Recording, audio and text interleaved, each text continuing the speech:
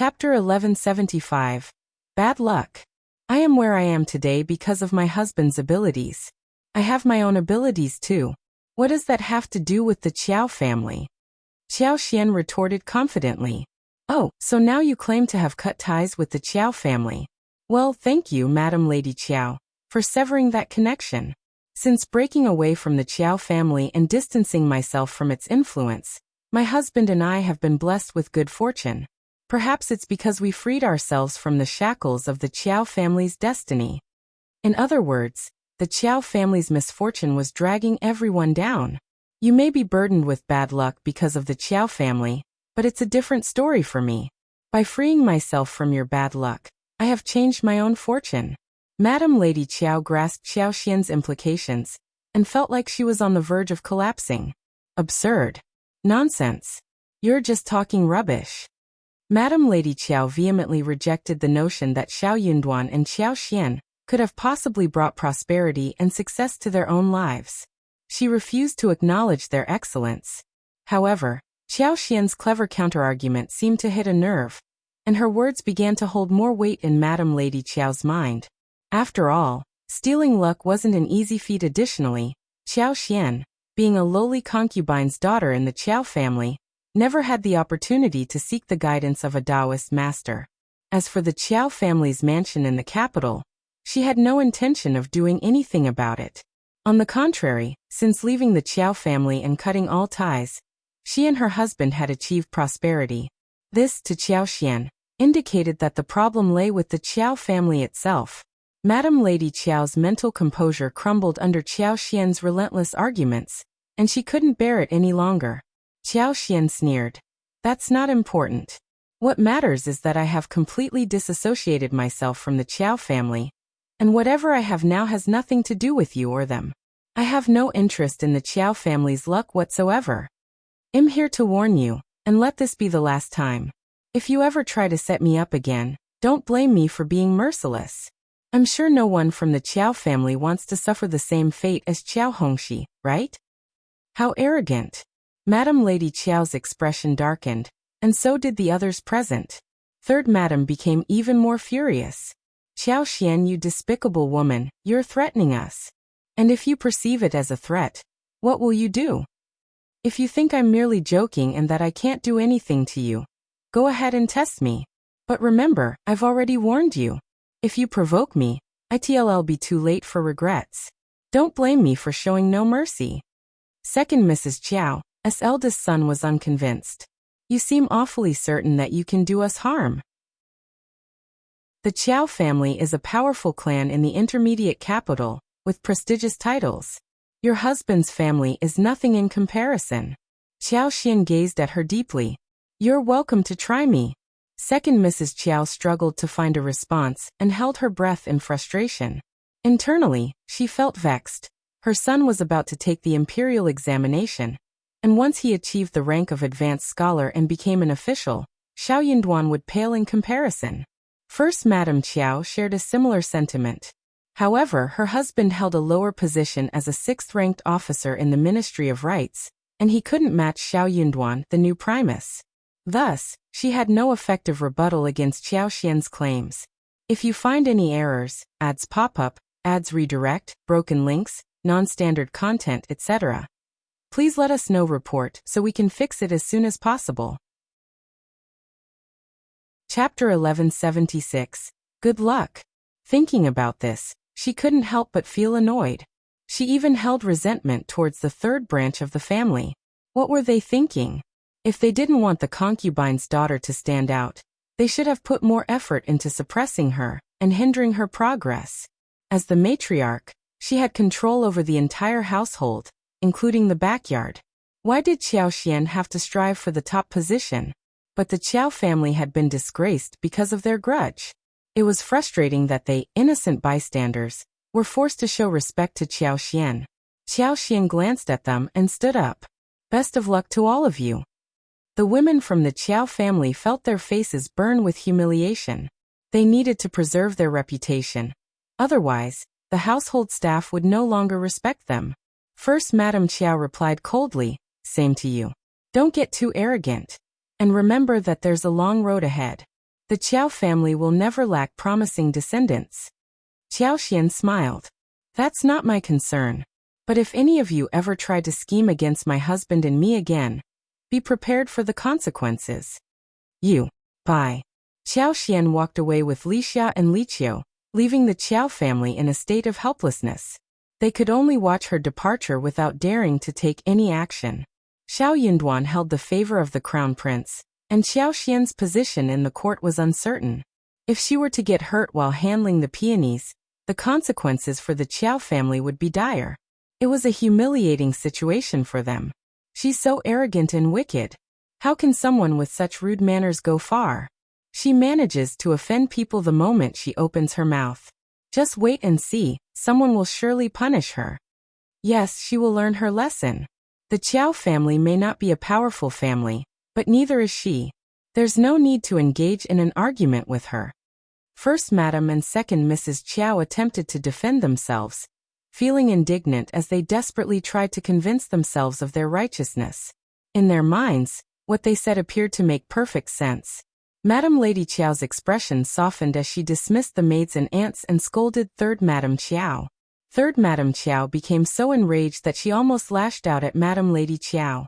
After venting her anger, Madam Lady Qiao grew tired and waved her hands to dismiss everyone, leaving only her daughter-in-law behind. Third Mrs. Qiao trembled and struggled to stand, relying on Auntie Ling's help. With reddened eyes, she left Madam Lady Qiao's presence. Once back in her room, she collapsed and lost consciousness. Auntie Ling called for help and assisted her to lie down, but she dared not make any noise, fearing that Madam Lady Qiao might accuse her of feigning fainting to portray herself as the victim of her mean daughter-in-law. Auntie Ling couldn't help but cry, feeling distressed for Madam Qiao. Qiao Xian had gone too far. How could she hate her family? Madam Qiao was her lineal mother, and without her and old master, she wouldn't be where she was today. Yet, she held on to grudges and overlooked the good, causing Madam Qiao's current state. Upon hearing of Qiao Xian's presence, Qiao Wei was startled and dared not approach her. If you find any errors, ads pop up, ads redirect, broken links, non-standard content, etc., please let us know. Report so we can fix it as soon as possible. Chapter 1177. Annoyed. She had not anticipated that she would develop a fear of Qiao Xian. Otherwise, she would have become even more annoyed. Rushing to her mother's room upon hearing she had returned, she found her lying there unconscious and pale. Filled with panic, she anxiously inquired about what had happened. Auntie Ling understood Qiao Wei's temperament well and knew she couldn't reveal the truth.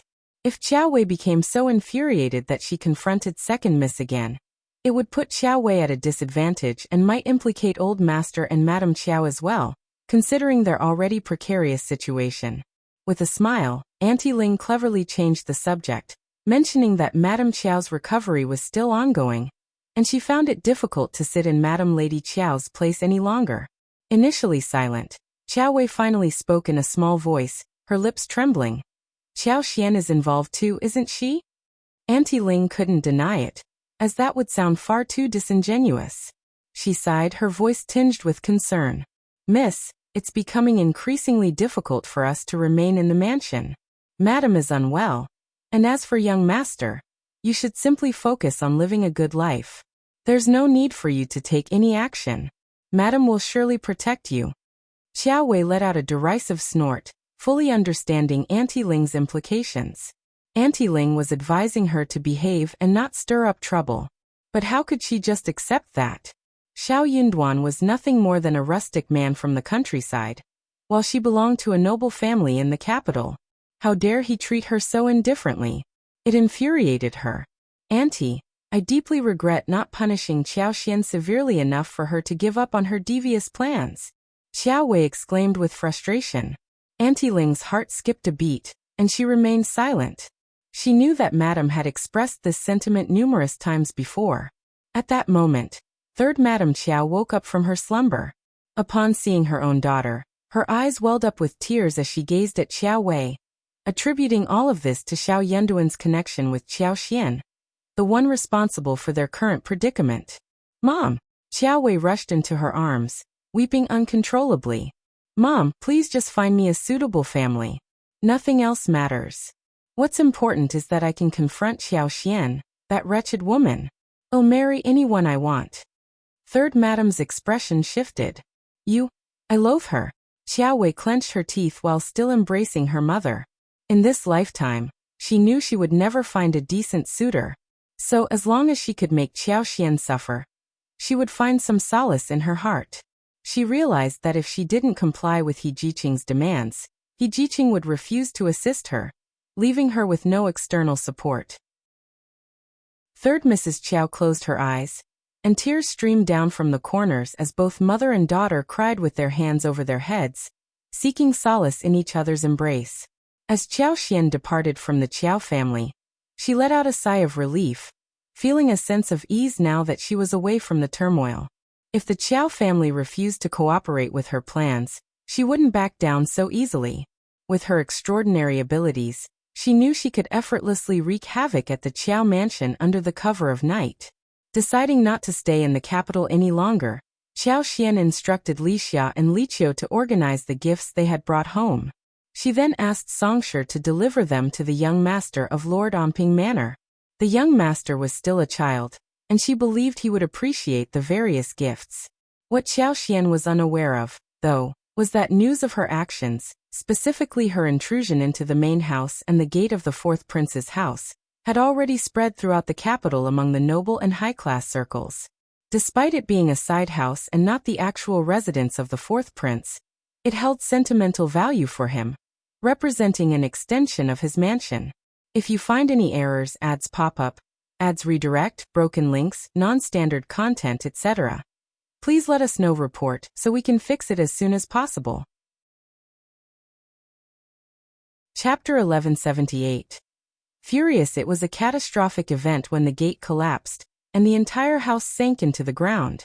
This incident had serious implications as the crown prince believed he had been set up by the fourth prince. In order to regain his position, the crown prince knew he had to retaliate, but he also understood that his followers might not agree with his approach. Although he was known for being magnanimous, the crown prince had his limits, and he couldn't let this betrayal slide. After being humiliated by the fourth prince, he intended to strike back when the opportunity arose. Being the crown prince meant he had to uphold certain principles and a sense of responsibility. Without maintaining his integrity and principles, he wouldn't be worthy of the title. After the fourth prince took over, rumors about him spread like wildfire, signifying the concept of heaven's fury. The mysterious collapse of the front door and main room of the courtyard without any warning raised questions about the divine intervention, indicating that the heavens themselves disapproved of the situation. At the East Palace, attempts were made to downplay the incident, attributing it to a simple accident caused by the servants. However, the crown prince's supporters demanded a proper investigation before accepting such explanations. The fourth prince, his mother, and their supporters were startled and apprehensive after the investigation results were revealed, possibly realizing the gravity of their actions.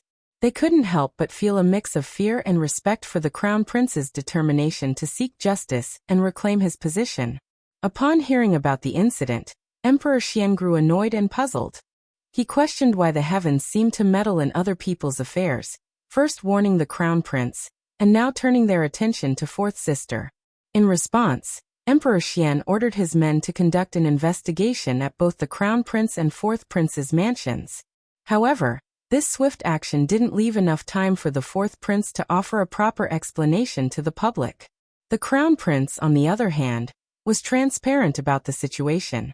He clarified that the fire was an accidental result of a servant's actions, which coincided with a thunderstorm followed by rain.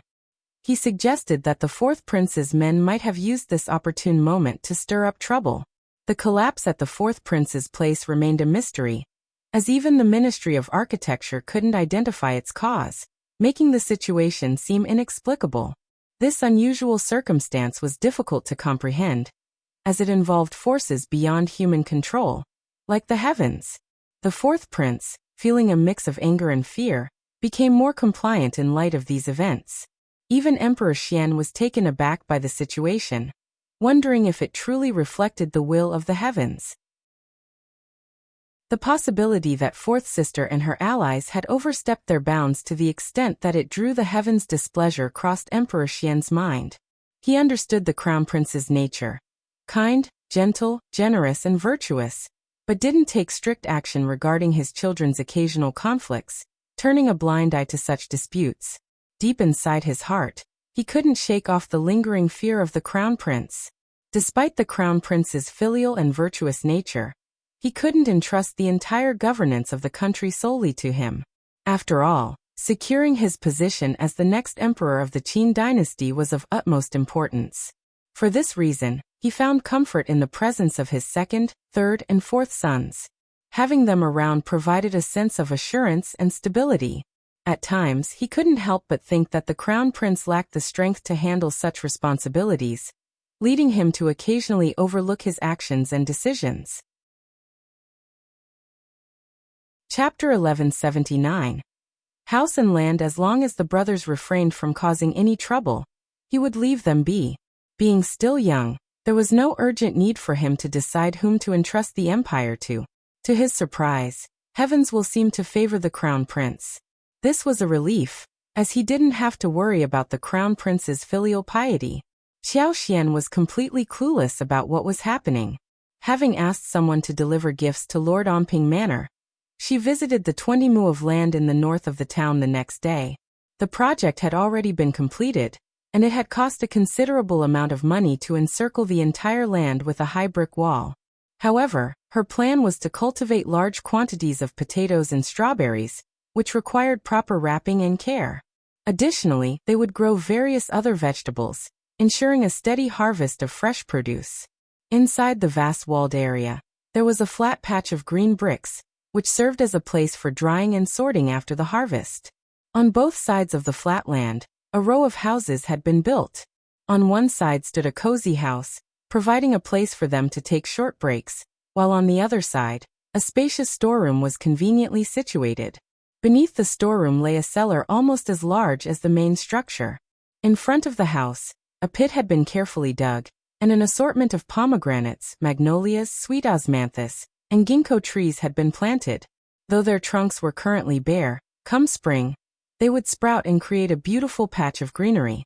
The fields had been meticulously divided into neat and organized sections, yet at this time of the year, they appeared bare, devoid of any crops. Despite the empty appearance, a sense of achievement washed over Xiao Xian as she pondered the land she had acquired in the capital. She had a house and land in the capital. Xiao Xian felt an immense sense of satisfaction. She praised Songsher and asked him to visit her occasionally. Her next step was to establish a partnership with a reliable fruit store, so she could sell her strawberries to others. Finding the right collaborator was not an easy task. The person had to possess good character, be trustworthy and fair, while also avoiding any trace of greed. This required a cautious approach. Confidently, Songsher agreed that he would make it happen without any issues. The next day, a representative from Lord Onping Manor arrived to deliver presents to Xiao Xian.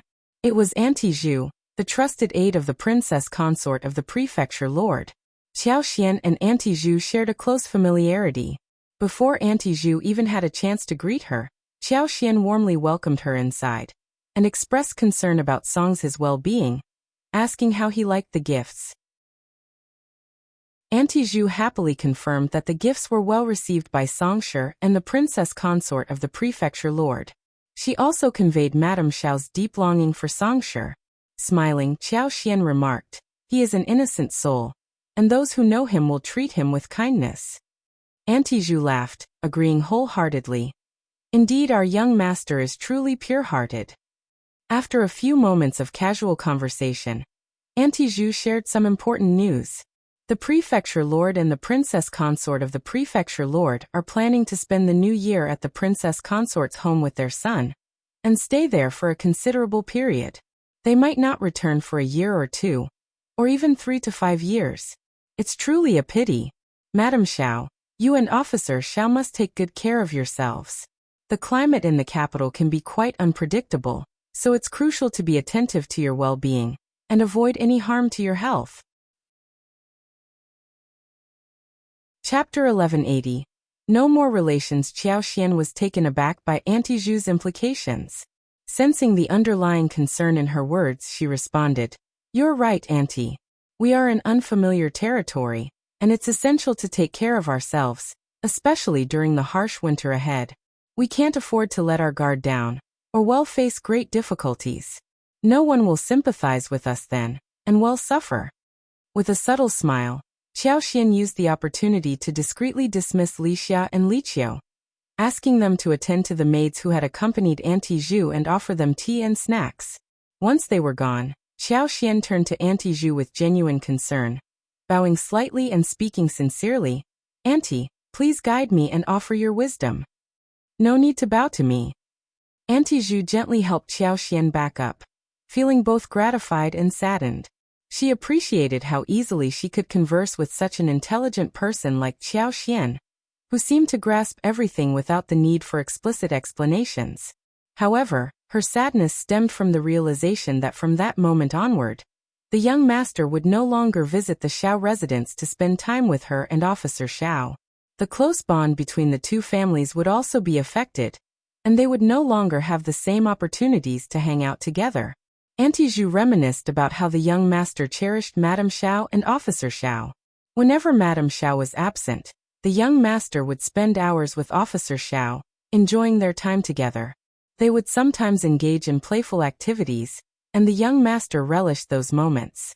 In the eyes of the servants, the young master's happiness was of utmost importance, outweighing all other considerations. But Auntie Zhu carefully chose her words, not wanting to be too explicit. She sighed, wearing a gentle smile. "Officer Xiao and Minister Old Yun are old friends. It's no surprise that he possesses such great talent, earning recognition from the Emperor and Crown Prince. Despite his young age, he has already joined the Ministry of Revenue from the Hanlin Academy, promising a bright future ahead. However, as time goes on, he will be engrossed in official duties, and Madame Xiao will have to attend numerous social gatherings, leaving them with very little free time. Our son enjoys his leisure, and we wouldn't want to impose upon him any further. Besides, the prefecture lord and the princess consort of the prefecture lord would feel remorseful too. Madame Xiao, once I take this step, let's forget about mentioning it again. Serving alongside a ruler is akin to keeping company with a tiger." Officer Xiao's rise to prominence has attracted suspicion and envy from many quarters. Numerous eyes are watching him closely from afar. Both you and Officer Xiao need to be cautious. If someone plots against him, even the Crown Prince might find it challenging to come to his defense. But the Crown Prince is kind-hearted, and if you ever encounter any trouble, don't hesitate to ask him for help. He will surely assist you." Qiao Xian couldn't help but feel uneasy. A tinge of sadness and reluctance crept into her heart as she contemplated leaving. While she appreciated the genuine concern expressed, she understood the underlying meaning behind, "not to disturb." It wasn't that they didn't want to stay connected, but rather that they couldn't. Prefecture Lord Anping and his wife had only one child, and they were determined to avoid any entanglements in the imperial court. The entire Lord Anping manor, led by Prefecture Lord Anping, distanced themselves from such matters. If Xiao Yunduan had merely been an editor at the Imperial College, the two families could continue their close association. However, things had changed now. Xiao Yunduan was branded as part of the Crown Prince's circle, leading to Lord Anping Manor's reluctance to maintain the same level of interaction. Their decision was driven by a desire to stay away from any potential conflicts. Whether actively or passively involved, they didn't want to risk getting entangled in political affairs. Their ultimate goal was to protect the young heir. By distancing themselves from such matters, they believed the new emperor would take good care of him even after their passing. In the end, everything they did was for the young master's well-being. Thank you for Princess Consort's concern. Chapter 1181. Escort. It's becoming colder in the capital, and the prefecture lord and the princess consort of the prefecture lord are concerned about the young master's well-being. It's a wise decision to take him out of the capital for the winter, providing him with a more comfortable life. If fate permits, we may cross paths again. Princess consort of the prefecture lord, you need not worry. Your kind-hearted nature ensures that you will always lead a blessed life. Auntie Zhu was delighted with the words she heard and couldn't help but smile warmly. She responded with a gentle expression. Madam Xiao, you are absolutely right. Thank you for your kind words. I believe our young master will be safe and sound. Oh, I should mention that the prefecture lord's mansion is still guarded by some elderly servants. Although the prefecture lord and the princess consort have left with the young master. Although we have a limited number of people at the mansion, they are all long-serving loyal servants, some even from the family lineage. From this moment on, if Officer Xiao and Madam Xiao encounter any difficulties, you can send someone to contact our housekeeper. He is well informed about the happenings in the capital and has a wide network. Perhaps he can offer some assistance. Xiao Xian's heart was warmed by the support she received. Thank you for informing me, Auntie. I sincerely appreciate the concern and assistance from the prefecture lord and the princess consort. Rest assured, if I ever face any trouble, I will not hesitate to seek help from the housekeeper. Auntie Zhu smiled. Don't mention it, Madam Xiao, since the princess consort of the prefecture lord has already said so. Deep inside, Auntie Zhu felt a sigh escape her. Madam Xiao's destiny seemed intertwined with that of the princess consort of the prefecture lord and the young master. Yet she had to part ways with them. After a brief exchange of words, Auntie Zhu bid her farewell and departed. Xiao Xian accompanied her to the door, expressing her well wishes for their safety and well-being.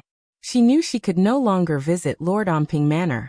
A sense of sadness and disappointment washed over her. She had looked forward to spending time with the young master once they returned to the capital. The young master was like a child, and he was truly endearing. Xiao Xian returned to her room absent-mindedly and unwrapped the presents Auntie Zhu had given her.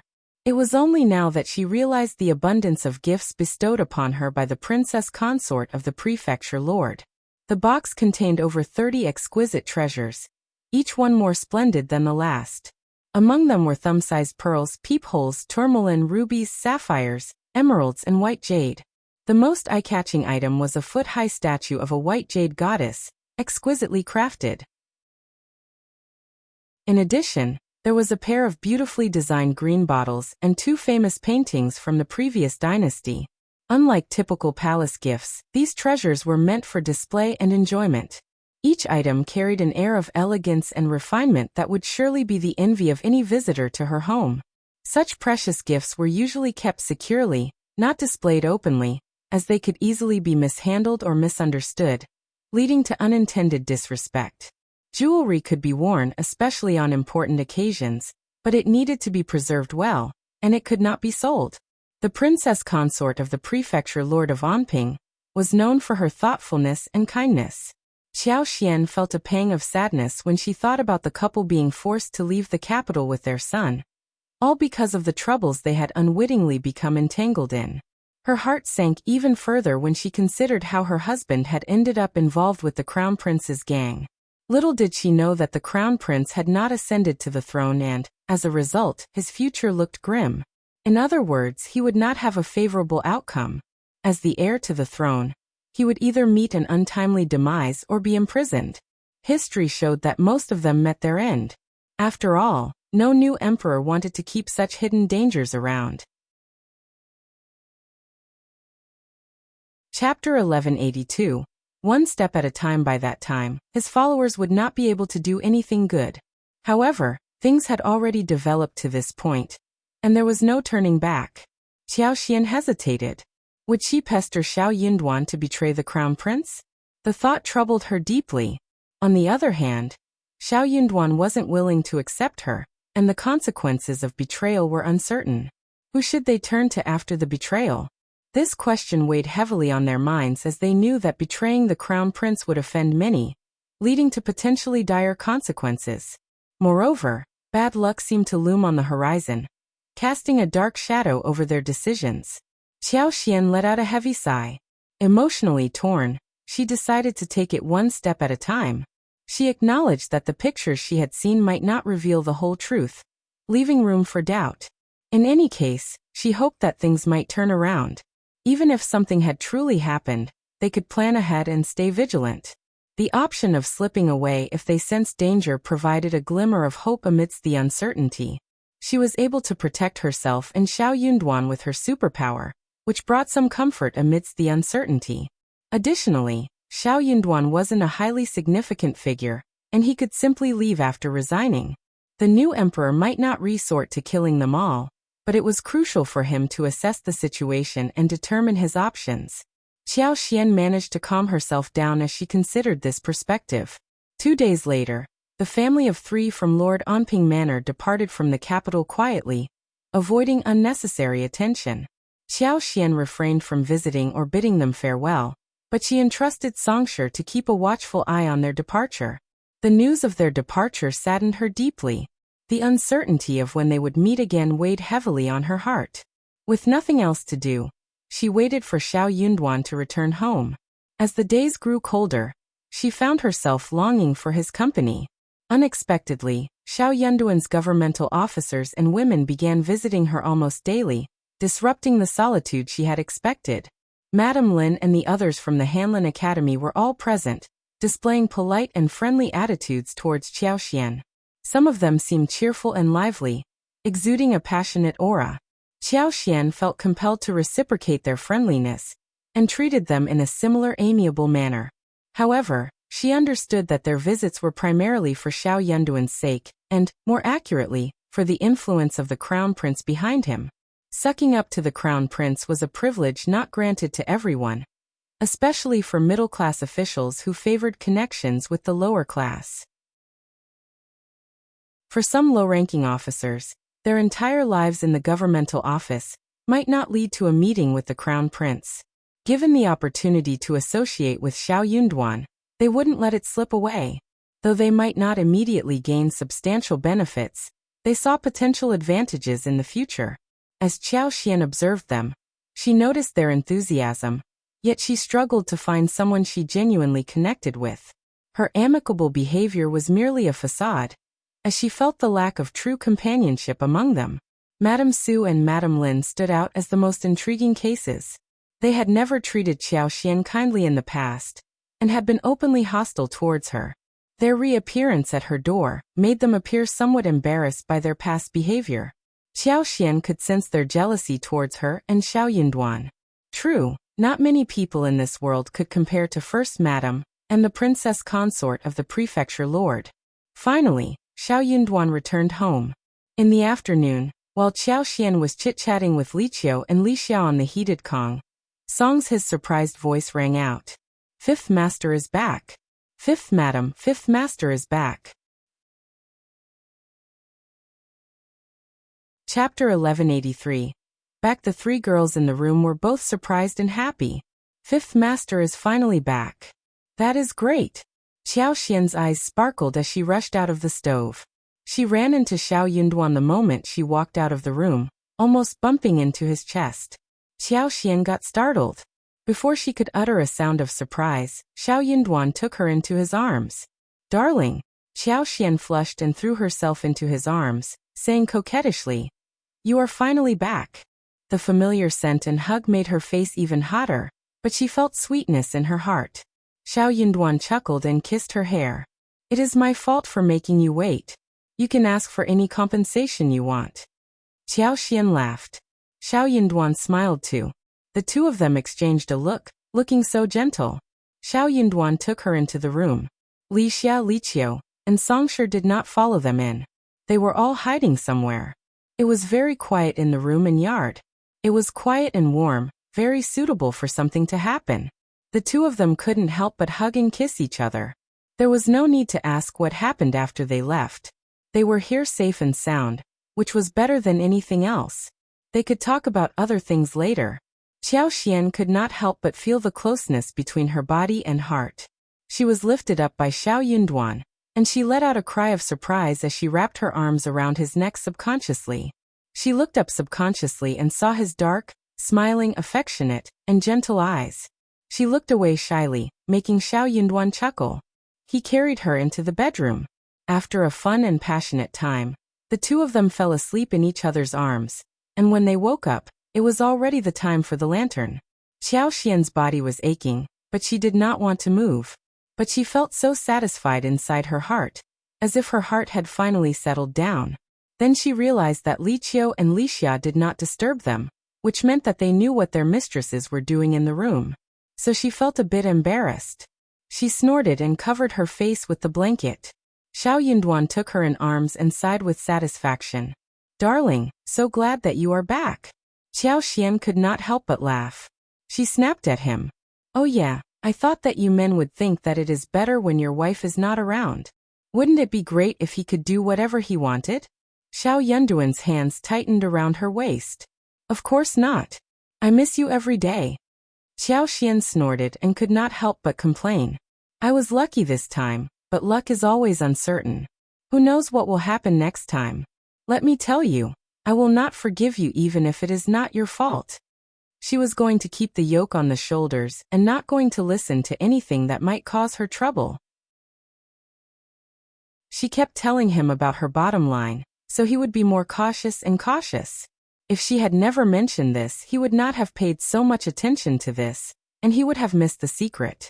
If something like this was amiss once, it might happen twice or 3 times. More importantly, Xiao Xian would not accept any amiss at all. She was going to throw up if she lost the man she had taken a fancy to.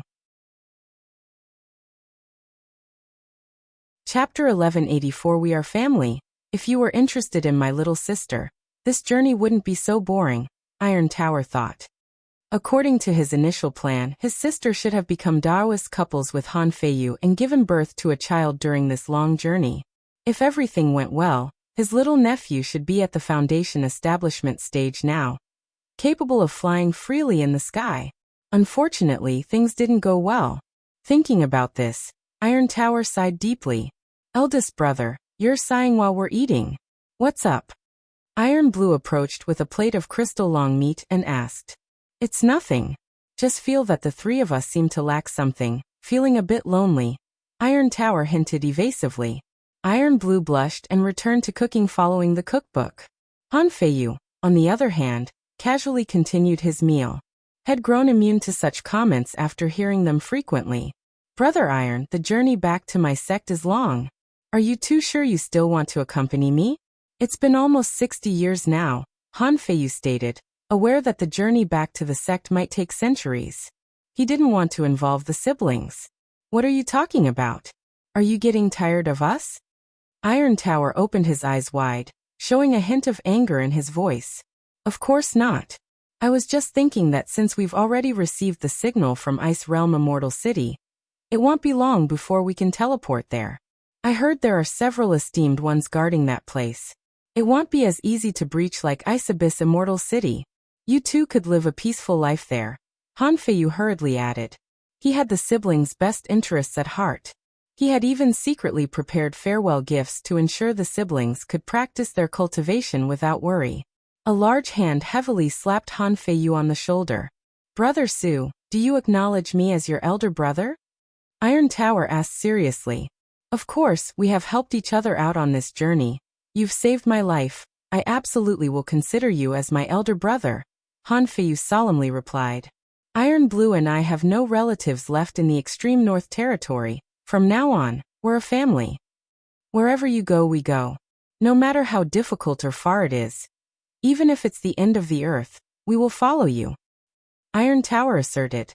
"My journey home might take 200 years, maybe 300 years. Even if it takes 1,000 years or 2,000 years, we siblings will still follow you. Whenever you find us annoying, just let us know, and my sister and I will leave," Iron Tower interjected, interrupting Han Feiyu. He knew his sister's personality. Once she set her heart on someone, she wouldn't give up. As the elder brother, it was only right to support her. According to Iron Tower's thinking, with time, affinity would grow. If there was no affection, it indicated that they had not spent enough time together. "Eldest brother, thank you for following me," Han Feiyu expressed his gratitude. The journey was indeed long, and he did need companionship. It says in the sect's manual, if embarking on a long journey, forming a team is the best choice. The prerequisite is that those teaming up with you are willing to share joy and sorrow. He had contemplated staying in Immortal City to cultivate until his level increased before returning to the sect. However, recent events made him realize that without a powerful backing, nowhere was safe. Therefore, he particularly missed the days back in his sect, except for the occasional fear that his jade gourd's extraordinary fortune would be discovered by others.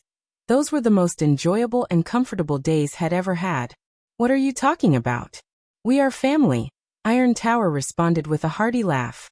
At this moment, Iron Blue brought out another dish. Stir-fried spiritual lettuce. This is the last dish. What were you guys chatting about just now? You seemed really happy, asked Iron Blue. Brother Han was sharing some of his fun stories from his time at the sect. Iron Tower replied with a smile. Brother Su, can you tell me about it? I rarely hear you talk about the old times in the sect. Iron Blue curiously said. She wanted to know the stories of her beloved person in the past. In the sect, I have a good brother named Sword Wuji. We used to be having nothing to do. Han Feiyu began to talk about the amusing incidents in the sect in the past. At the Hidden Spirit sect, Su Fan let his temporary avatar replace him in refining the railgun, and his real body began to slack off. He found that the temporary avatar was becoming more and more useful, so he took the time of artifact refining to strengthen the avatar divine ability. Now when he sends out temporary avatars, he can slack off for half a month. By the sky blue spirit liquid lake, Su Fan was having a heart-to-heart talk with a dragon egg. Don't be comparing the hardness of your eggshell with other dragon eggs. What if you break it? Su Fan patiently instructed the dragon egg, who had made an oath with him. This dragon egg, standing in front of Su Fan, stubbornly hopped twice, crushing its hard stone base to make a small pit, proving its toughness. Then what do you do if you accidentally break another dragon egg? Su Fan said again. At this moment, the dragon egg bounced and dove right into the sky blue spirit liquid lake. Then another green-skinned dragon egg enjoying its time in the spirit liquid lake was knocked into the air, and fell heavily in front of Su Fan. It enlarged the small pit made earlier one more time. Is this the result of your teaching? Why are you so argumentative? Su Fan frowned and looked at the Tianji turtle. The Tianji turtle looked up at Su Fan. How is this a good thing? Just causing me trouble, not at all behaved like a good baby. Su Fan scolded. Then the Tianji turtle looked at Su Fan like he was an idiot. Why would you treat a spiritual beast with a true dragon lineage like a good baby? The call of Tianji turtle contained a bit of perplexity. Although it didn't like moving, it understood that the more an infant spiritual beast moved around, the better it was for them. What am I even trying to compete with you about?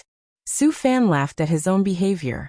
I will have someone specially supervise this dragon egg. You just come to tell stories. Su Fan said. He felt that if this Tianji turtle kept training these eggs, they would be ruined. I don't even want to be in charge. I can rest more in the future. The Tianji turtle said lazily, and began to walk towards the spirit liquid lake.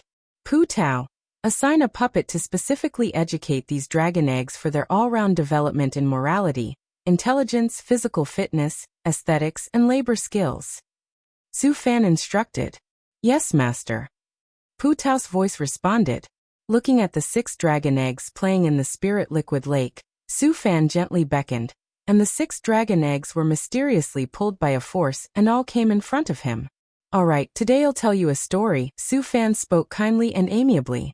The 6 dragon eggs jumped in succession to express their satisfaction. Finally, Su Fan began to educate them by telling stories about how to be a good child, and how to be able to reassure their parents. After Su Fan's series of efforts, these 6 dragon eggs finally understood the difference between good and bad children. Then they began to happily be the bad kids again. If you find any errors, ads pop up, ads redirect, broken links, non-standard content, etc., please let us know. Report so we can fix it as soon as possible. Chapter 1185. A plan? The 4th prince was very aggressive, and Empress Qi, the 3rd prince, the niece of the late Empress Dowager, Princess Concubine Virtue, and her 2nd prince were all up to something. But the 2 of them did not make any big moves, but kept making a cheap shot, a cheap trick. They were all hoping that the 4th prince and the crown prince would kill each other first. The emperor was still in good health, and the crown prince might have to live in fear for many more years. He was not sure if he could make it.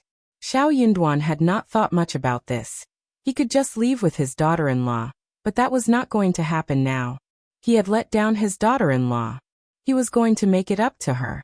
On the surface, Xiao Yunduan was helping the crown prince inspect the granaries in Hebei, but in fact, he was heading towards the crown prince's mansion in Mian County to deal with the reservoir. The land in Mian County had been very large these years, and the irrigation could not keep up. The crown prince had a field there that covered 500 hectares. A while ago, the manager of the field reported to the East Palace, saying that he wanted to repair the canal before the new year, in case it affected next year's plowing. That was a very natural thing, and the East Palace would not turn that down. Coincidentally, when Xiao Yunduan was out in the capital, the crown prince asked him to check on the progress of the canal repair. 500 hectares of fields were not a small amount, and the crown prince was not going to overlook that. But Xiao Yunduan noticed something wrong. The imperial plantation was fine, and the canals could be repaired as well. The problem was a dam upstream. Xiao Yunduan had been here with Qiao Xian before, and Qiao Xian wanted to climb mountains and find wild fruits and mushrooms, so he agreed.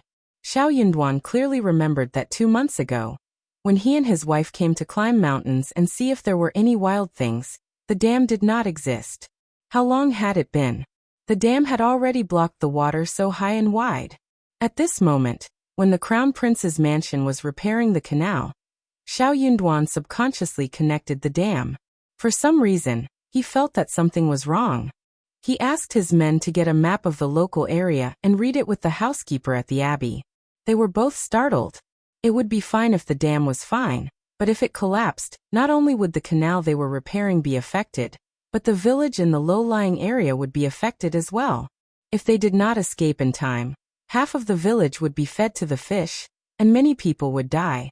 The housekeeper frowned. I didn't notice that. When did someone block such a dam in the mountains? That doesn't seem right. What are they trying to do? Xiao Yunduan said, the crown prince is at the center of attention right now, and we need to be careful. We can't keep the dam.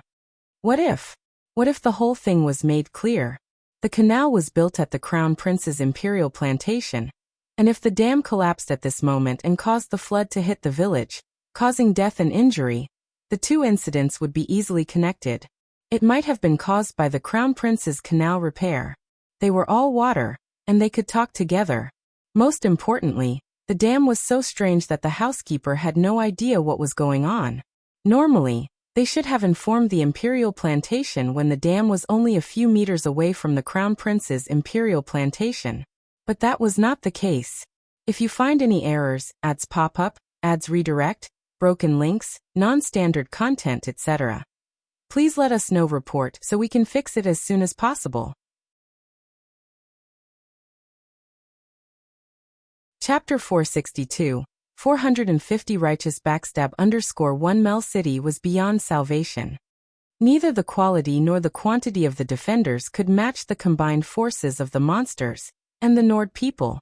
Camilla knew this from the beginning, but he didn't expect Mel City to fall so quickly. At the same time, he never thought that he would be on the verge of death at the hands of a goblin due to his own arrogance. At this moment, Duke Carmela was covering the wound on his waist, gasping heavily. At first, he didn't take this wound seriously. Even though he was poisoned, after all, he was a legendary powerhouse, and ordinary toxins usually had little effect on him. But soon he noticed something. The wound on his waist was just a little more severe than a superficial injury. But now, that peculiar tingling sensation had already begun to spread throughout his body. The potency and speed of this toxin were indeed astonishing, which reminded Carmela of the name that Gas had mentioned earlier. Silver Dragon Lord. He had heard of this title. If he remembered correctly, it should refer to a silver dragon that had recently gained fame residing in Nolan Forest. But he had never heard that this silver dragon was also a terrifying venomous dragon. Gaz the Goblin watched the events unfolding on the city walls and below with great interest. Then he turned to Camilla and said thoughtfully, I believe you understand by now that you have no chance of victory. Perhaps I should be more specific. This not only refers to this small border city, but also the entire Felcourt Empire. You seem to have some talent. The great Silver Dragon Lord is very merciful. As long as you offer your complete loyalty to him, I believe you will have a place in the land of the Soaring Dragon. Ha ha ha. A goblin trying to persuade him to surrender? Camilla laughed mockingly, but this time he was mocking himself. Want my loyalty? Camilla held his sword and sneered. It's simple. Just exchange it for the ugly head of that silver dragon. You're asking for death. Gaz's face turned furious. Camilla's words meant that he had severed his own path of retreat. Now Gaz wouldn't give Camilla any chance. Even though he was a legendary swordsman, with his current condition, Camilla couldn't possibly be Gaz's opponent. Understanding this deeply, Gaz crouched slightly, and the pair of dragon wings on his back began to flap rapidly. With a sudden burst of energy, he stomped the hard city wall bricks into a deep pit, while Gaz himself charged at Camilla like lightning with his long blade in hand. Gaz didn't hold back this time. This attack aimed directly at Camilla's vital points. However, to Gaz's surprise, Camilla, who looked like he was on his last legs, had suddenly burst forth with astounding strength. Camilla had accurately deflected the strike, which should have been decisive. Then, the two engaged in a rapid close-quarters battle, the sound of clashing metal and sparks flying. After a while, both sides retreated, injured, to adjust their positions. At this point, Gaz looked at Camilla with a serious expression, ignoring his own injuries, as they were merely superficial. Slowly, Gaz's gaze shifted to his long blade, which had numerous notches from following him through countless battlefields.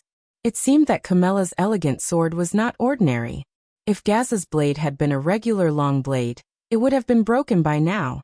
However, what Gaz was more curious and concerned about was how Duke Camilla could still be so powerful at this moment. Gaz squinted at Duke Camilla, and quickly noticed some crimson mist seeping out from the battlefield, and drifting towards Camilla. This mist looked similar to the Berserker's technique, but was absolutely different. The mist greatly enhanced Duke Camilla's strength, and seemed to alleviate the impact of the poison on him as much as possible. The source of this mist was the gruesomely mangled corpses. As the mist strengthened Duke Camilla, it also imperceptibly exerted immense pressure on Gaz. Despite the additional injuries, the corner of Carmela's mouth was slightly upturned. He looked at Gaz, his expression longing. The god of war will look after his faithful servants. Perhaps Mel City is doomed, but you must pay a price for it. This price would inevitably include the life of this goblin. The fall of Mel City was inevitable, and all Camilla could do now was try to relieve the Empire's pressure as much as possible. For example, by taking down this troublesome goblin, and then killing as many monsters as possible. Camilla's chest heaved up and down, and at this point his previous elegance was completely gone. In order to maintain his current state, his heart was on the verge of collapse. While the mist enhanced his strength, it also became a burden on him. It wouldn't be long before it disintegrated him, and left no trace behind. Therefore he had to fight quickly. Large amounts of mist wrapped around Camilla like red ribbons, while his muscles swelled up like balloons. The magnificent armor he wore soon reached its limit and exploded outward like an overinflated tin can. Gaz stood across from Camilla, frowning at him. His opponent was now swollen like a lump of flesh, looking incredibly ugly but also giving off an intense pressure. Gaz swallowed with difficulty. Camilla was a veteran swordsman with unfathomable strength. At first, he had only gained the upper hand by cunningly using poison. But now that Camilla had reacted like this, his pressure increased greatly. However, Gaz soon relaxed, even sneering and gesturing at Camilla with a hooked finger. Camilla was shocked at first, then rage clouded his mind at the sight of the goblin. The mockery was highly effective. "I'll cut you into pieces." Wielding his sword, Camilla swung a few flourishes and prepared to charge forward to put an end to this damned goblin. But before he took a few steps forward, he saw Gaz inexplicably tilt his head to one side, and a delicate, lightning-charged lance grazed his scalp and embedded itself in the wall behind him. From this angle, witnessing this, Camilla sensed that something was wrong. When he looked down, he saw that a hole the size of a frying pan had been blasted through his chest. And behind him, Angelina, who had just performed a righteous backstab, nodded at Gaz in acknowledgement. If you find any errors, ads pop up, ads redirect, broken links, non-standard content, etc., please let us know. Report so we can fix it as soon as possible. Chapter 1187. Solution. The housekeeper cast a worried look at the crown prince, but he quickly suppressed his emotions. He felt concerned about Xiao Yunduan's young age, fearing he might jeopardize the plan. The stakes were high. If something went wrong, hundreds of lives would be lost. The fourth prince's reputation for ruthlessness didn't help matters. The housekeeper was convinced that the fourth prince was behind the potential disaster. However, the crown prince couldn't entrust this task to someone else for fear of the news leaking out. Xiao Yunduan had proven to be the most reliable among them. If Xiao Yunduan succeeded, he would earn the admiration and respect of his colleagues and friends, leading to a significant promotion. The housekeeper doubted the Grand Tutor's judgment, and believed that Xiao Yunduan needed to be thoroughly understood. Xiao Yunduan nodded solemnly, fully understanding the gravity of the situation. From the moment the crown prince entrusted the men to Xiao Yunduan, the plan had been set in motion discreetly. The dam project, which could cause a disastrous flood in the village, was an extensive endeavor. Removing this hidden threat without arousing suspicion from the other party was no easy feat. Releasing the flood slowly was not an option, as it would undoubtedly lead to leaks. The fourth prince's influence was formidable, and if he got wind of the crown prince's knowledge about the plan, he would stop at nothing to ensure its success, possibly even resorting to aggressive actions. The crown prince knew that his reputation was merely the tip of the iceberg, and he couldn't afford any more trouble. It was crucial to handle the situation meticulously. In light of the circumstances, they needed to find a way to protect the civilians from the flood's impact, ensuring no harm would come to them. Xiao Yunduan took charge of the preparations, working tirelessly to avoid any disruptions. They even detained a few individuals to prevent any potential leaks, displaying utmost vigilance. After 2 days and nights of hard work, the water level finally receded, bringing relief to everyone involved. At this critical juncture, Xiao Yunduan made the decision to release some water in front of the dam. With the county magistrate of Miyun County leaning towards the fourth prince, they suspected he might have noticed something. Therefore, they chose not to keep the secret hidden any longer, understanding that the more water they released, the safer they would be. Time was of the essence. The guards were stationed strategically, leaving no room for interference. With the situation under control, the crown prince's men apprehended the county magistrate of Miyun County. The magnitude of such a significant project demanded diligence, and his ignorance of the situation was deemed a dereliction of duty. But he was not sure if that was true. Maybe he was the one who covered up for the fourth prince. County magistrate of Miyun County was prepared to lose his position. He left the capital without defending himself and soon disappeared. Xiao Yunduan made the arrangements and ordered his men to divert the river before heading back to the capital. The fourth prince was so annoyed. The dam could not be kept secret for too long. He had planned to give the crown prince a huge present before the new year, and coincidentally, there was a fire at the crown prince's mansion on the night of lightning, which could be used to seize on and make an issue of something. If these two things happened one after another, it would be a huge blow to the crown prince's reputation. He had never liked this man who pretended to be virtuous. He had always wanted to ruin his reputation. This was definitely a great opportunity. But before he could do anything, the dam that he had worked so hard to build was broken. All of their previous plans were ruined. If you find any errors, ads pop up, ads redirect, broken links, non-standard content, etc., please let us know. Report so we can fix it as soon as possible. Chapter 382. Returning to Blue Star_1. Just as Suyu was dealing with Secretary Hutton, Morning Star unleashed a starry breath that squarely blasted into the crowd of reporters below the podium. These screw journalists, mostly with only second or third level power, were unable to resist and disintegrated immediately in the blast.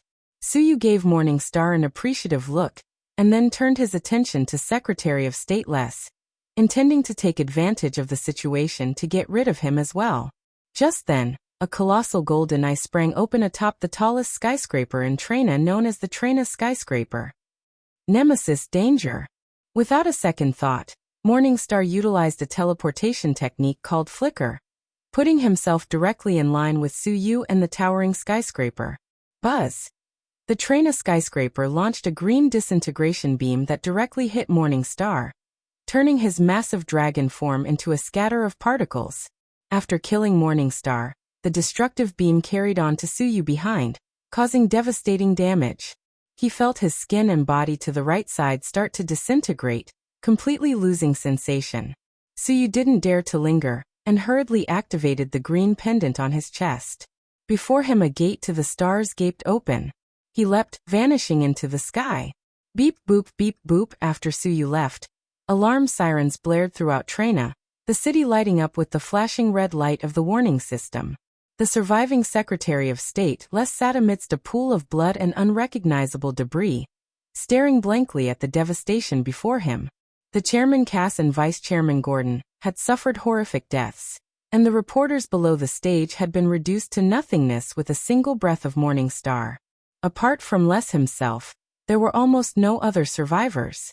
Moreover, the assailant was the very elusive Number 1 they had been discussing capturing the previous night. How did Number 1's strength suddenly become so formidable?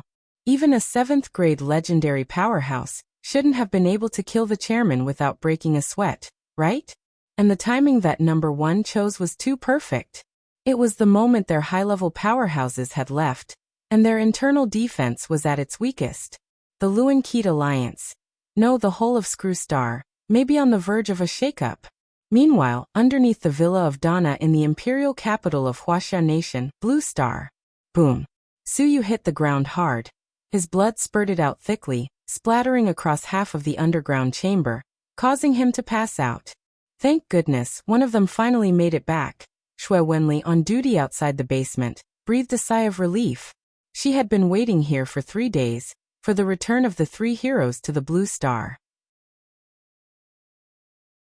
However, nearly 2.5 days had passed since the space tunnel opened, and with less than half a day left to closure, no one had returned, sinking her heart. Had all 3 of them sacrificed themselves at Screw Star? Now that she heard a thud from the basement, her mood finally lightened up. Someone returning was always good news. Shui Wenli walked towards the basement window to peek inside. The sight inside petrified her. Blood. It was all blood. The person lying unconscious on the floor was Su Yu. His right side and back were a bloody mess, unrecognizable from their original form. Su Yu's blood was flowing nonstop, forming a small stream on the floor of the basement, eventually morphing into a pond. The sight frightened Shui Wenli. Without wasting time, she hurriedly ran upstairs in her high heels towards Donna's bedroom. A dozen or so minutes later, a sleepy Donna begrudgingly descended the stairs into the basement. Hardly get a good night's sleep, and I was just falling asleep when you woke me up, Donna grumbled as she walked. I'm sorry, Miss Donna. Shui Wenli quickly responded with a smile. Su Yu is severely injured. I was afraid his life would be in danger if you were too late. Fine, I won't hold it against you, for the sake of my adorable junior, Donna waved meaninglessly. By this time, both of them had arrived at the entrance of the basement. Donna looked at Shui Wenli. Stay at the door and don't move or step inside.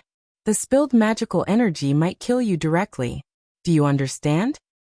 Understood. Shui Wenli replied promptly. Being an ordinary human, she wouldn't dare risk herself. But she didn't waste time. She promptly sent a message to notify Zhongfeng and Commissioner Zhang to rush over. Okay. Donna nodded and opened the door to enter the basement. Upon entering, Donna glanced at Su Yu, almost a pile of mush on the ground, completely expressionless. Tisk tisk, injured like this by a minor level 1 civilization. It seems that this junior fellow is not very skilled. Donna shook her head, knelt down, and unbuttoned Su Yu's clothes to examine his injuries. However, after examining Su Yu's wounds with her mind, her expression changed to surprise. Disintegration beam? It's a wound caused by the disintegration beam? It seems that the junior has done a remarkable thing.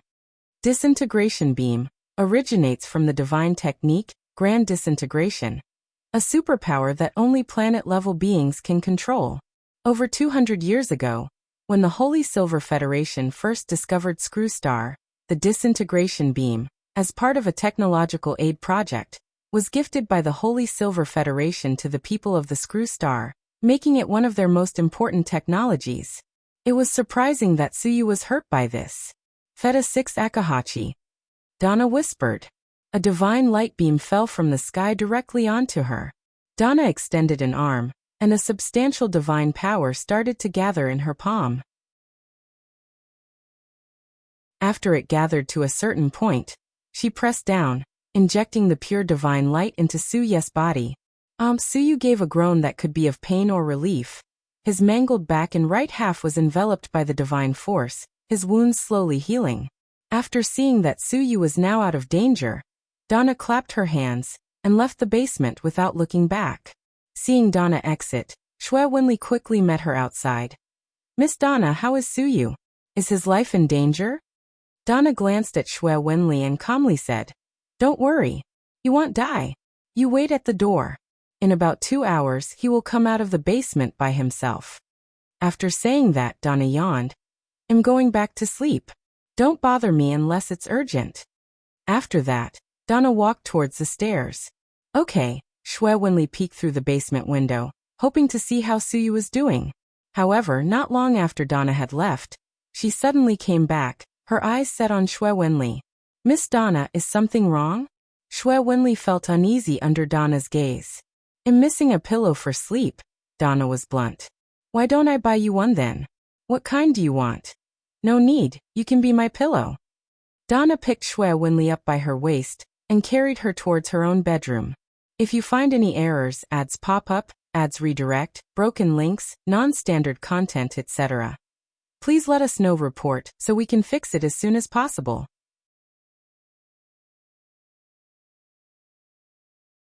Chapter 1189 Snow. In the winter, staying warm was of paramount importance.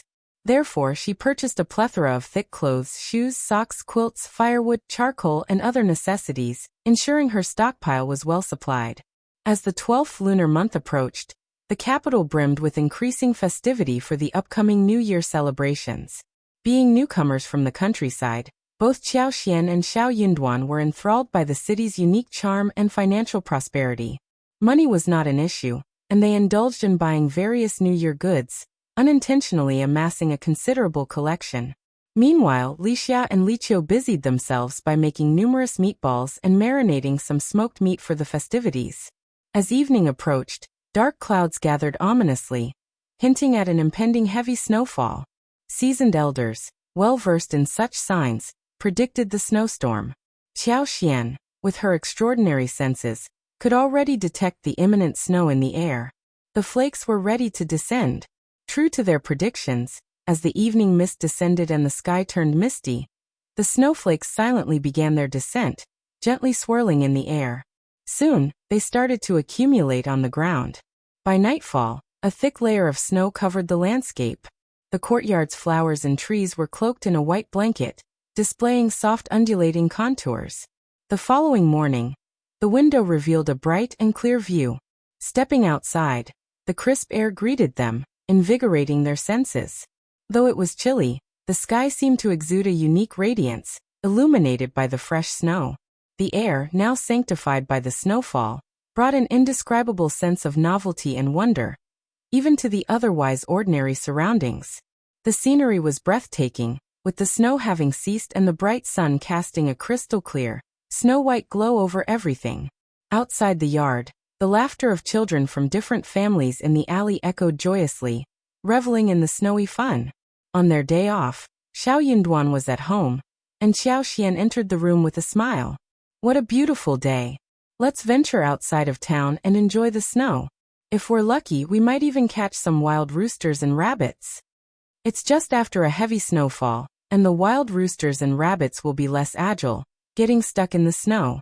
They'll move slower due to the cold, making them easier to catch. Let's go and try our luck.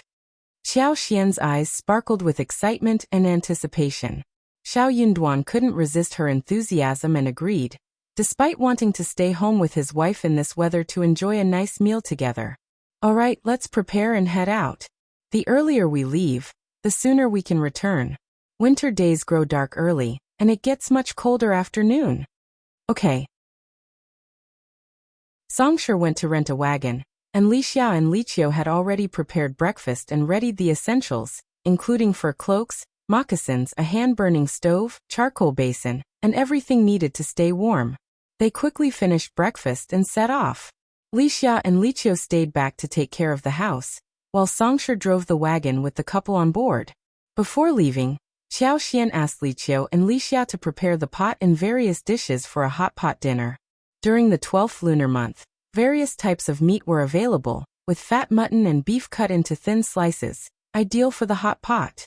The couple happily nodded in agreement. Apart from beef and mutton, they also had ribs, fish balls, meatballs, vegetarian balls, pig's blood, vermicelli, winter melon slices, lotus root slices, taro slices, cabbage, tofu and yuba. They had also made some egg dumplings and bought haggis. Additionally, they had fresh pea sprouts and soybean sprouts at home. If you find any errors, ads pop up, ads redirect, broken links, non-standard content, etc., please let us know report so we can fix it as soon as possible.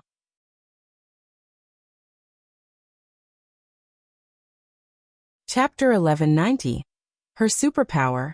The pot's bottom was divided into a two-taste duck pot, with one side spicy and the other mild. The non-spicy side contained wild mushrooms, half a chicken, half a tube of bones, and a dash of wolfberry and 2 dates. The resulting thick and milky white soup served as the delectable base for the hot pot. Xiao Xian and Xiao Yunduan set off together, with Songshur having rented the finest wagon for them. The wagon was well insulated and covered with a thick carpet. In one corner, a stove with a cover was cleverly fixed, emanating a warm glow from the burning red coals. Their destination was Pinggu, an area with advanced mountains and dense forests, offering picturesque scenery and abundant prey. The official road was bustling with activity during this time of the year. Moreover, the suburban road, being under supervision, remained easily passable despite the snowfall.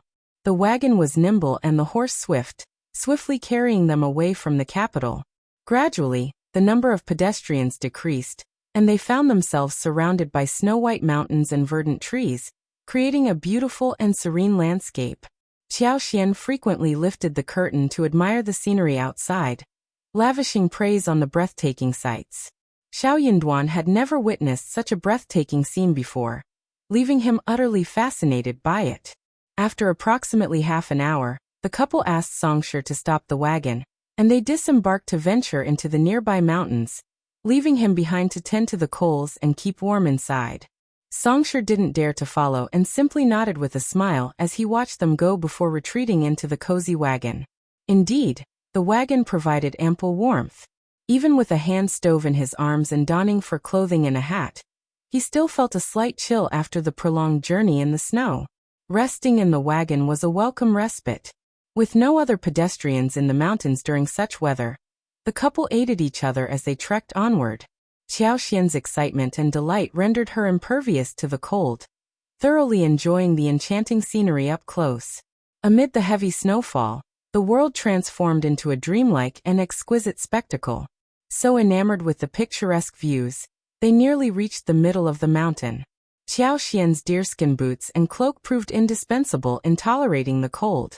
Using her superpower, Xiao Xian searched for any wild roosters or rabbits shivering in the cold. Catching them amidst the snow was a straightforward task. Guided by her abilities, they successfully captured 3 wild rabbits and 5 wild roosters. A bountiful harvest. Fantastic. Tonight we'll have an abundant feast. Xiao Xian's face lit up with a bright smile as she held the wild rooster in her hands. Xiao Yunduan was genuinely surprised, and he couldn't help but smile too.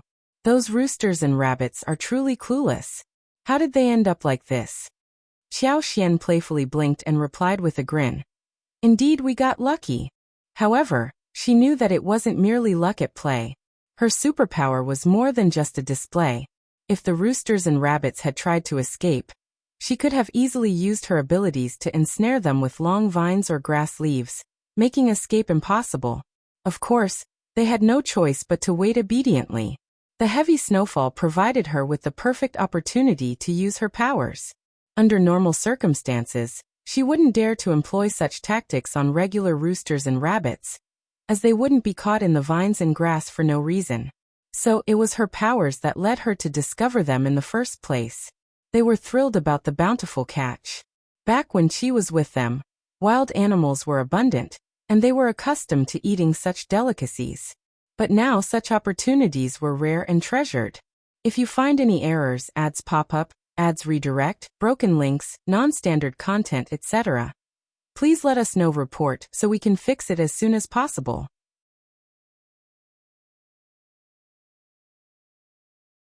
Chapter 1191. Farmers Cooking.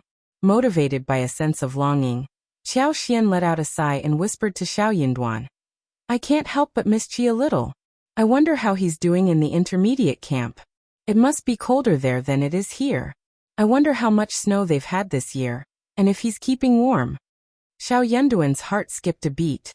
He cared deeply about his brother, too. Brushing away the snow on Xiao Xian's shoulders, Xiao Yinduan replied with a reassuring smile, "Don't worry, Qi has always been skilled in archery since he was young, and I'm sure he's doing well. After the new year, I'll inquire about his well-being." Xiao Xian's face lit up with joy. "That would be fantastic. Please don't forget to ask." Xiao Yinduan chuckled affectionately. "Qi is my brother. How could I ever forget about him?" It almost seemed as if Xiao Xian considered him as a sister-in-law rather than a brother. Xiao Xian smiled in response. "I'm planning to go back next spring. Please make sure to send me any updates before that. I want to bring back the news and share it with Mom and the rest of the family. You have no idea how much Mom misses Qi, but she's hesitant to ask me directly. I can sense her concern. She's worried you might be troubled if she brings it up." Xiao Yinduan nodded with a smile. "No worries." As the mountain breeze blew, snow gently fell from the branches, creating a mist of snow in the air. Xiao Yinduan held Xiao Xian's hands and said, "It's getting late. Let's head back down the mountain." Xiao Xian surveyed their surroundings. They had explored enough and successfully hunted some wild animals. It was time to return home. Carrying their prey, the two of them made their way down the mountain. From a distance, Songshi spotted them and hurried over to take the wild roosters and rabbits from their hands. He exclaimed happily, "Fifth Master and Fifth Madam, you're incredible.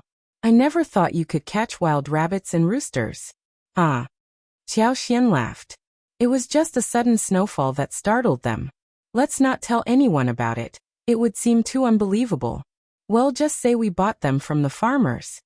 "Yes, Fifth Madam." Hungry and eager to cook, Songshi drove the wagon to a nearby village.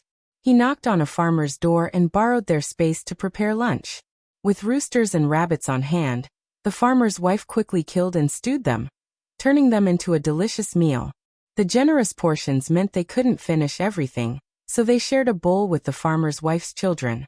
Living in the outskirts of the capital, the villagers enjoyed a relatively better life than those in the poorer counties, but meat was still a luxury. The farmer's 3 children were overjoyed, and their mother felt a bit embarrassed by their gratitude. Although she was paid 2 liang for the meal, the guests' generosity left her profusely thanking them. Cooked over large stoves and firewood, the dishes were simply delicious. With fresh ingredients, a touch of ginger and garlic, and some stewed roosters with radish, the roasted rabbits emanated an irresistible aroma. 2 large bowls of steaming hot and fragrant food were served, making Xiao Xian's mouth water with anticipation. "It smells so good." Xiao Xian couldn't help but exclaim. Just as they were about to dig in, an unexpected guest arrived, catching them by surprise. It was a master accompanied by 2 servants who sought refuge and a warm meal during the intermediate snowstorm. The yard was relatively small, so Xiao Xian and Xiao Yinduan spotted them immediately as they entered. One of the servants smiled and asked the farmer's wife, "Sister-in-law, we're exhausted from our journey, and would love to warm ourselves up with some food and drink at your place. Don't worry, we won't be freeloading. We're more than happy to pay for our meal. The aroma of the meat you're cooking is enticing. Could you please share some with us? If you find any errors, ads pop up, ads redirect, broken links, non-standard content, etc., Please let us know report so we can fix it as soon as possible.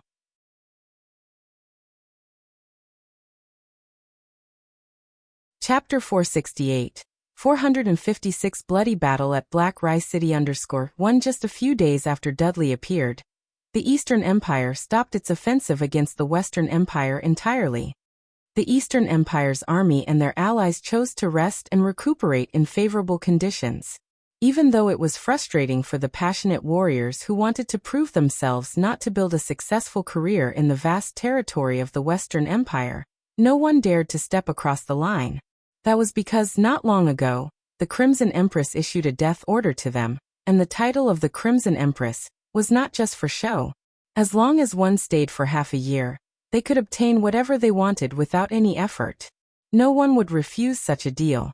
Moreover, the Crimson Empress didn't have to worry about Dudley conducting experiments, as his reputation alone was the best guarantee. After the Eastern Empire stopped its offensive, the Western Empire, at Dudley's request, withdrew all its border guards from the east and immediately sent them to the northeast battlefront, facing the undefended southeast border of the Western Empire. Even with Dudley's commitment, the Crimson Empress couldn't help but have some misgivings.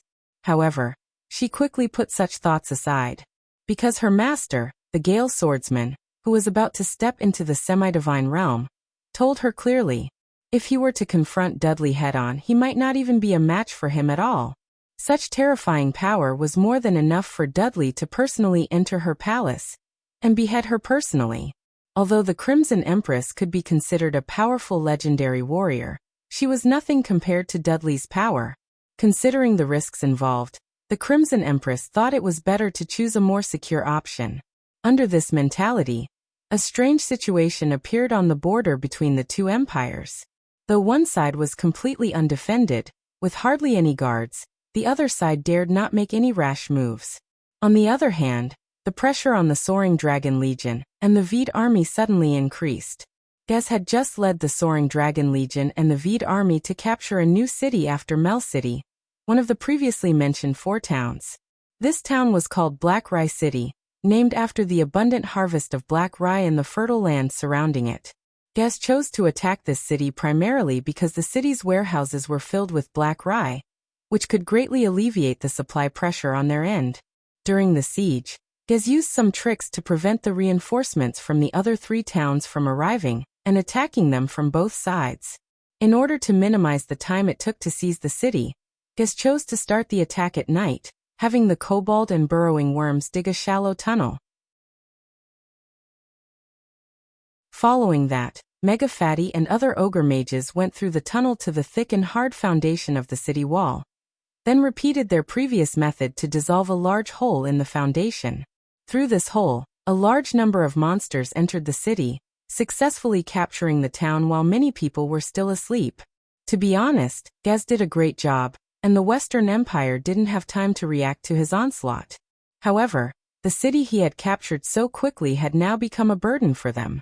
After taking Black Rye City, the Soaring Dragon Legion and the Vede army planned to rest there for a while, and then find a way to deal with the other surrounding towns. But before they could move, the Western Empire's army had surrounded Black Rye City.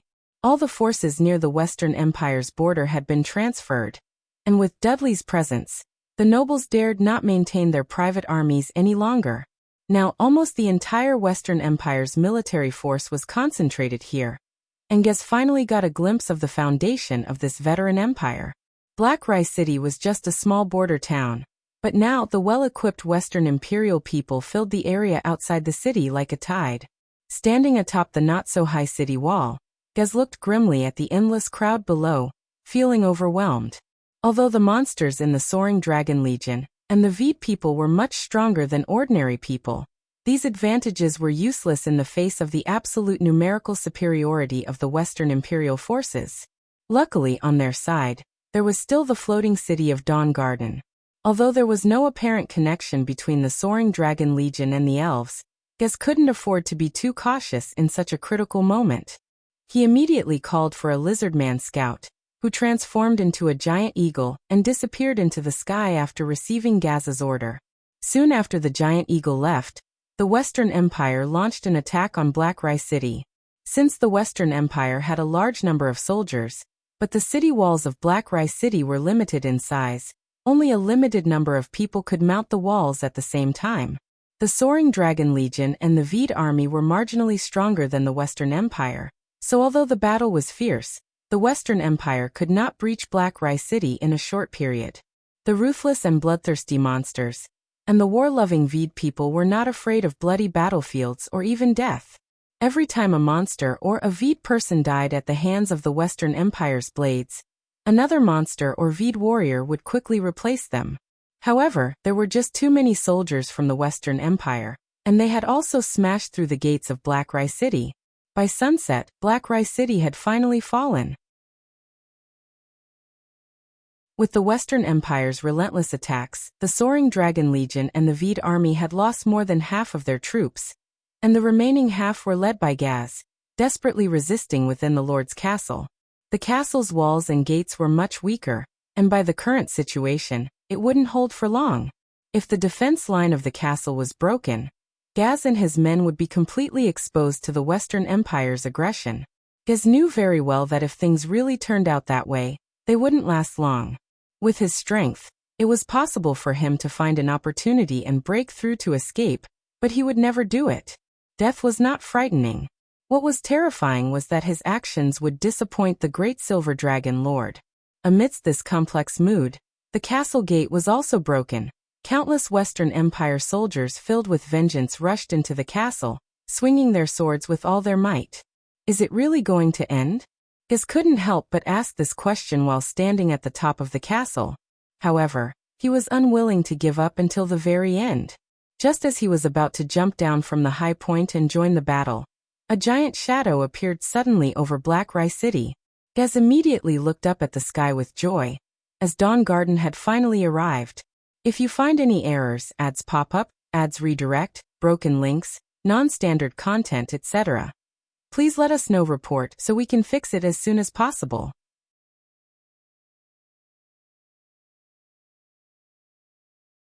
Chapter 1193.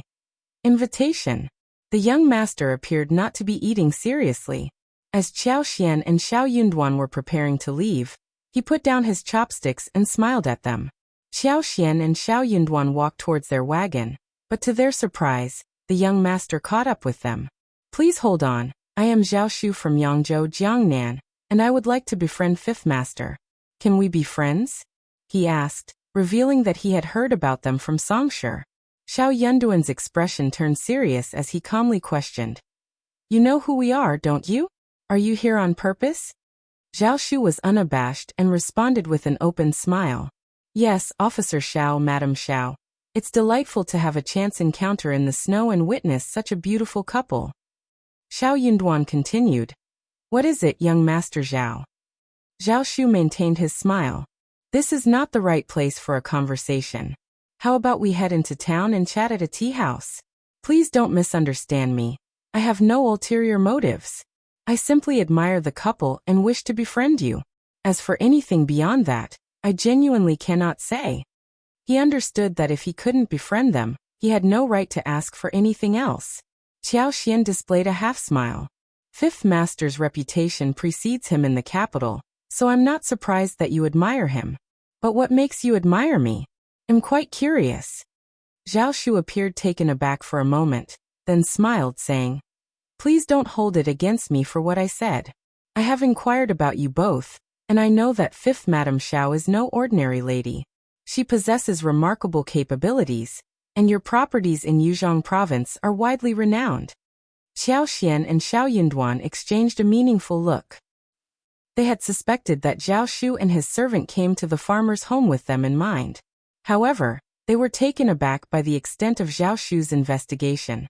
He seemed to know more about them than even the Tian family, who usually paid little attention to the Yuezheng family and their affairs. The Tian family had always underestimated them, believing Xiao Yunduan came from a small village and had no significant connections. That level of knowledge was sufficient for them. They couldn't fathom how Zhao Shu could have gathered such detailed information. It seemed too meticulous and thorough for anyone to believe. Even a 3-year-old child would not believe that the man in front of him was so thorough in his investigation. You are so considerate. Xiao Yunduan's demeanor turned cold. Zhao Shu appeared remorseful and tried to explain. Fifth Master Xiao, I truly meant no harm.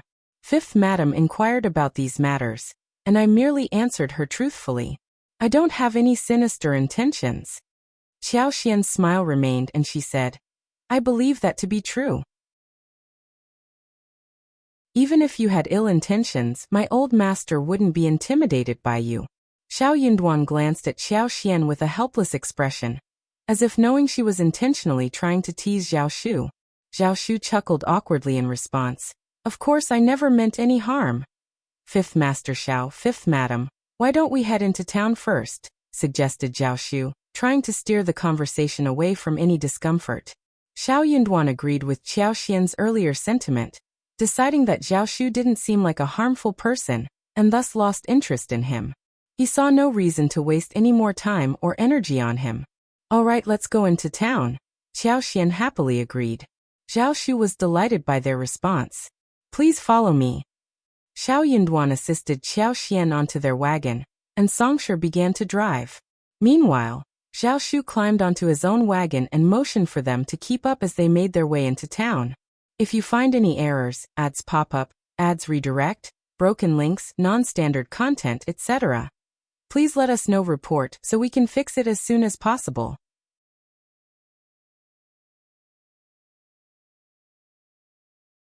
Chapter 1949, Space Conference 1. Editor, Atlas Studios. Boom. Boom. Boom. In the dream world, 11 was still pulling the head of the god of destruction, using its body to smash star after star, and constantly pressing it to the planet to rub. If the god of destruction didn't want to be beaten up, sure you would satisfy it.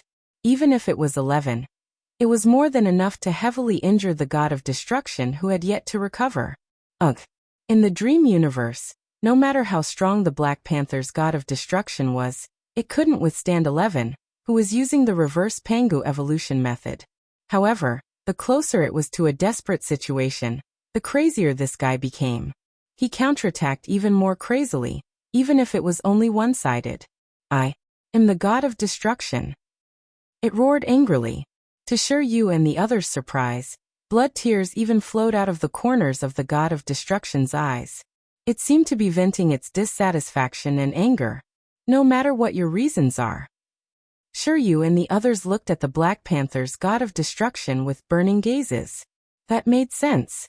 No matter who it was, how could they have an anti-cosmic personality? The god of destruction probably had its own reasons. But no matter what the reason was, since it threatened the safety of him and his companions, they could only completely eliminate the other party. Roar! The god of destruction attacked again. Sure Yu held the spiritual sword in his hand, and the dream universe began the second round of violent turmoil. The starlight dimmed, and a drop of liquid condensed in the nebula. The universe seemed to be whimpering. Ever since Sure Yu and the god of destruction started the battle, the scene of the universe seemed to have become much more desolate. After an unknown period of time, the dream universe shattered. Sure Yu and the others were in the real universe again. When they saw Sure Yu come out, Shiyu, who had been lingering here, immediately teleported over in surprise. She saw that Sure Yu and the pets beside him were basically not injured. Moreover, there was no sign of the god of destruction. Shiyu said happily, "Dad, where's the god of destruction? Could it be he's dead?" Sure Yu looked at the long sword in his hand and said, "I killed him." "Great, you're too strong." Shiyu looked over in surprise. She simply worshipped her father from this parallel universe too much. Although her wish was to surpass Sure Yu had helped this universe solve such a huge disaster. She still hugged Sure Yu happily. Hey, hey, hey. Sure Yu pushed his cosmic-level daughter away and smiled bitterly. Don't be happy too early. Although the other party is dead, the trouble hasn't been resolved. Huh? Don't tell me it can still be revived, Shiyu said in confusion. No. Sure Yu's heart was extremely heavy.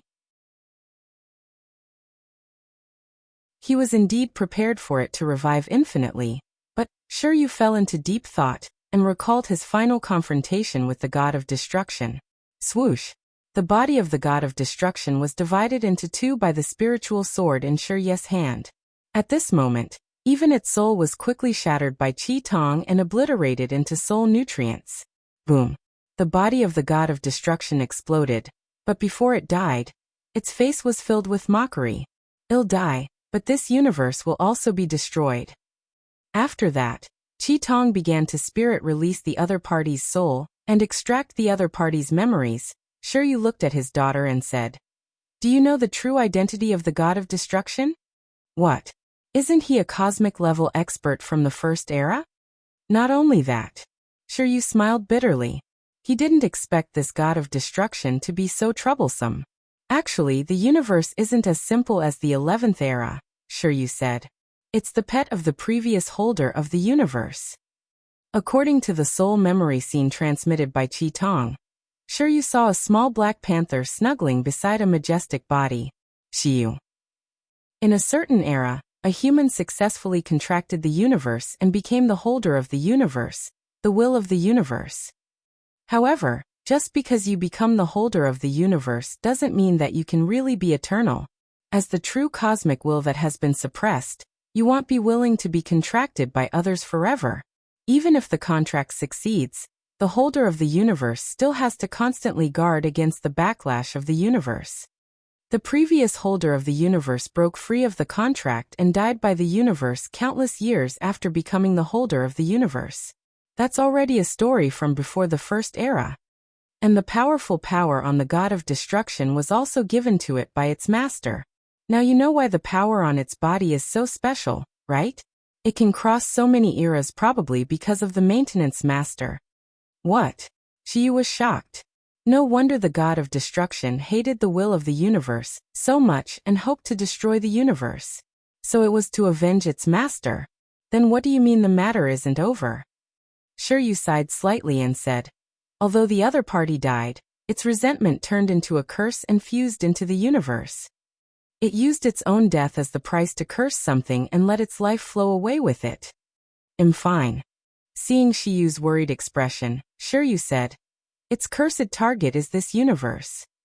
Oh, Shi Yu had been shocked for a long time. When she heard Shi Yu's words, she cried again and sensed the state of the universe. If nothing goes wrong, your parallel universe won't be able to live for long. Moreover, even if the universe wants to restart, it probably won't go smoothly. We need to guard against the resentment of the dead god of destruction. I didn't expect it to do this time. Shi Yu was silent. From the start, the cosmic god of destruction didn't want to live. It wanted to perish with the universe. If you find any errors, ads pop up, ads redirect, broken links, non-standard content, etc., please let us know report so we can fix it as soon as possible.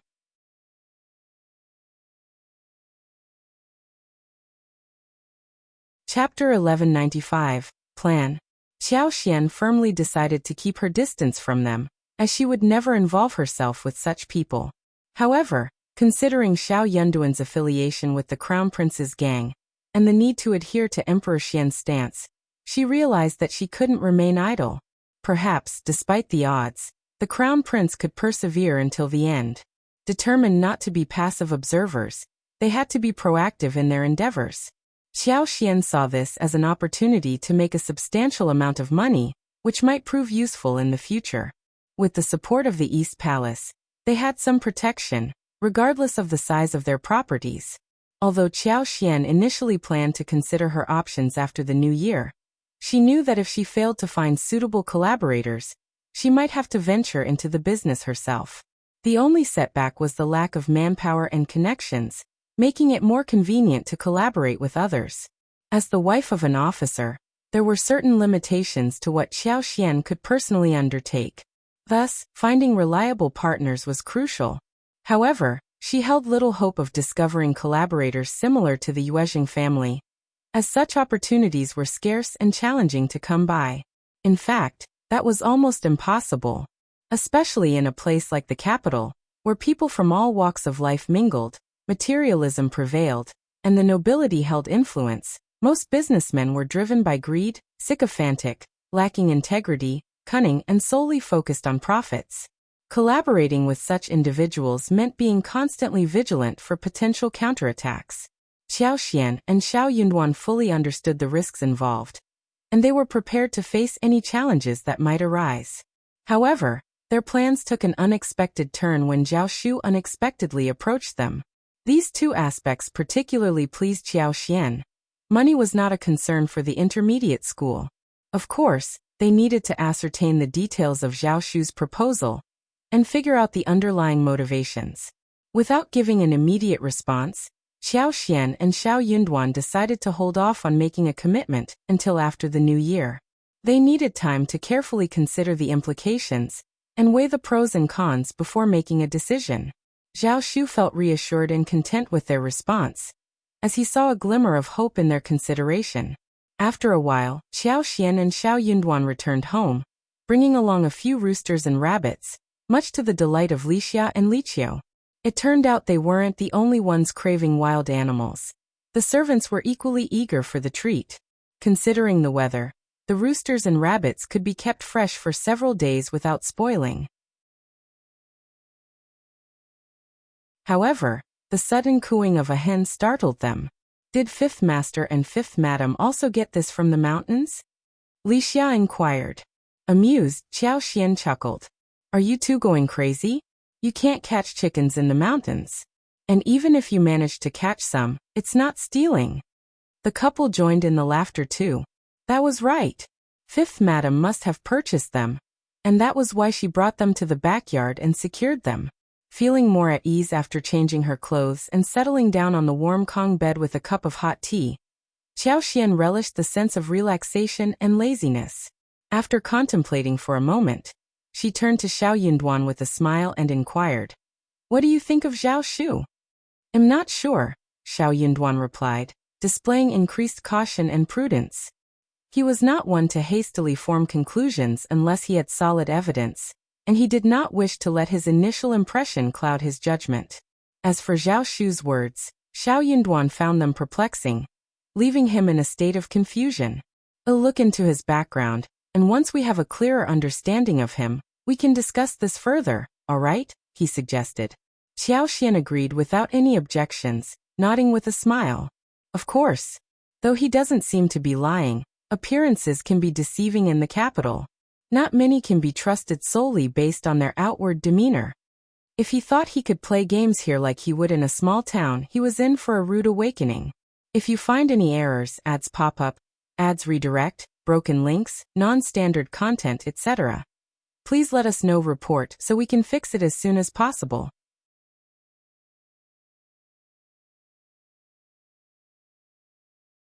Chapter 1196. Good.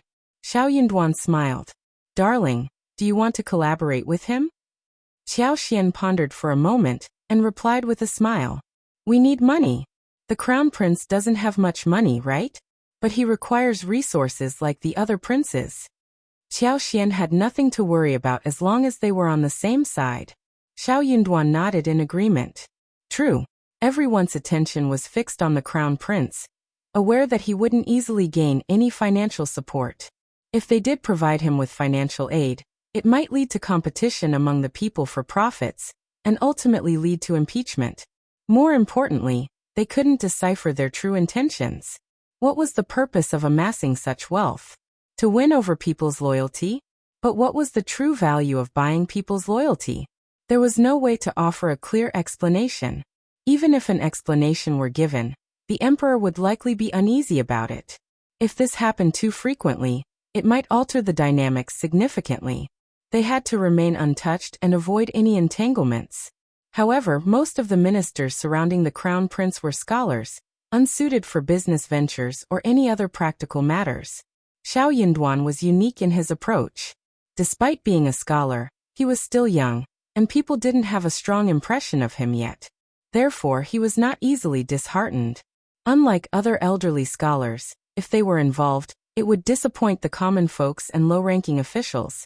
However, with Xiao Xian, Xiao Yunduan's wife, in the mix, things would be different. Her involvement changed the dynamics. Xiao Yunduan never intended to be a pure Confucianist, and fortunately his wife shared the same view. The Crown Prince cannot be directly associated with these matters, but if we take action, he will undoubtedly defend us. But I must apologize, my love. Qiao Xian smiled reassuringly. We are in this together, and it's good that you acknowledge your contributions. If he ever succeeds, I would like to experience what it's like to be the wife of a high-ranking official. Xiao Yunduan felt a sense of relief and responded with a smile. If he truly uses our resources, I will certainly grant you the title of a first-class wife. That is good. They exchanged smiles, fully aware that obtaining a first-class title was no easy feat. It held the highest honor a courtier could achieve, and Qiao Xian believed it would be worth spending more money to attain such an exceptional status. This honor couldn't be simply bought with money. It held a significance beyond material wealth. In any case, Qiao Xian had nothing to lose. She possessed ingenuity and skills, while her collaborators could handle the practical aspects. Although they were not yet official collaborators, they were confident they could find the right person for the job. As they discussed the investigation of Zhao Shu, the excitement in Zhao Shu's heart was palpable. Upon returning home, he instructed his trusted housekeeper, Uncle Qing, to prepare a substantial New Year present. Previously, he hesitated to offer gifts, unsure of their relationship. However, now that they were friends, he felt at ease, even if the collaboration didn't pan out. He still wanted to show his kindness with presents. Make sure the gifts are ready within a couple of days and deliver them to Officer Xiao's residence. Include as many valuable items as possible. Money is of utmost importance to me right now.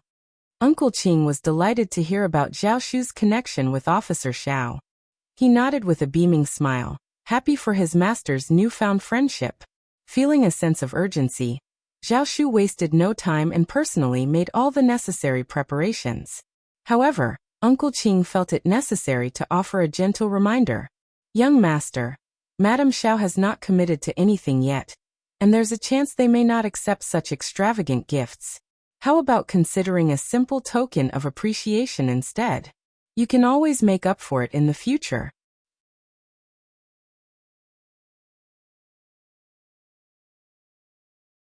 Chapter 1197 Fitting.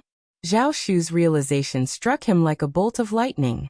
A grin spread across his face as he said, "You're absolutely right, Uncle Qing. Let's go ahead with the plan." Aunt Qing, though unaware of the exact details, watched them with amusement as she busied herself with the household chores. Little did she know that her husband and young master had a hidden agenda: to seek revenge on the old master and his associate. Despite the abundance of nobles and high-ranking officials in the capital, they chose to ally with a seemingly low-ranking officer, Officer Xiao. Aunt Qing couldn't fathom what they saw in him, given his lack of background or power. Confused and skeptical, she found it hard to grasp the situation. Nevertheless, she trusted her husband and young master implicitly, believing they wouldn't make any mistakes. Their excitement over this collaboration was infectious, and Aunt Qing couldn't help but share in their happiness. Unbeknownst to her, Uncle Qing and Zhao Shu had dispatched individuals to investigate Xiao Yunduan and Qiao Xian in Yuzhang and Heshan County, respectively. Their faith in the capabilities and character of these two individuals was unwavering, leading them to choose them as allies over anyone else. While Aunt Qing remained in the dark about the specifics, she had no doubt that her husband and young master were making a well-informed decision that would ultimately serve their purpose. And that alone was enough for her to be content and supportive of their actions. In the bustling capital, influential figures abounded, but their disdain for businessmen was evident as they viewed them as mere sources of wealth. Should anyone seek their assistance, exorbitant payments, at least tenfold, if not more, would be expected. Working alongside these influential figures spelled doom sooner or later. Yet, Officer Xiao and Madame Xiao stood apart from the rest. Officer Xiao's connections with the East Palace elevated his status significantly, making him far superior to his peers. Recognizing this advantage, Xiao Yunduan approached the Crown Prince, urging him to investigate the young master of the Zhao family in Yangzhou, an exceedingly wealthy clan. Though the Crown Prince seemed disinterested in the matter, he willingly obliged Xiao Yunduan, happy to be of help and appreciative of Xiao Yunduan's trust in seeking his aid. That was what a real family was like. As they delved into their investigation, A delivery of presents from Zhao Shu arrived. Uncle Qing and Aunt Qing took it upon themselves to personally bring the gifts to the Zhao family. Although the items might not have been particularly valuable to the Zhao family, they were immensely grateful for the gesture. The presents included an assortment of provisions: lambs, 2 pairs of live chickens, 2 pairs of live ducks, a pair of well-processed geese, a pair of hams, and a delightful selection of snacks, candies, and candied fruits. However, the most remarkable and rare offering was a small basket filled with fresh vegetables like garlic sprouts, celery, coriander, small vegetables, lettuce, and more. In addition to cabbages and radishes, they also received green onions, winter melons, old pumpkins, lotus roots, yams, taros, and other fresh vegetables from distant regions. To the recipients, such fresh produce was an incredible luxury. The Zhao family couldn't afford these delicacies, and even if they wanted to purchase them, they were likely unavailable in the local markets. Only the wealthiest families could afford greenhouses to cultivate such fresh vegetables, leaving everyone else unable to indulge in such treats. Xiao Xian's eyes lit up with delight at the sight of the fresh green vegetables. She couldn't contain her happiness as she knew how valuable and precious these items were. Even though she had access to fresh vegetables in her own space, it was unfortunate that she couldn't take them out to enjoy, leaving her cravings unsatisfied. Xiao Xian had the remarkable ability to retrieve items from her own space, seamlessly blending them with the presents from Zhao Shu. Fortunately, Xiao Yunduan seemed indifferent to this fact, and her maids, Li Xia and Li Qiu, remained oblivious to her unique talent. However, had Zhao Shu's presents consisted of treasure or jewelry, Xiao Xian would have politely declined them.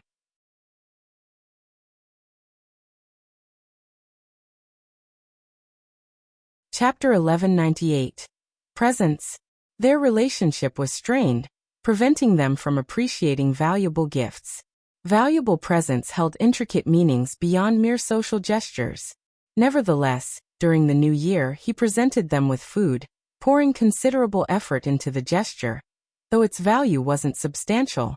Xiao Xian graciously accepted the money, bestowing thick red envelopes upon Uncle Qing and Aunt Qing.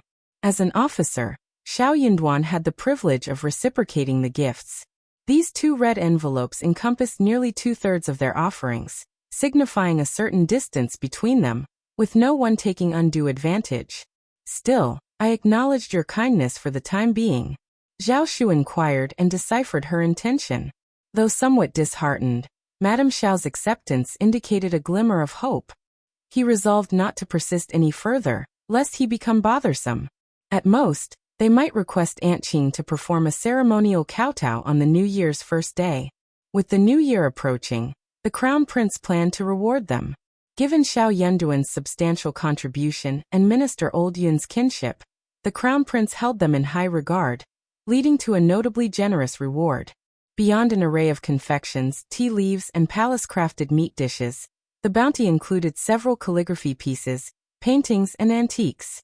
Xiao Xian was also honored by Princess Consort with 2 lengths of brocade, 2 pieces of fine leather, a pair of purses adorned with jade pendants, golden bracelets, golden hairpins, and cloud brocade handkerchiefs. The gestures were lavish. However, it was evident that the East Palace's financial liquidity was limited. Non-monetary items predominated. Following the East Palace's New Year offerings, colleagues started visiting one after another. Furthermore, Xiao Xian had plans to prepare presents for her family. Returning these gifts wasn't a straightforward task. Offering presents carried great significance and served as tokens of appreciation. Simultaneously, they had to be tailored appropriately to avoid offense and respect taboos. Particularly in this instance, Xiao Xian had invested considerable effort, despite her lack of prior experience. While Xiao Yunduan intended to consult the manager of the Crown Prince's mansion on this matter, Xiao Xian firmly rejected the idea. Allowing such a consultation might project an image of incompetence and inadequacy. This demonstrated her competence, and perhaps even caught Princess Consort's attention. If she appeared ineffectual, solely resorting to flattery and jealousy, the Crown Prince might deem her unsuitable for Xiao Yunduan, potentially leading to unfavorable consequences. Suffering those outcomes wouldn't be worthwhile. Her aspiration was to become a distinguished madam.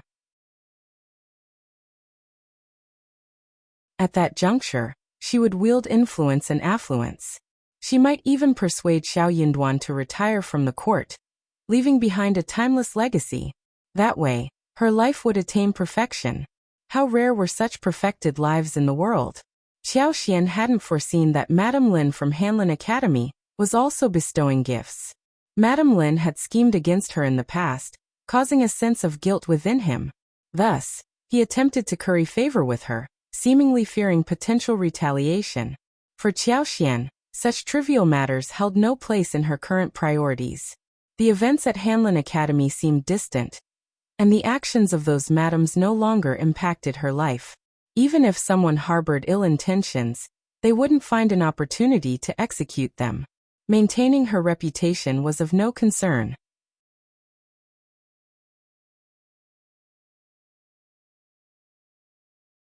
Chapter 1199, New Year's Eve. However, that wasn't true forgiveness. They weren't on the path to becoming friends again, but more like choosing to let it go. Xiao Xian understood the implication behind Madame Lin's words. She listened with a polite smile, though her growing unease became apparent as she fidgeted in her seat. Only then did she offer a few comforting words. Madame Lin visibly relaxed. She seized the moment to extend her hand in friendship once more, but Xiao Xian didn't engage further in the conversation. Eventually, Xiao Xian apologized, leading to Madame Lin feeling so embarrassed that she excused herself and left. Xiao Xian had no tolerance for such pretentious behavior. Except for those who were either clueless or overly self-absorbed, no one would dare to associate with such an individual. Before they knew it, New Year's Eve arrived. Xiao Yunduan and Xiao Xian welcomed the new year in each other's company. Having been married for quite some time, the festive spirit in their household only drew them closer.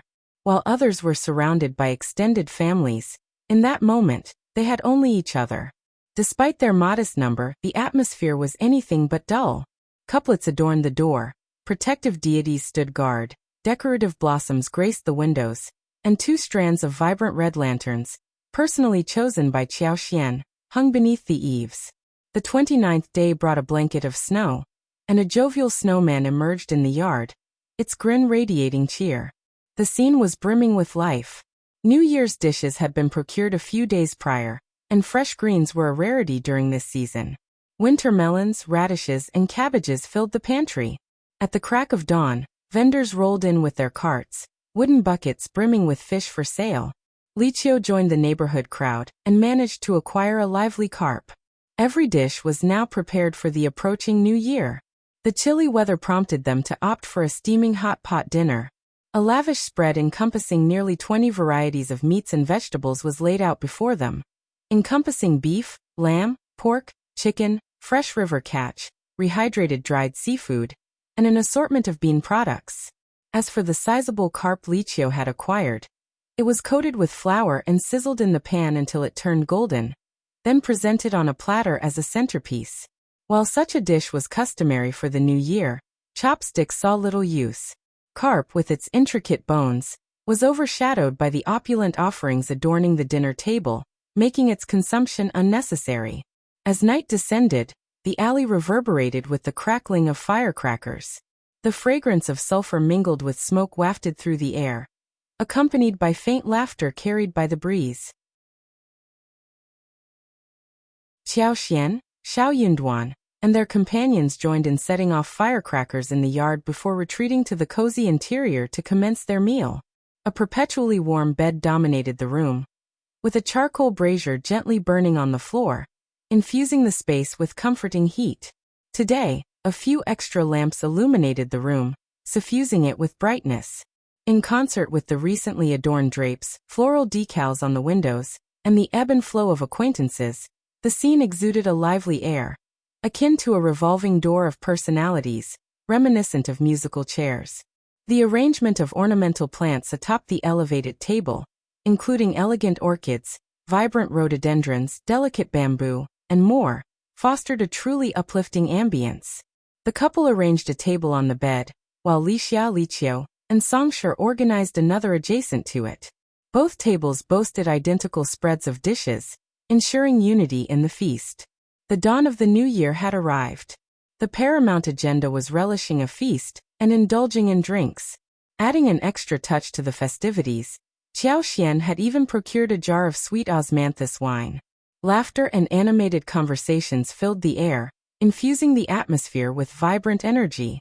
A shared glance between Qiao Xian and Xiao Yunduan encapsulated their joy, expressed through smiles that mirrored their contentment. With the arrival of the new year came a surge of hope, propelling individuals to strive diligently in its pursuit.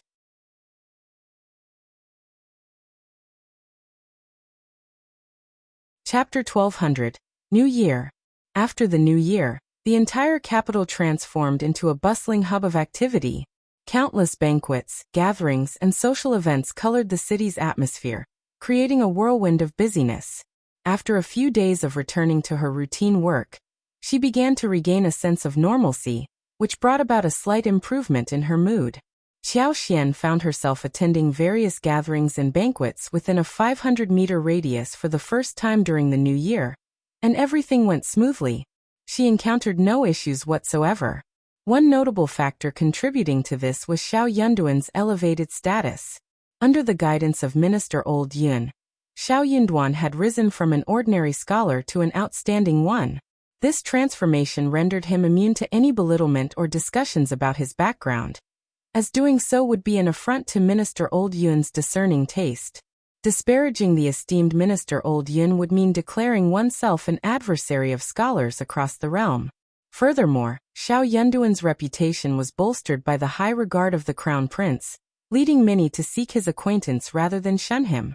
Qiao Xian, as his spouse, felt fortunate beyond measure. Additionally, Qiao Xian presented gifts to Xiao Yunduan's seniors and colleagues from the Crown Prince's family. These offerings were met with great appreciation due to their opulence and practicality. A young and promising officer held in high esteem by the Crown Prince, Xiao Yunduan displayed thoughtfulness and respect toward senior family members. Who wouldn't admire such a junior? Who wouldn't want to assist her? Hence, wherever Qiao Xian ventured, someone would introduce her to others and share tidbits of gossip. After a brief respite, Qiao Xian spent 2 days resting at home. Upon hearing the madams discuss the upcoming Lantern Festival, she couldn't help but feel excitement bubble within her. Mentioning the event to Xiao Yunduan, he responded with a smile. "I've heard that the lantern market is a bustling spectacle. I'll accompany you." With a smile, Qiao Xian nodded. "Indeed, we must acquire some lanterns as well." "All right, let's go ahead and buy the lanterns." On the day of the Lantern Festival, they enjoyed a simple dinner at home before setting out.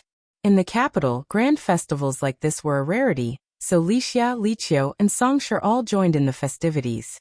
Xiao Yunduan instructed Songshi to stay close to Lixia and Liqiu to prevent them from getting separated. As for himself and Qiao Xian, they didn't need to be accompanied by these bothersome individuals. Immersed in the crowd, the two of them navigated through the lantern-lit streets.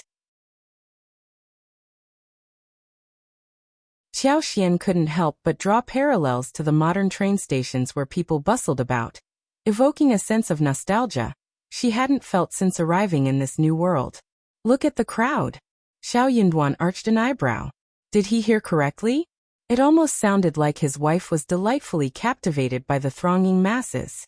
He tightened his grip on Qiao Xian's hand, guiding her closer to his side. "Stay close to me." The lanterns illuminated the surroundings with intricate brilliance. Various shapes and designs adorned the lanterns, occasionally capturing the attention of onlookers and eliciting admiration and praise. After traversing a long, wide street, they arrived at an expansive square adorned with massive flower-shaped lanterns, each standing 2 or 3 meters tall. Among these were colossal flower baskets, an 8-sided revolving door, musical chairs, the Moon Palace's change, the auspicious Qilin beast, blooming lotus flowers, carps leaping over dragon gates, the 8 immortals crossing the sea, and more. The luminous display dazzled, reflecting an array of vivid colors that enticed countless individuals to pause, gaze, and offer commentary in awe. All they needed was a camera to take a picture.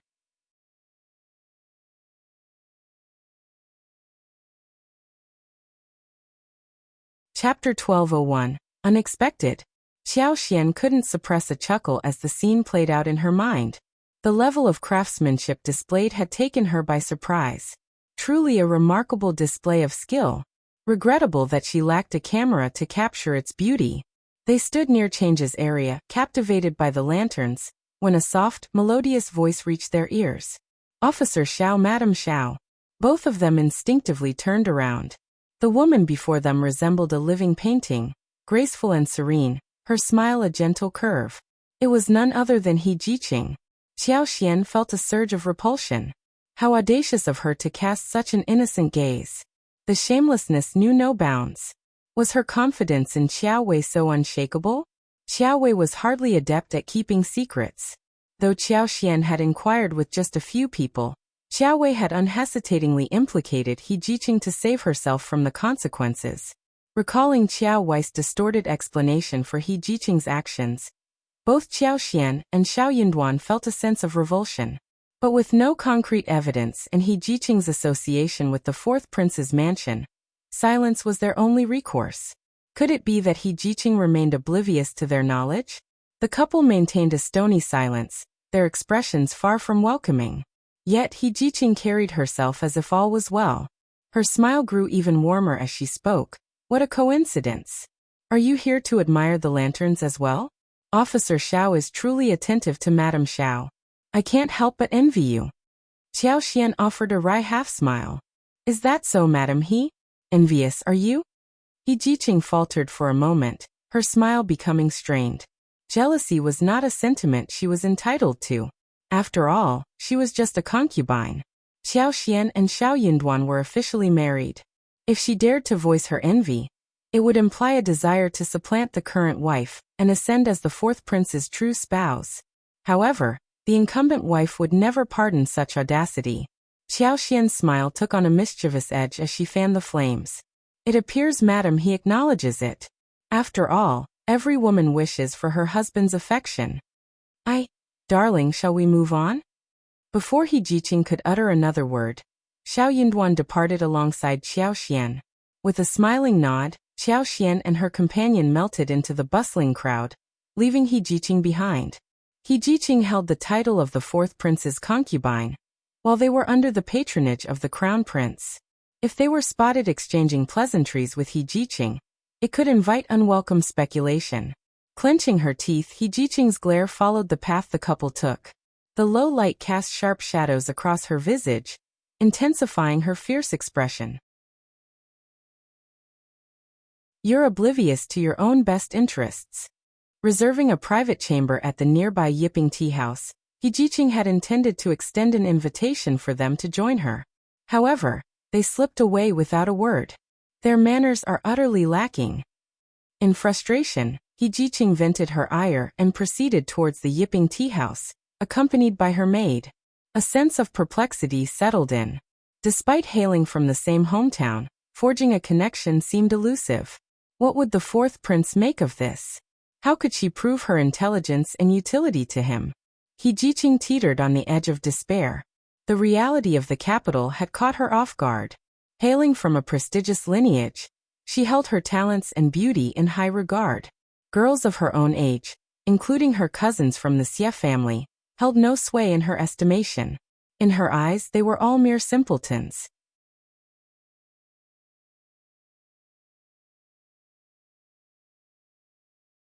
Chapter 1202.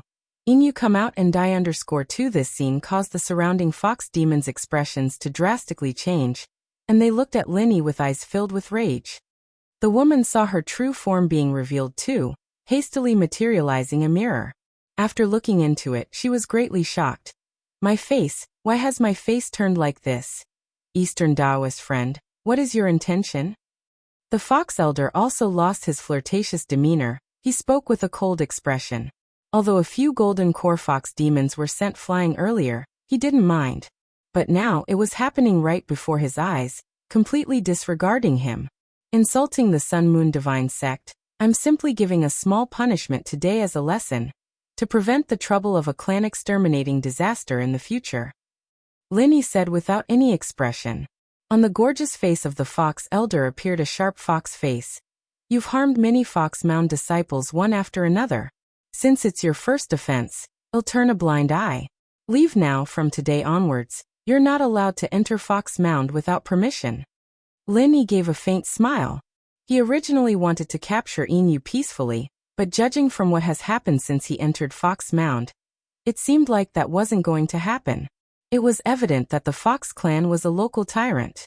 Through the observation of the Eye of Emptiness, nearly every fox had a black aura of evil. Every one of them likely carried souls of innocent people.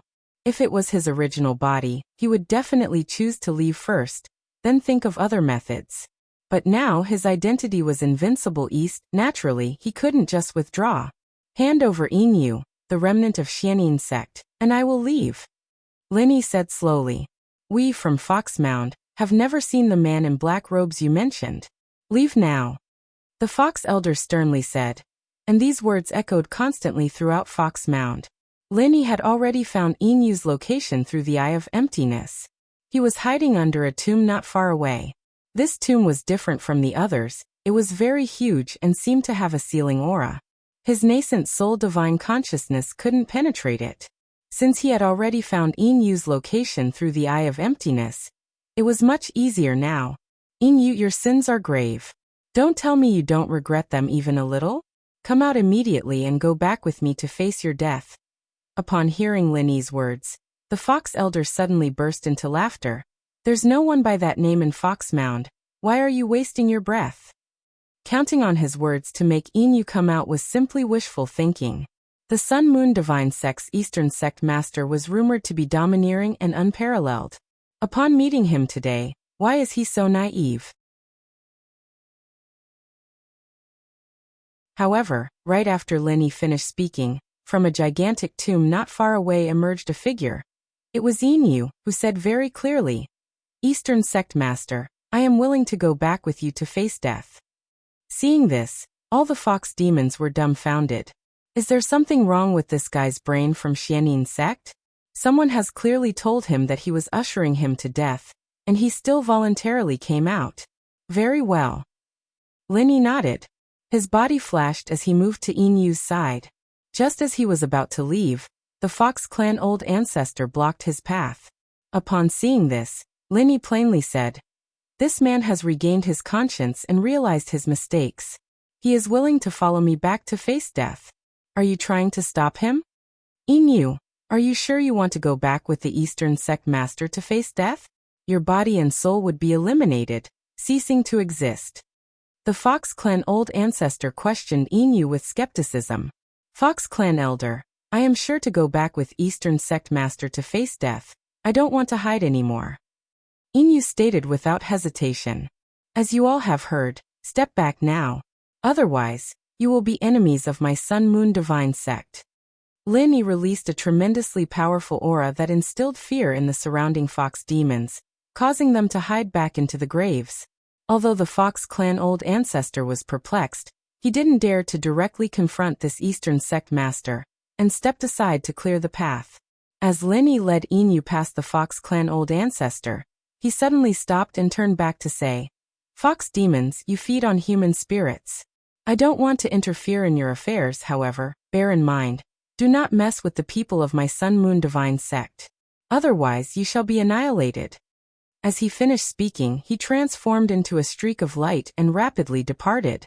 A forbidding expression flickered across the Fox clan old ancestor's face. This Eastern Sect Master proved more cunning than had anticipated. With only a single sentence, Inyu actually emerged proactively, and there was not the slightest hint that he could have been bewitched. After Lin Yi left Fox Mound, he ceased the effect of his Good Samaritan title. Inyu sobered up instantly. Seeing Lin Yi, his face turned pale. "What have you done? Why did I come out, Elder Fox Ancestor?" Lin Yi did not respond, but instead laid numerous restrictions on Inyu and stored him inside a storage ring which had the conducive conditions for survival. This was a resource he had gathered from two different sects. After all, it was bothersome to carry Inyu with him while he was still searching for Zhiling's parents. Killing this person outright now would be letting him off too lightly. He intended to torture him slowly after returning to the Sun Moon Divine Sect. When he brought Inyu out just now, he was using the effect of the Good Samaritan title. When facing a golden core real person, his words would have 100% belief rate. No matter what he said, even if he ordered Inyu to commit suicide, Inyu wouldn't hesitate to do so. Of course, such actions would consume a lot of good person value. But getting Inyu to come out voluntarily would consume much less. Despite the Invincible East's formidable presence, he preferred not to act unless necessary. Moreover, he could sense that deep within Fox Mound, there was a tomb even larger than the one Inyu had been hiding in, and a terrifying aura was exuding from it. Even though his Predict Crisis title asserted that there would be no fatal danger ahead of entering the monster forest, he still needed to proceed with caution. For the Fox clan to have established a clan within the monster forest, it was certain that they had something to rely on. Furthermore, that Python seemed to be quite pleased to see him entering into conflict with the Fox clan, and he could not fall into their scheme. Before setting out, Linny used his little luck state to check on the direction of Zhiling's parents, and noticed there had been some changes compared to before. And judging by the virtue points expended, it seemed that their distance had increased significantly. He couldn't help but ponder. With the situation as it stood, the direction to Zhiling's parents was constantly changing, and the distance was getting farther and farther. There were two possibilities. Either they were chasing their enemy or being pursued by an enemy. Given the capabilities of the lightning mink, neither of these possibilities should last for too long. Perhaps they had encountered more complex issues. Zhiling, we need to speed up. Linny patted Zhiling's head and said with a smile. Zhiling obediently nodded and made a chirping sound. Master, don't be too anxious. Be mindful of your safety. Linny couldn't help but chuckle, patting its head again. I didn't expect you to understand the importance of safety too. Don't worry, there aren't many things in this monster forest that can threaten my life. He hadn't yet used the full strength of his nascent soul, not to mention the effects of his titles. Combined, they could make his strength even more formidable. Besides, if he really encountered a more terrifying entity, he could use his big fortune state, where the instant teleport title and teleport elsewhere. Next, he rapidly traversed the monster forest. When entering the territories of some nascent soul monster ancestor, he would send a message in advance, and they would typically show some respect, letting him pass smoothly. Those at higher realms cherished their lives more. Having practiced cultivation for so long, no one wanted to perish due to a momentary dispute. Some hot-tempered individuals would directly block his path, including one nascent soul monkey that was not much different from a golden ape. Linny showed no mercy, using his overwhelming power to make it surrender without a fight. In this way, he traveled through the core area of the monster forest for around a month. He was almost out of this core region, but the direction of Zhiling's parents was still changing. However, the distance had somewhat narrowed down. Linny couldn't help but wonder what exactly had happened that made Zhiling's parents run around the monster forest for so long. If you find any errors, ads pop up, ads redirect, broken links, non-standard content, etc., please let us know. Report so we can fix it as soon as possible.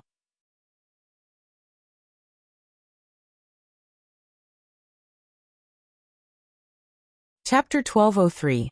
Past of the Zhao family.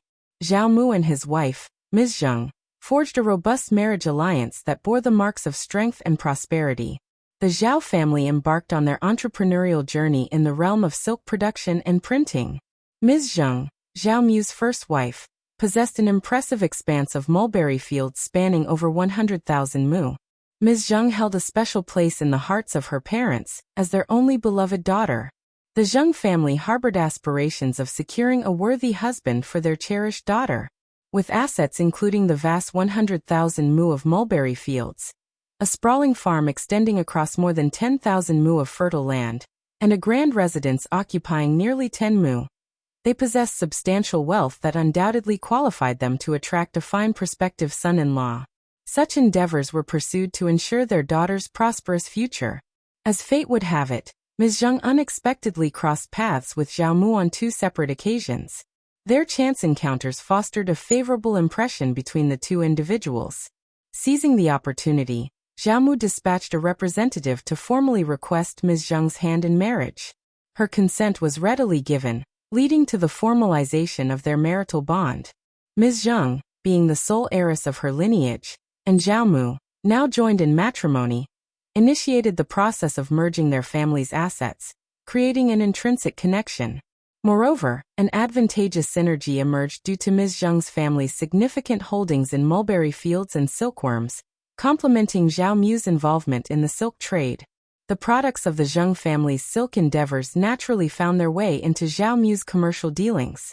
Several years later, Ms. Zheng welcomed a son named Zhao Shu, who eventually showed no inclination towards overseeing the family business. Consequently, Zhao Mu assumed primary responsibility for managing the enterprise. Over time, the unfortunate passing of Ms. Zheng's parents resulted in the gradual integration of the Zheng family's possessions under the stewardship of the Zhao family. Undeterred by external chatter, Ms. Zheng remained unfazed in the face of some superficial remarks from other women during social gatherings. She took such remarks in stride, choosing not to be affected.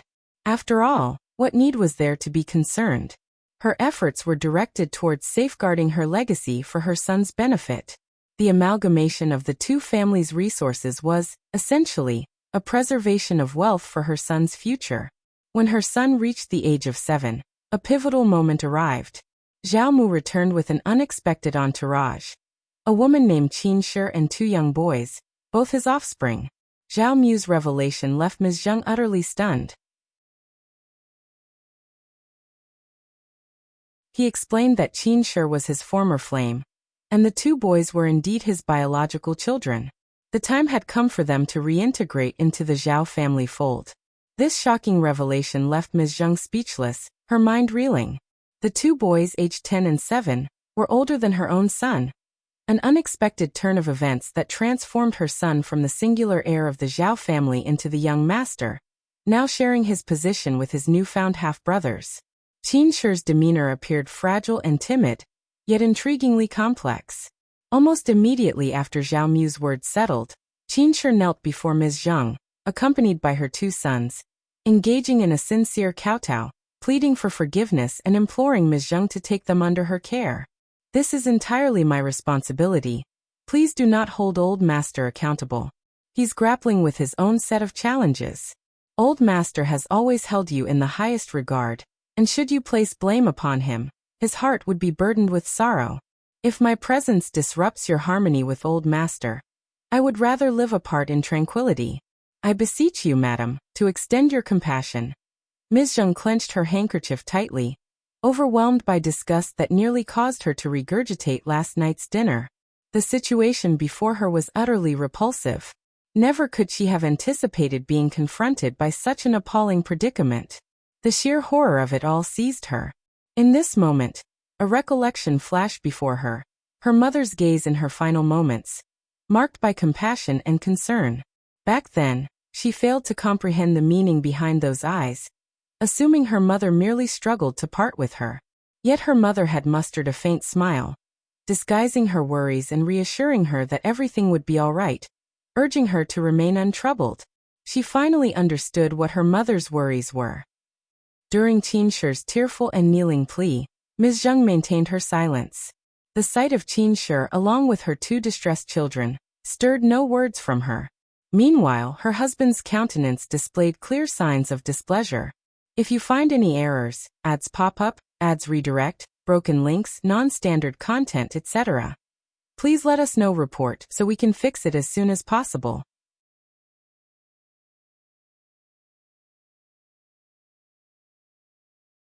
Chapter 1204. Thunder. Honestly, what had she done? He shot her a displeased look, his hand subconsciously reaching out towards Qin Shi but then retracting. Did she think he hadn't noticed that? Well, that was certainly true. If Qin Shi lacked capability, she wouldn't have borne a son for a concubine before he married his own son, who was just 6 months older than her child. Qin Shi remained remarkably composed. She didn't rush home when her 2 sons were in her care. Instead, she raised both boys until they reached the ages of 12 and 7.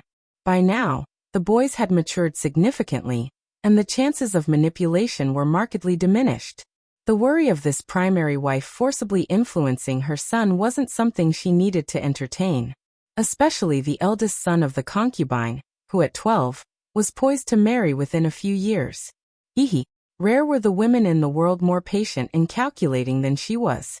Mrs. Zheng believed that even if her parents were still alive, Mrs. Qin and her son would have returned to the Zhao family, right? Yet her parents were gone, a fact that brought her more joy and less resistance. Mrs. Zheng acknowledged that she stood right before her, understanding that whatever she said would likely fall on deaf ears. With 2 sons skilled in putting on a facade and a husband who was visibly biased towards her, what was the point of refuting it? Suppressing the anger bubbling within her, Mrs. Zheng instructed someone to assist Qin in rising, and then guided her to a wing room. She couldn't quite suppress her frustration about why Zhao Mu had only chosen to reveal this after so many years. Did she come off as a bad person or something? Certainly, she wasn't content. No woman would react favorably to such news. By not causing a scene right then and there, she was already demonstrating a degree of respect toward Zhao Mu. Indeed, Zhao Mu's countenance displayed a mix of embarrassment and guilt. He mumbled, at a loss for how to articulate the situation.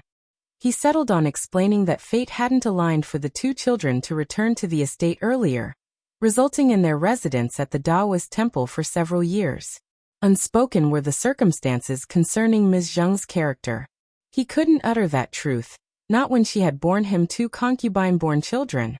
Ms. Zheng remained skeptical of his explanation. Yet strangely, this was welcome news. Being labeled a malicious person would undoubtedly cast a shadow over her son. Ms. Qin proved to be an intricate individual, necessitating careful strategizing. This woman had an uncanny ability to shed tears.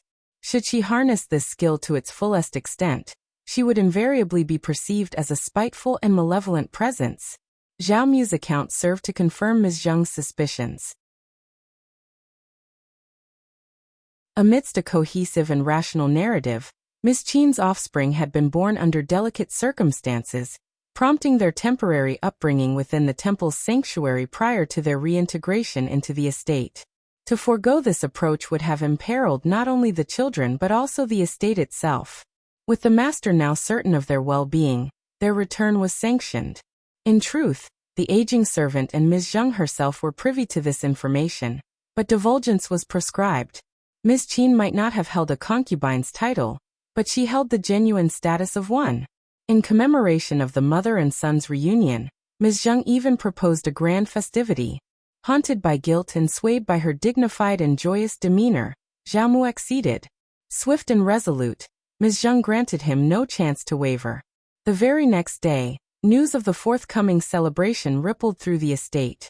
Yangzhou buzzed with vitality. Among those who were privy to the situation, praise for Ms. Zheng's virtue was abundant. Deep within, Ms. Qin seethed with irritation, yet her hands were tied.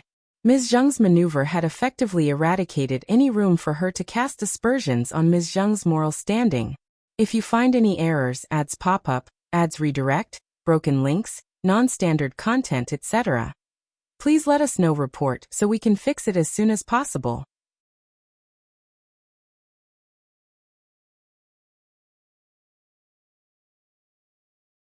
Chapter 1205. Strong Mother. Not virtuous? Would she have permitted Ms. Qin to bear 2 sons from a concubine's position? Would she have gone so far as to arrange a celebratory banquet upon the return of these 2 sons to the Zhao family if her character lacked virtuousness? At the time when Ms. Qin conceived the elder son from the concubine, Ms. Zheng had been wed to the patriarch of the Zhao family for a mere year. Could it be denied that her moral compass was askew? The culpability lay with Ms. Qin, and the blame extended to old Master Zhao. How could he impregnate a concubine right on the heels of formalizing his union with the lawful wife? Ms. Zheng's tactics had thwarted Ms. Qin's scheme. Yet, unsatisfied, Ms. Zheng confronted Zhao Mu, suggesting that the tittle-tattle might besmirch the children's reputation if they were denied re-entry to the estate due to their less prestigious birth dates. Upon hearing this, Zhao Mu set out to scrutinize Ms. Zheng. Internally, Ms. Zheng wore a sneer, while outwardly she remarked, "Dear master, your concerns are needless.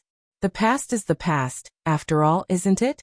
Have you not often proclaimed that the past is behind us, and our present is auspicious? It is akin to a providential boon after surviving a catastrophe, a truly fortunate fate." How simple-minded one would have to be not to grasp this. Zhao Mu fell into pensive silence. Evidently, Ms. Zheng perceived that Zhao Mu harbored no partiality toward her. Ms. Qin excelled in the art of tears. Fragile and delicate in demeanor, her visage held an innate softness. She attended meticulously to her appearance and lacked neither gold nor silver fineries. Despite birthing 2 offspring, she retained an appearance redolent of her 20s, an age of allure and enchantment that endeared her to men. Certain individuals are naturally favored by fortune. Ms. Zheng could never aspire to such favor. As the legitimate wife, she had no intention of striving for it either. Amidst her husband's partiality and the absence of her parents, Ms. Zheng resolved to forge a path for herself and her son. Unconcerned with Ms. Qin's greetings, Ms. Zheng instead arranged for someone to assist Ms. Qin in acquiring a residence only slightly smaller than her own. From the storeroom, Ms. Qin was welcome to select whatever provisions she desired. Ms. Qin received a monthly stipend of 80 liang, while Ms. Zheng herself enjoyed 100 liang. It was within Ms. Qin's purview to choose maids and servants from her own yard.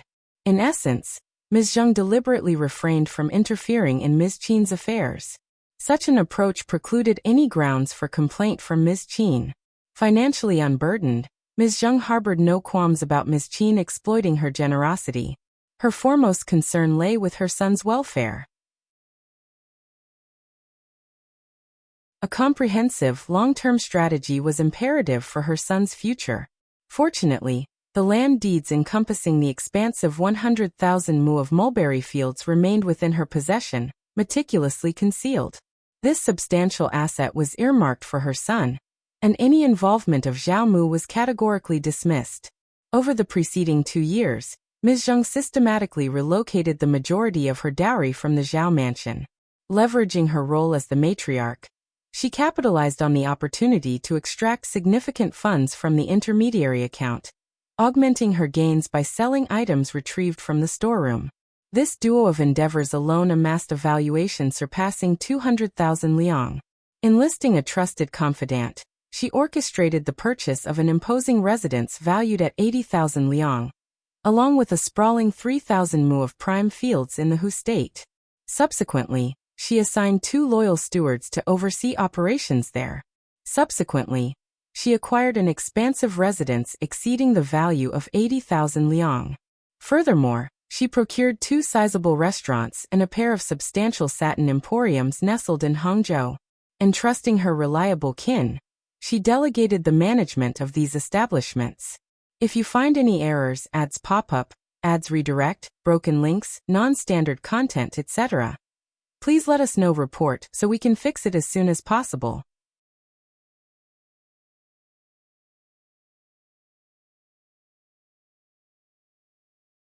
Chapter 1206. Trouble. Regarding the valuable dowries, they had been concealed within these 2 houses, respectively.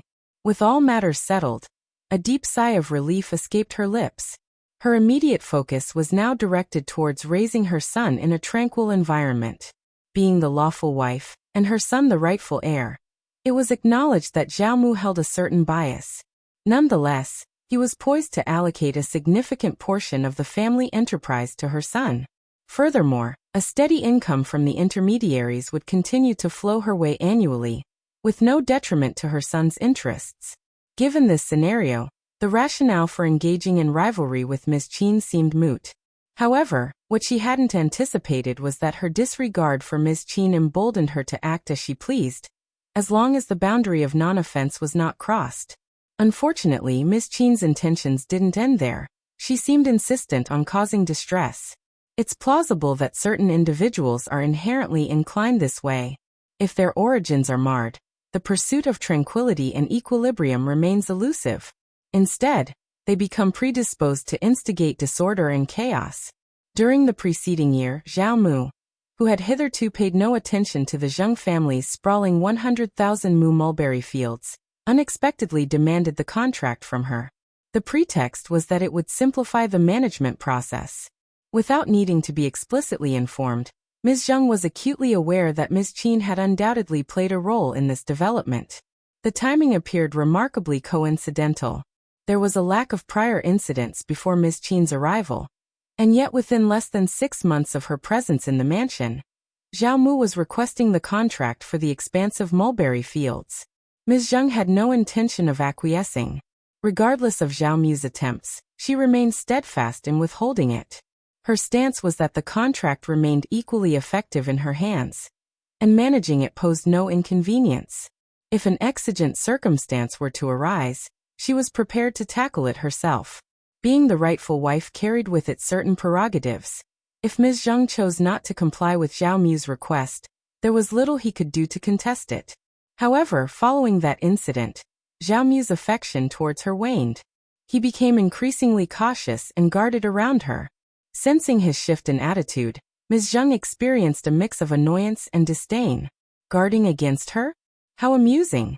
They were bound by the ties of matrimony, a connection forged through the ages. They had shared moments of honor and hardship. Wasn't her son their mutual flesh and blood? Hadn't she entrusted her belongings to benefit her son? Wasn't that the very essence of the Zhao family lineage? The fact that he had grown wary of Ms. Qin was simply laughable. Perhaps Zhao Mu was attempting to compel her into a reconciliation and surrendering the contract. However, Ms. Zheng clenched her jaw and held her ground. As the rightful wife, she deserved proper treatment. Anything less, and even the backing clan would not absolve Zhao Mu of his transgressions. Moreover, if the Zhao family disregarded tradition, Zhao Mu would become a subject of mockery beyond their household. She wasn't the type to endure bullying in silence. She had already restrained herself once for the sake of her son. Soon, Zhao Mu intended to replace the managers overseeing the mulberry fields. Timely advice from Uncle Qing enabled her to intervene and spare the managers from replacement. She declared her intention to oversee all affairs pertaining to the mulberry fields personally. As a consequence, Zhao Mu grappled with the sensation that his role as the family's patriarch had been undermined. This perception stirred such irritation that he found himself engaged in heated disputes with her. Ms. Qin, who had previously remained aloof, suddenly appeared at their doorstep, tears streaming down her face, attempting to broker peace between herself, old master, and Ms. Zheng. The display left her feeling utterly repulsed. However, Ms. Zheng was far from naive. Some women exhibited a limited perspective, being consumed by their own concerns and self-pity. Yet there were others, fortified by maternal strength, who wielded their cunning for the sake of their son's well-being. Ms. Zheng undoubtedly fell into the latter category. If you find any errors, ads pop up, ads redirect, broken links, non-standard content, etc., please let us know. Report so we can fix it as soon as possible.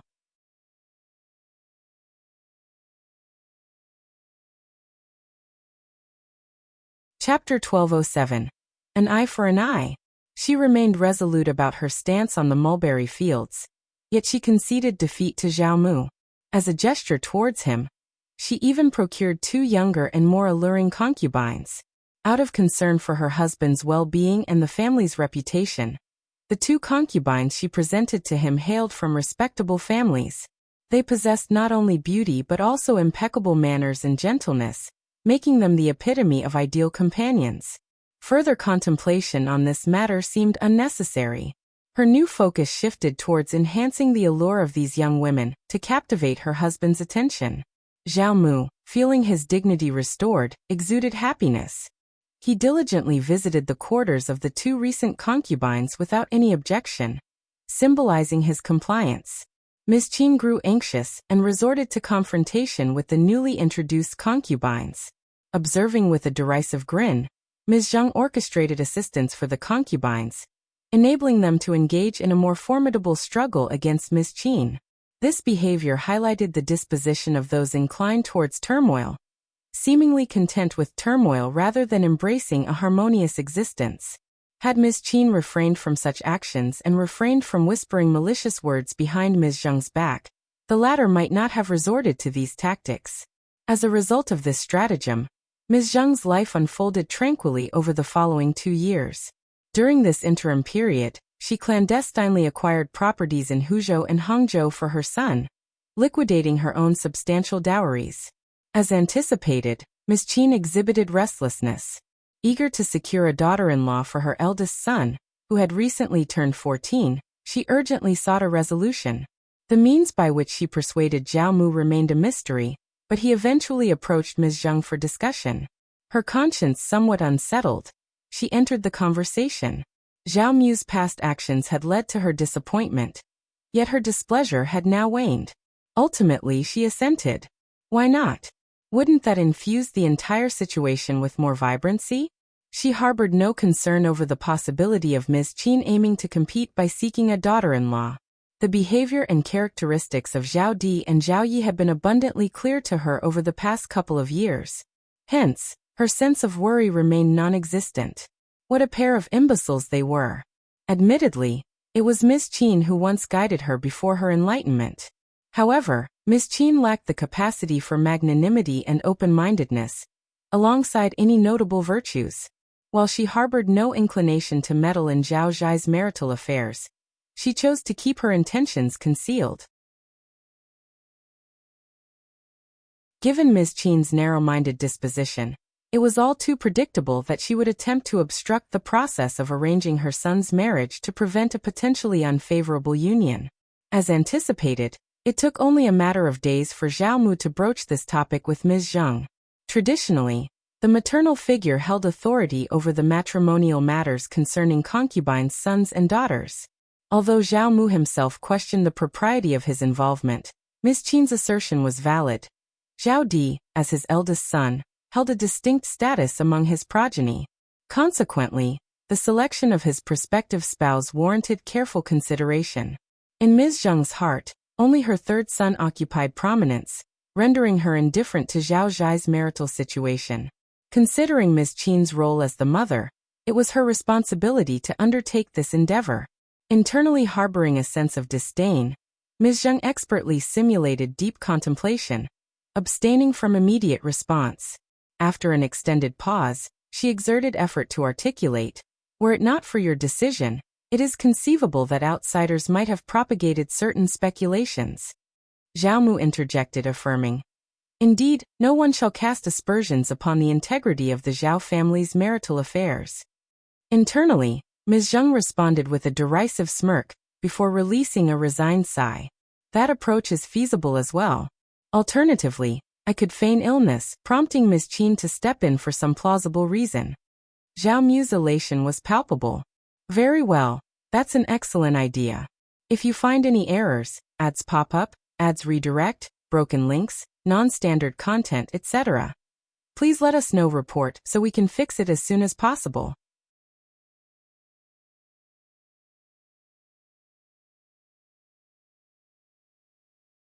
Chapter 1208. Smart. Ms. Zhang's claim of being sick was not without reason. Her need to purchase various supplements such as ginseng, cubulose, floral glue, and donkey hide gelatin justified her actions. She could list as many items as she pleased. Having accrued over 35,000 liang from the joint account for Zhao Zhai's wedding, Ms. Zhang, while counting the money, displayed immense satisfaction. She was willing to allocate even more funds without hesitation. Feigning illness, Ms. Zhang skillfully guided her son. This accomplishment filled Ms. Qin with overwhelming pride, nearly lifting her spirits to flight. Despite her status as a concubine, Ms. Qin enjoyed a personal meeting with her daughter-in-law and vigorously defended her son's union. This feat was truly an honorable achievement. However, this path presented a challenge. High-ranking families with their esteemed matriarchs would hesitate to discuss matrimonial matters with a concubine. The mere idea provoked ridicule. Even the offspring of a concubine held little standing. Lineal daughters were entirely out of the question, let alone the concubine's eldest son. Only circumstances such as having no lineal son, or being born from a concubine allowed exceptions. Ms. Qin's aspiration to unite her lineage with the Zhao family's lineal daughter encountered a succession of obstacles, fueling a mix of anger, resentment, and envy. She couldn't help but envision a scenario where she held the position of a lineal wife, immune to any belittlement. The reality forced Ms. Qin to confront her humility. As equals in status, the Zhao family's lineal daughter was limited in her choices, necessitating a marriage to a woman of lower rank. Inevitably, the union would take place with the lineal daughter. Eventually, a suitable family was discovered, boasting hundreds of mu of fertile fields and a few well-sized stores. This discovery prompted hearty laughter from Ms. Zheng. Wouldn't it be fitting for a daughter from such a family to be bestowed upon the sons of the Zhao family's stewards? Ms. Qin, it appeared, harbored no particular preferences. Zhao Mu remained unaware of these developments until the engagement had been solidified. The revelation of the in-law's status nearly rendered him speechless, leading to a stern rebuke directed at Ms. Qin. This instance of Ms. Qin's actions managed to greatly irk Zhao Mu. He had yet to encounter a woman so utterly lacking in awareness and intelligence. Despite his past indulgences in unreasonable behavior, this particular situation required a more subtle approach. In light of the circumstances, Zhao Mu covertly distanced himself from Ms. Qin's quarters for nearly 2 weeks, effectively ignoring her. This abrupt withdrawal provoked a flurry of anxiety within Ms. Qin. With an acute understanding that her sole support rested upon Zhao Mu's shoulders, Ms. Qin recognized her precarious position. Unlike Ms. Zheng, who possessed significant assets, Ms. Qin's fate was tightly bound to Zhao Mu's inclination. A disinterest on his part would inevitably seal her doom. In a desperate bid to amend the situation, Ms. Qin employed various strategies to reconcile and apologize. She exhaustively explored every avenue to rectify her standing. Observing this spectacle, Ms. Zheng couldn't help but be scornful. It appeared that Zhao Mu's treatment of Ms. Qin was far from exemplary. To fall for such a man, Ms. Zheng surmised, was a grave misjudgment on Ms. Qin's part. It wasn't until Ms. Qin had endured a solitary fortnight, fully absorbing her lesson, that Zhao Mu granted his forgiveness. He reached a clear conclusion. Ms. Zheng alone held the mantle of a competent wife, the sole bearer of initiative and competence in the household. Ms. Qin was ill-suited for such responsibilities. As a concubine, her primary role was to provide attentive service.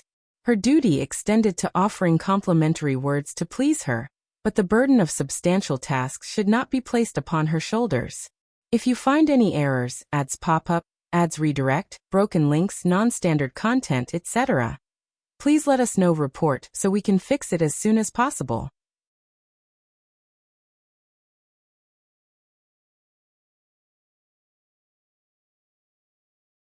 Chapter 1209. Intermediate. Zhao Mu had entrusted the task of managing Zhao Zhai's wedding to Ms. Zheng. Although Ms. Qin was initially reluctant, she desired to orchestrate her son's marriage herself. The mere thought of directing the servants filled her with delight. She also aimed to oversee the financial aspects and ensure the wedding's success. However, she had just managed to pacify Zhao Mu and didn't dare to oppose his decision directly. Ms. Zheng pondered for a moment and voiced a firm stance. Ms. Qin was to stay uninvolved. If Ms. Qin preferred not to be engaged, Ms. Zheng would take the reins. Alternatively, Ms. Qin could simply relinquish control. Zhao Mu promptly assented, even expressing a touch of contempt. Ms. Qin lacks understanding. It's best to disregard her. Upon hearing this, Ms. Zheng's disdain for him deepened. Ms. Zheng eagerly embraced the responsibility of hosting the wedding. Even if she abstained, the situation would remain unchanged. Her intentions were threefold: to provoke Ms. Qin's ire, showcase her own virtue, and exploit opportunities for financial gain and advancement. Such a prospect thrilled her as it held numerous advantageous openings. Post-wedding, Ms. Zheng pocketed 50,000 liang from her intermediary role, eliciting immense joy. Concerned about Ms. Zheng's well-being, Ms. Qin endeavored to visit the main yard, only to be repelled by Ms. Zheng. Dissatisfied? Seek a resolution with Zhao Mu. Yet Ms. Qin hesitated, her frustration mounting. Not long after, Ms. Qin's new daughter-in-law, Ms. Ruan, arrived at the residence. Ms. Zheng struggled to fathom Ms. Qin's motives, perplexed by her choice of daughter-in-law. Later, word circulated that Ms. Qin had acquired this match from an undisclosed source, the consensus being that the girl possessed both beauty and blessings. Ms. Zheng found herself at a loss for words. Zhao Di held a mixed sentiment toward his wife, not necessarily harboring aversion, yet not embracing affection either. His actions were likely driven by diligent effort, perhaps at the urging of his concubine. Within merely 3 months of Ms. Ruan's marriage, the joyful news spread. Pregnancy seemed imminent within a month of the wedding. This revelation left Ms. Zhang stunned. Ms. Qin's judgment had proven astute. The prospect of childbirth seemed promising. This development bolstered Ms. Qin's pride, as if she had significantly contributed to the Zhao family's legacy. She yearned to perpetuate tales of how she had coaxed Zhao Mu into safeguarding and nurturing both Ms. Ruan and her unborn child, the eagerly awaited eldest grandson. During this period, Ms. Qin radiated with pride and arrogance. And truthfully, she had a basis for it.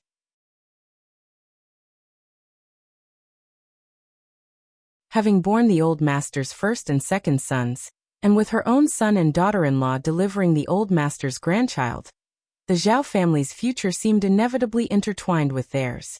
The heir was in his infancy. Ms. Qin harbored a belief that Ms. Zhang might succumb to jealousy and resort to underhanded means to induce a miscarriage in Ms. Ruan.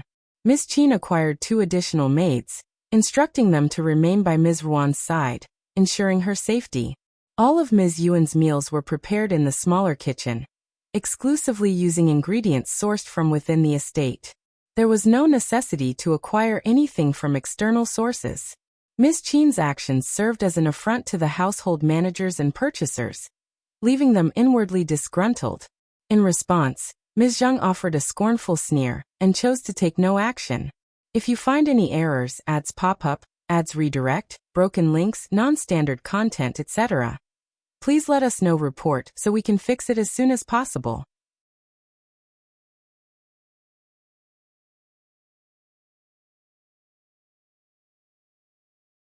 Chapter 12:10. Trouble. She had no interest in engaging in disputes with a group of individuals she considered unintelligent. After enduring a challenging 10 months of pregnancy, Ms. Yuan faced difficulties, yet she managed to successfully give birth to her child. Ms. Qin and Zhao Zhai were thoroughly entertained by the new addition, a boy. Zhao Mu was equally elated. After all, he had become a grandfather. However, tragedy struck before the child could even reach 1 month of age. He passed away within the first 7 days. The event unfolded in the midst of the night, with Ms. Qin's shrieks rousing Ms. Zhang from her distant position in the yard.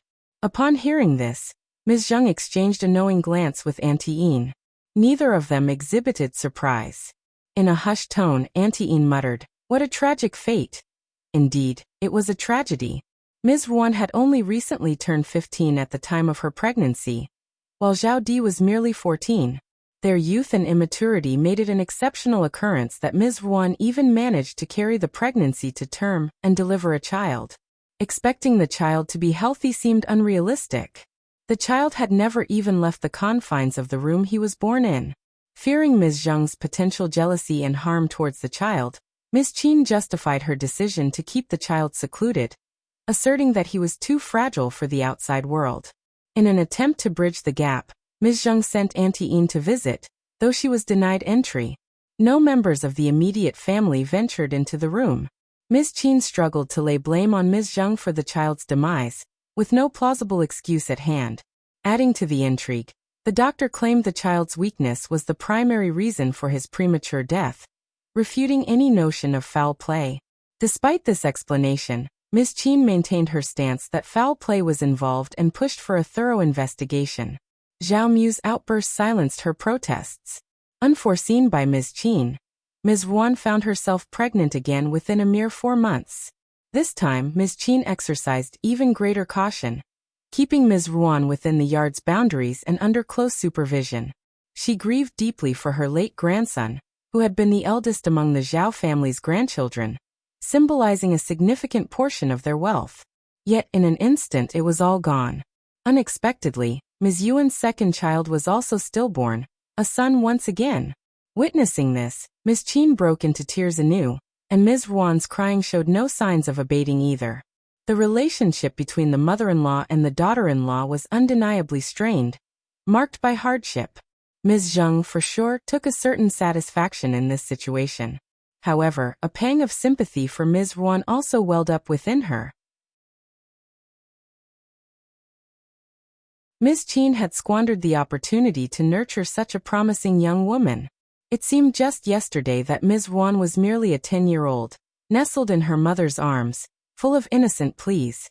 But due to the successive loss of 2 children, Her countenance had transformed, pale, haggard, and perpetually furrowed, as though all vitality had been sapped from her, leaving behind a mere semblance of her former self.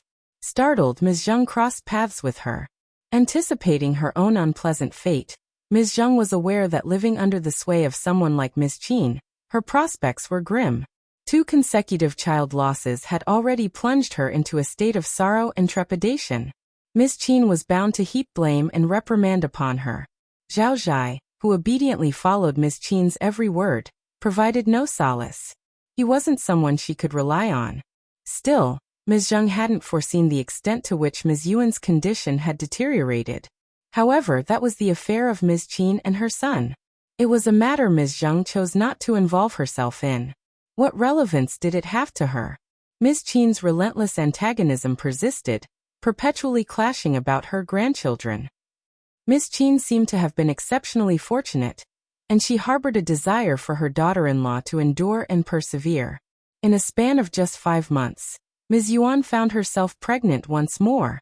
Ms. Zhang and the first section members of the family could only respond with astonished admiration.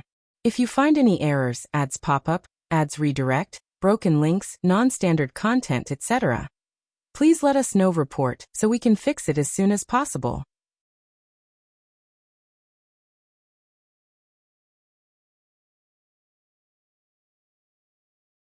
Chapter 12:11. Ms. Qin's Madness. This time, Ms. Qin didn't solely pin her hopes on Ms. Ruan. Instead, she assigned 2 concubines, both from impoverished rural backgrounds, to Zhao Zhai. One of the girls hailed from a destitute countryside family and possessed a strikingly beautiful countenance and figure. Her demeanor was devoid of elegance, intrigue, coquettishness, or worldliness. Rather, she exuded an air of honesty, almost bordering on dullness. However, her attributes were deserving of commendation. In this instance, Ms. Zhang grasped Ms. Qin's strategy. They aimed to excel in childbearing. Ms. Qin held a favorable disposition toward these 2 girls, convinced that they had the potential to conceive and bear children. A derisive snort escaped Ms. Zhang's lips. Ms. Qin's decisions were her own prerogative, a fact she remained unfazed by. She observed the unfolding spectacle with considerable amusement. Yet, Ms. Qin had miscalculated this time. The apparent childbearing prowess of these 2 concubines yielded no pregnancies even after 6 months. Growing anxious, Ms. Qin employed various supplements to no avail. Her intent to acquire additional concubines for Zhao Zhai persisted. Driven to a state of recklessness, Ms. Qin was ready to intervene further. However, Zhao Mu rebuked her, instructing her to desist from securing more concubines for Zhao Zhai. At slightly over a decade in age, Zhao Zhai was already wed to 1 wife and held 2 concubines. If another concubine were to be added to the mix, would it not jeopardize his well-being or tarnish his reputation? Fearing a direct confrontation with Zhao Mu after the lesson, Ms. Qin offered her apologies and arranged for a maid to attend to Zhao Zhai. Ms. Qin had devised a shrewd strategy. If the maid became pregnant and delivered a child, she would be elevated to the status of concubine, thus striking a harmonious balance. Curiously, no other pregnancies materialized. This time around, Ms. Ruan grappled with heightened stress, impairing her child-rearing efforts. Regrettably, the child was born but did not survive past a month, in line with expectations. Ms. Yuan's heart plummeted, driving her to attempt self-inflicted harm using a length of white silk. Though she was ultimately rescued by her attending maid, her health had deteriorated, rendering her unable to conceive for a span of 2 to 3 years. Subsequent to a series of harsh setbacks, Ms. Qin's vigor waned. A vehement loathing for Ms. Zhang had firmly taken root within Ms. Qin's heart. She steadfastly clung to the belief that Ms. Zhang must have schemed covertly against her. The depths of Ms. Zhang's cunning were far too elusive to unravel. Yet, Ms. Qin was convinced there had to be some clandestine machination at play. Otherwise, the string of misfortunes would not have unfolded with such eerie synchronicity. How else could the predicaments besiege the offspring in succession? Historically, Ms. Zhang had never entangled herself with Ms. Qin and her progeny. She hadn't even glimpsed Ms. Yuan's child upon birth. Yet, the repetition of a lie could potentially sow seeds of doubt and warrant unwarranted belief. Excessive discussion invariably begets a multitude of complications. Ms. Qin's assertions resounded with unwavering confidence, instigating Zhao Mu's skepticism. Driven by suspicion, he sought a direct confrontation with Ms. Zheng. While harboring minimal optimism for this interaction, Ms. Zheng couldn't help but shudder at Zhao Mu's utterances. Zhao Mu had succumbed to Ms. Qin's falsehoods and began to cast doubt upon Ms. Zheng. In response, Ms. Zheng emitted a derisive chuckle. Throughout my tenure in this family, I've consistently refrained from entangling myself with the mother and son, precisely to avoid such baseless suspicions. Can you truly fault me for this? Do Ms. Qin's words wield the authority of imperial decrees? Is she at liberty to utter whatever pleases her, devoid of substantiation? Irritated by her retort, Zhao Mu's patience snapped. Fine, no, I never said anything negative about you.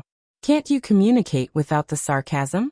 Must you always resort to being so snide? Their exchange ignited yet another heated disagreement. If you find any errors, ads pop up, ads redirect, broken links, non-standard content, etc., please let us know. Report so we can fix it as soon as possible.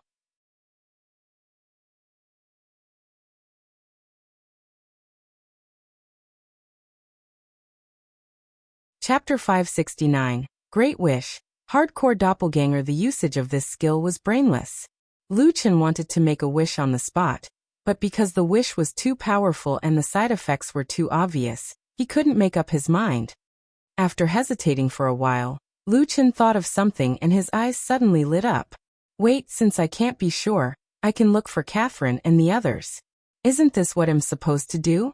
Moreover, Catherine and the others are orthodox mages.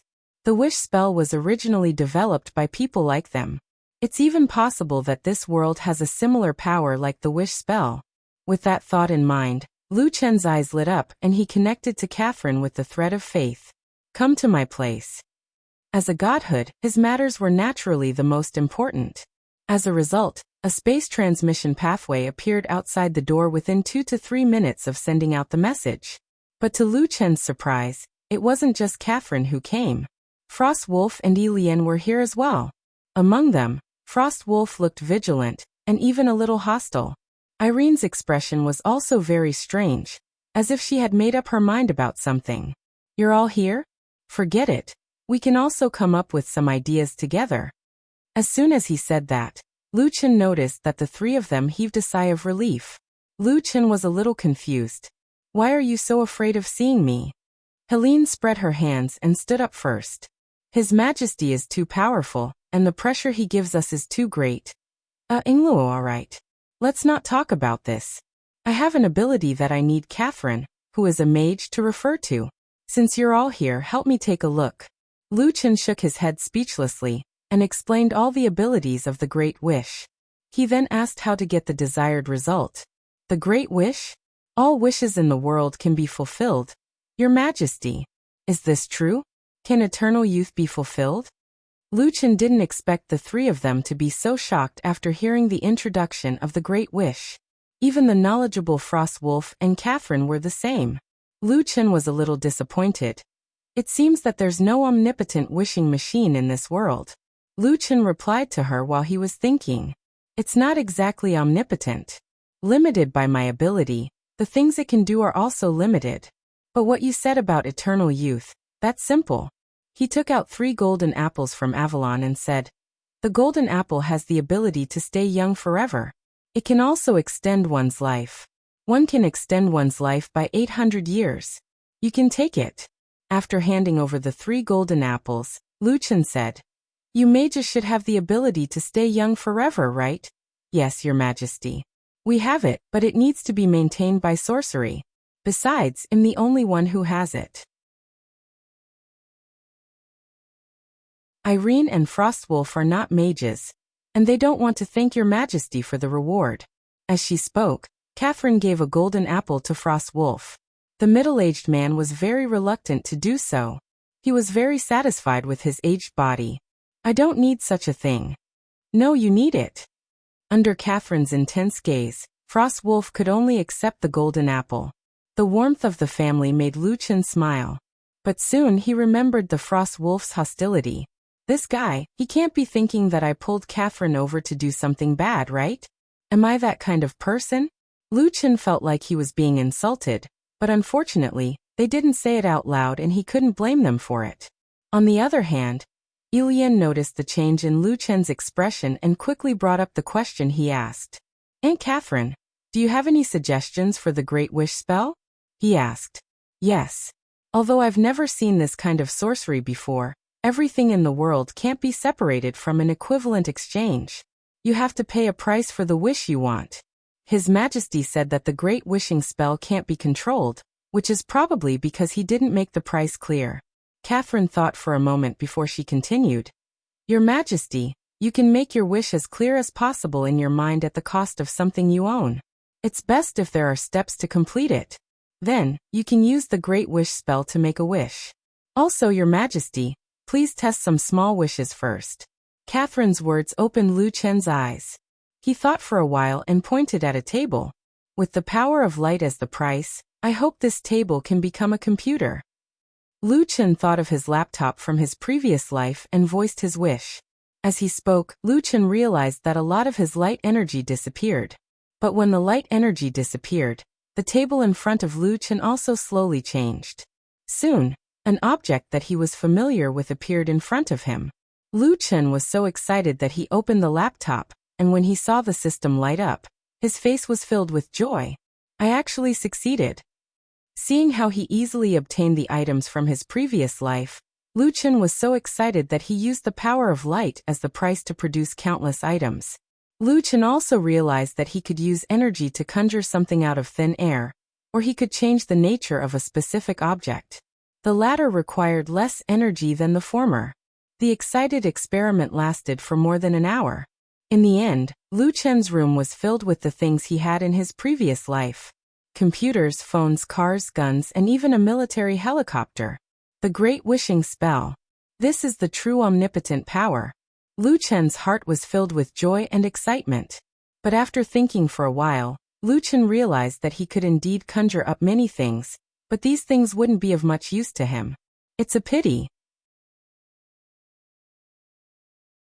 If I had drawn this skill when I was still a low-level player, I would have been able to play with it a lot.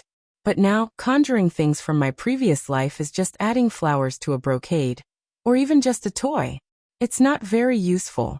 The mythical level Great Wish could not only conjure ordinary things, but also create things with technology. Lu Chen even felt that if the price was high enough, he could even create a divinity crystal out of thin air. However, just like what Catherine said, the Great Wish required an equivalent exchange. Even if the items could be conjured, Lu Chen wouldn't be able to afford the cost. Therefore, the final result might be a huge disaster. Forget it. Let's not think about the double-edged foil anymore. I'll just go with the original plan, and transform a part of my soul into a computer. Lu Chen was about to send Catherine and the others away, while he sat down quietly to prepare for the soul mutation. However, the two girls were quite interested in the strange items Lu Chen made, so Lu Chen gave them some of them. When they were taking the items away, Lu Chen also noticed that Ilian was purely interested in them while Catherine was planning to research something out of them. Lu Chen didn't really care about it. It's not bad if we can really develop something. At least it can improve the quality of life of the people here. Anyway, with the current technology of the Blue Planet, no matter how much it improves, it can't threaten me. When there were no legends, technological civilizations could suppress spirit chi civilizations. However, with legends, the situation would change. Every legend was a mobile nuclear weapon, the kind that was difficult to aim and kill. The stronger legends were good at soul manipulation or spatial teleportation, and they could even destroy the Blue Star civilization. After all, the soul and space were areas that the humans on the Blue Planet had yet to reach. As for the myths and legends, they were equivalent to the interstellar civilization, and Lu Chen was at least half a god. Therefore, he wasn't afraid of Catherine's research. He even conjured many basic books for Catherine, who was a mage. Study it. This is the crystallization of another world's civilization. If you can study it, you'll be the one leading the world. Your Majesty is merciful. Even though it was the same words as before, Lu Chen heard a sincere gratitude from her this time. Lu Chen waved his hand and asked them to leave. But when the three of them reached the door, Lu Chen suddenly thought of something and said, "The evils have a plan against me, but it's not easy for them to kill me. In order to be confident, they might use you guys as bait to lure me into their trap. So be careful for now. If you really fall into a trap, I won't go to your rescue." These words caused the three people's expressions to freeze. "Yes, Your Majesty." After the three of them left, Lu Chen began to prepare his soul to become a mental computer.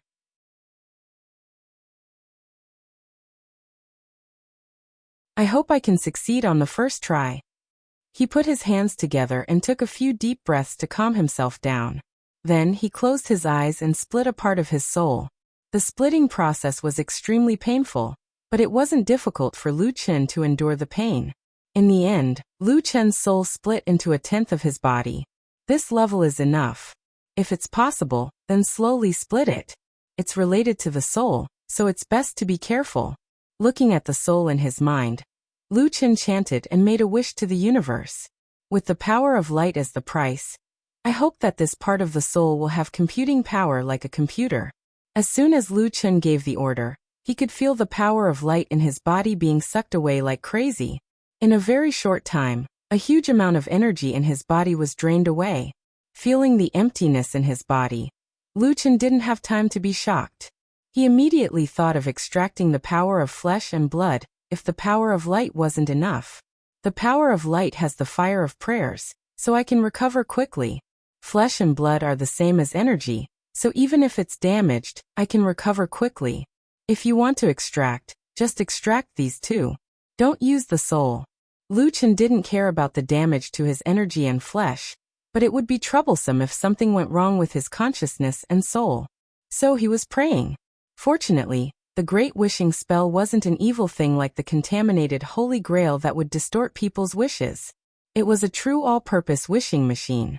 Under Lu Chen's extreme desire, the great prayer absorbed the power of light, and then Lu Chen's blood. The crazy absorption lasted for 3 minutes. Just when Lu Chen felt a little weak, the great wish finally absorbed enough energy, and the part of Lu Chen's soul that was split away also changed. The change didn't last long, and when it was completed, the split soul didn't turn into a computer, but returned to its original state. However, Lu Chen could clearly feel the difference.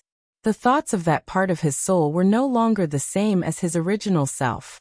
With his strong consciousness, Lu Chen finally managed to control the part of the soul.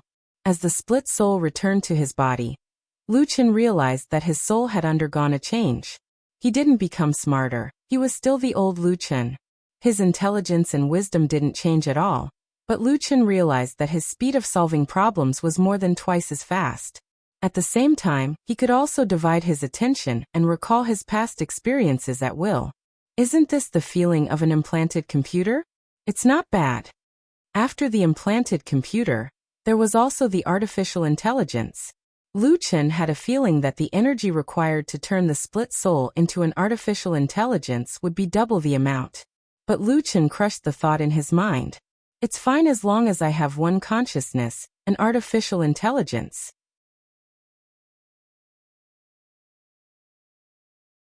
Even if it's absolutely loyal to me, I won't let it appear in my soul. The tyrant's life did not require 2 brains. Lu Chen shook his head to get rid of the idea of creating an AI, and continued to experiment with the mind computer. After some processing, Lu Chen realized that other than the speed of his processing, the multi-core processing ability was also the most useful to him. With this type of multi-core, I can completely divide my attention during battle. My main body will charge into close combat, and it'll split a part of my energy to control the light energy and shoot it in all directions. Moreover, it's not just for battle. It's useful now. With that thought in mind, Lu Chen returned to hell again. Under Lu Chen's will, the second ghost revealed itself as the Dreadlord again. After the Dreadlord's appearance struck fear into all the souls in hell, the Sin City in the dream was once again established. He placed his mind computer at the lowest level of Sin City, and ordered it to absorb the soul according to the program. Then, Lu Chen's soul returned to the real world. In the future, I don't need to cultivate in seclusion anymore. Lu Chen could feel his true spirit being absorbed into his body, and his consciousness was not affected at all. He couldn't help but smile. Then he once again tested the combination of soul-splitting, flesh indestructible, and mind-computer. After thinking for a while, Lu Chen waited for his body and energy to recover before he split another part of his soul and turned it into a mental computer. To put it in another way, after turning into a mental computer, Lu Chen's part of the soul would only act according to the program that had been processed or Lu Chen's orders. In fact, it could even deal with problems faster than Lu Chen's main consciousness. Of course, there was a price to pay. The thinking computer could only handle the problems that had been ordered. Once there was an anomaly, it could not make a decision. This was also the difference between artificial intelligence and computers. However, even though the soul computer couldn't do it, Lu Chen could still set it up, so that it would contact him immediately if anything happened. There was almost no distance between their souls. As long as there was a slight connection, Lu Chen could place his consciousness into his soul and control everything with his own thoughts. Therefore, as long as the distance was not too far away, it was not a weakness. It's good that it doesn't have consciousness. At least I won't have a clone betraying me. While he was thinking, Lu Chen didn't stop moving. After the part of his soul turned into a mental computer, Lu Chen didn't let it stay in his sea of consciousness. Instead, he transferred the part of his soul to the right side of his body. After the soul transfer was completed, Lu Chen thought for a moment and used the silver hand to slash at the right side of his body. The sharpness of the silver hand, and the fact that Lu Chen tried his best not to block it, tore a large piece of Lu Chen's body. However, after the body was destroyed, the parts that were split immediately came back to life and tried to merge back into Lu Chen's body. This was the characteristic of the indestructible flesh and blood. However, Lu Chen suppressed the return and immediately controlled the flesh with his split soul. Under the control of the split soul, the cut-off part of the body no longer returned to the body. However, under the soul's transformation, the body part was changing rapidly.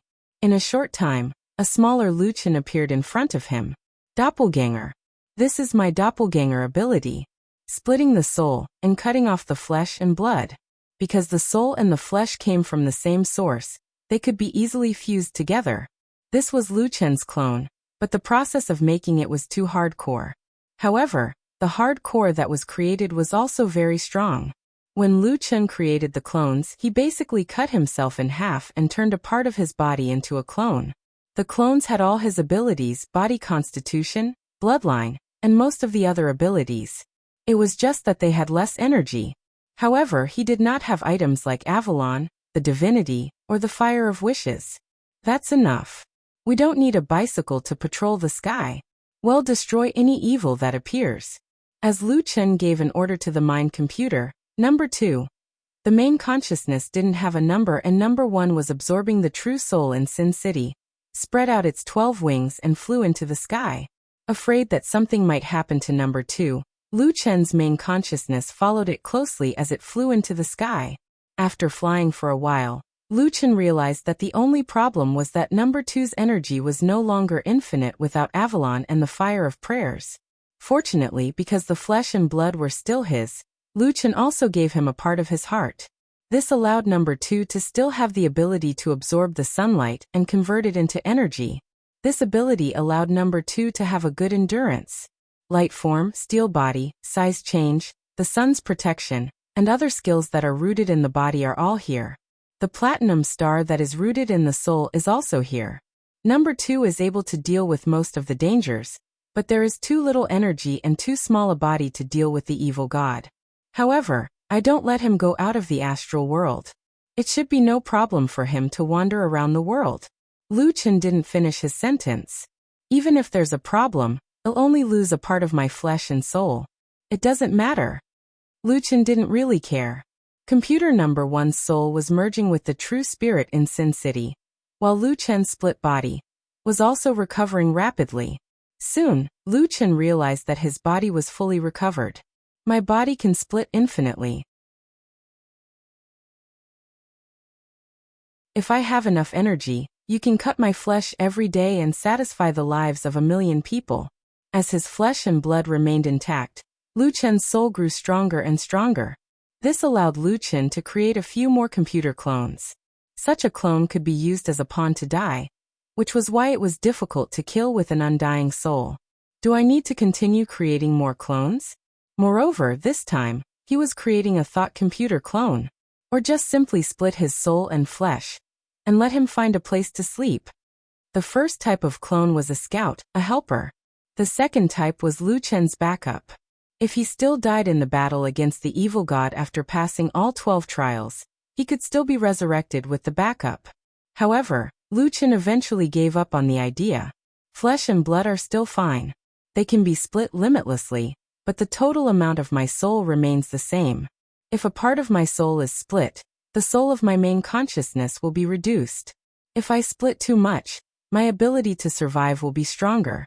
However, the remaining soul will not be able to completely control my body. Naturally, it will be impossible to kill the godhood. Lu Chen wanted to kill a god, so he only created 2 clones. One of them would patrol in the sky to clear the evils and collect mastery points for himself, while the other would absorb the true souls in Sin City. Lu Chen was already prepared to retrieve the 2 souls when the battle broke out.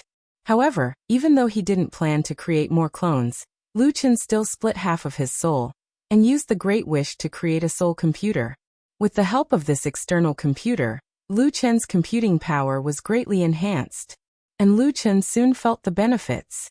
I couldn't make nuclear fusion controllable before, because I wasn't good at controlling energy, and I couldn't keep the stability of nuclear fusion while fighting.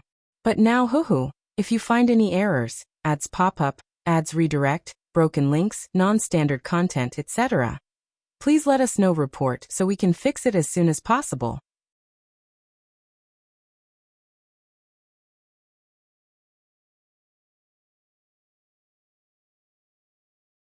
Chapter 12-13. Planning for him. Presumably, they also held him in contempt due to his being considered an eyesore? Even after his departure, he continued to dispatch individuals to monitor the Zhao family closely. He possessed an encyclopedic knowledge of significant events within the Zhao family that transpired over the past 3 years. Following the conclusion of his mourning period, he seized the opportunity of his father's extended absence to return. Subsequently, he casually announced his intention to embark on a journey. His initial stop was Huzhou, followed by Hangzhou, where his primary objective was to assume responsibility for and assess the properties acquired by his mother on his behalf. His mother was undeniably capable. She had entrusted her family with utmost loyalty and expertly managed these properties. In addition to her early purchases, she had later acquired 10,000 mu of land on the outskirts of Hangzhou City, along with numerous valuable antiques and jewelry. This substantial estate secured by his mother would enable them to live a prosperous and content life without needing any assistance from the Zhao family. Zhao Shu's heart was overwhelmed with sorrow, and tears welled up uncontrollably. How he longed for his mother's presence. He would willingly relinquish all ties to the Zhao family in exchange for his mother's well-being. Regrettably, this remained a far-fetched and unattainable dream. His mother was no longer among the living, having passed into the realm of the departed. The past and future were forever separated from the present, and their mother-son bond had been irrevocably severed. He harbored an intense loathing for Zhao Mu and Ms. Qin. Even if his mother had indeed met with an unfortunate accident, he could not forgive the anguish inflicted upon her by Zhao Mu and Ms. Qin. In his eyes, they were nothing short of murderers. Upon what grounds did his mother meet such a suspicious and abrupt demise, enduring untold suffering while still alive, while these 2 culprits led a life of untroubled opulence? It would have been acceptable if his mother were still alive, but with her gone, he felt an unshakable determination to seek justice on her behalf. For the sole purpose of avenging his mother, those 2 individuals deserved to face the consequences of their actions. Once Zhao Shu shared this information with his trusted relatives, Uncle Qing and Aunt Qing, who had been part of Madame Neizheng's dowry, readily concurred. Yet, Zhao Shu was physically frail, and Zhao Mu held the position of his birth father. His chances of prevailing against Zhao Mu were exceedingly slim. If he were branded as unfilial due to this endeavor, Even if he could clear his mother's name of this wrongdoing, it would still feel inadequate. His mother's spirit in heaven would not truly find solace.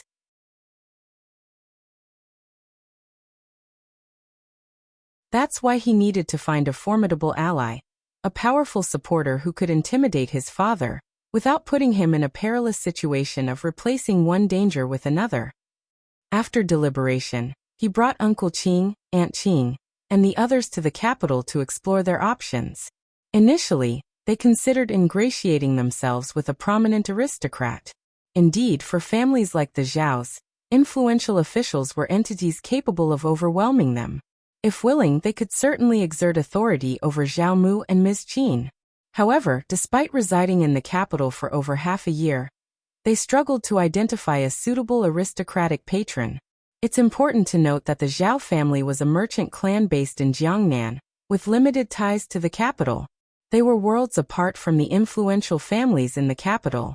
Without someone to pull strings, establishing connections with a prominent capital-based aristocratic family proved to be no easy task.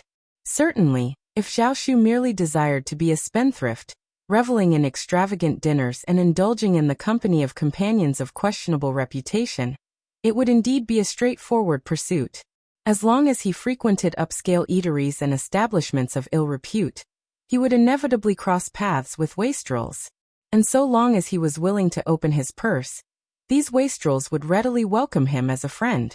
If you find any errors, ads pop up, ads redirect, broken links, non-standard content, etc., please let us know. Report so we can fix it as soon as possible.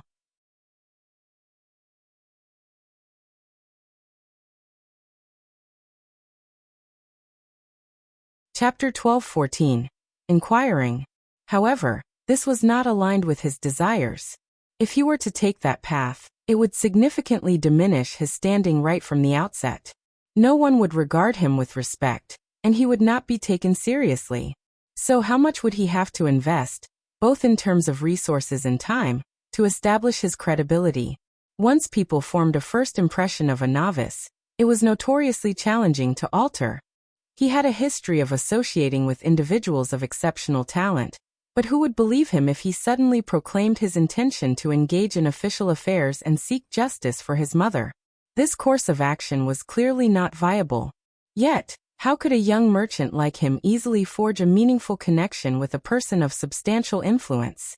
Firstly, he would need to demonstrate unwavering integrity. Secondly, he would need to attain a high-ranking position and wield significant influence. Lastly, he would have to offer assistance without harboring ulterior motives, an exceedingly arduous task. As he and Uncle Qing deliberated with a sense of hopelessness, Xiao Yunduan and Xiao Xian made a surprise appearance in the capital. Uncle Qing promptly set his sights on them. Even though Xiao Yunduan wasn't a prominent official, he had captured the emperor's attention.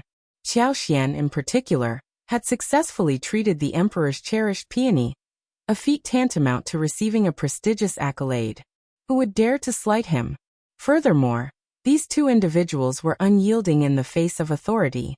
They displayed no deference to the Tian family, and even severed all ties with the Qiao family without hesitation. They were unquestionably in the same predicament as their young master. From Uncle Qing's perspective, it was evident that the narratives propagated by the Qiao family might not be entirely baseless. Nonetheless, nobody believed them, and they found themselves deceived by Xiao Yunduan and Xiao Xian without any recourse. Uncle Qing didn't understand the precise methods employed by Xiao Xian and Xiao Yunduan, but this didn't hinder him from holding them in high esteem and harboring a tinge of envy. How remarkable it would be if their young master could also outmaneuver the Zhao family and sever ties with them. It might be highly beneficial to locate Madame Xiao. After conducting inquiries about their hometown, Uncle Qing personally journeyed to Yuzhong to gather information. The revelations he unearthed were astounding. Uncle Qing was left dumbfounded and filled with admiration. Officer Xiao and Madame Xiao had truly faced formidable challenges to carve out this path. The second and third sections of the Xiao family exhibited no particular scruples and behaved like opportunists. The head of the first section of the family seemed rather ineffectual. As for the Qiao family, Madame Qiao harbored covetous intentions towards them, necessitating utmost caution. She wouldn't let them off the hook if she discovered anything amiss. At that time, they lacked the means to contend with Madame Qiao. However, despite these odds, they persevered and gradually grew stronger, eventually surpassing Madame Qiao in influence. The Yuezheng family, led by Yuezheng Zhang, was the most prominent merchant clan in Yuezheng. Yet third young master Yuezheng had maintained a close and amicable partnership with Officer Xiao and Madame Xiao for many years. First Madame was as dear to Madame Xiao as a mother and daughter. On one hand, the Luzheng family was known for their integrity and upright character. However, it was not solely their virtue that attracted Sir Xiao and Madame Xiao. If they lacked capability, why would the Yuezheng family choose to collaborate with them? Furthermore, leaving other considerations aside, the mere fact that they had singled out the Yuezheng family from numerous alternatives showcased their extraordinary discernment. Uncle Qing, hailing from a merchant lineage, possessed a profound understanding of the perils associated with selecting the wrong business partner. Compensation, while significant, paled in comparison to the potential consequences. History had witnessed individuals who not only lost their entire fortunes, but also forfeited their very lives due to such misjudgments. Upon his swift return to the capital, he promptly presented his recommendation to Zhao Shu. At the outset, Zhao Shu harbored some reservations, for the matter at hand bore immense significance to him. If you find any errors, ads pop up, ads redirect, broken links, non-standard content, etc., please let us know. Report so we can fix it as soon as possible.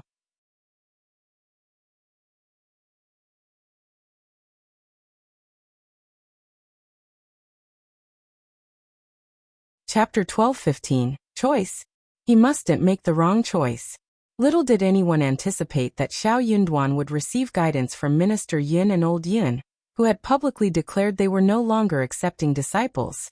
This unexpected turn of events earned him the favor of the crown prince. It finally put Zhao Shu's mind at ease, and he made his decision. As Uncle Qing had wisely pointed out, Officer Xiao and Madame Xiao didn't ascend from the countryside of Yuzhang solely by chance. Their success was a blend of luck and skill.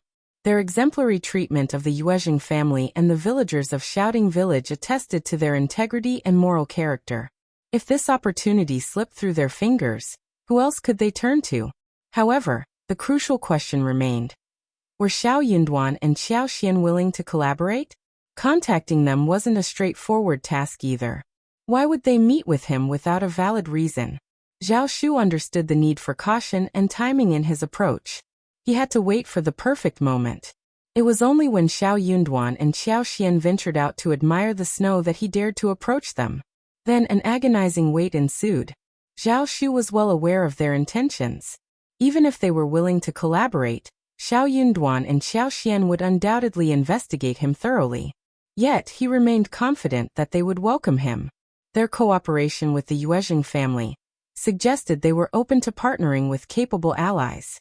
So, was he the right person for them? He didn't fear scrutiny but felt a lingering sense of anxiety until matters were settled. Finally, after the Lantern Festival, Xiao Xian provided an affirmative response, filling Zhao Shuking's heart with boundless joy. When Xiao Yunduan returned that evening, Xiao Xian shared the news with a smile. Xiao Yunduan nodded in agreement and flashed a smile of his own. I was actually thinking along the same lines, and I was just about to discuss it with him. Let's plan to meet in 3 days. They exchanged knowing smiles. Both Xiao Xian and Xiao Yunduan had a strong belief in Zhao Shu as a potential valuable partner. They were eager to initiate collaboration as soon as possible, hoping to secure some financial benefits. Wouldn't it be wonderful to start the new year with a fresh opportunity? 3 days elapsed, and Xiao Xian, Xiao Yunduan, Zhao Shu, and Uncle Qing convened at a tranquil tea house. Zhao Shu displayed great humility. He and Uncle Qing had arrived earlier. As they saw Xiao Xian and Xiao Yunduan enter the tea house and ascend to the second floor, Zhao Shu personally greeted them with a courteous bow. "Officer, Madame Qiao, it's a privilege to have you here. Please come in." Uncle Qing, too, offered a welcoming smile. He glanced at his young master, feeling a hint of sorrow.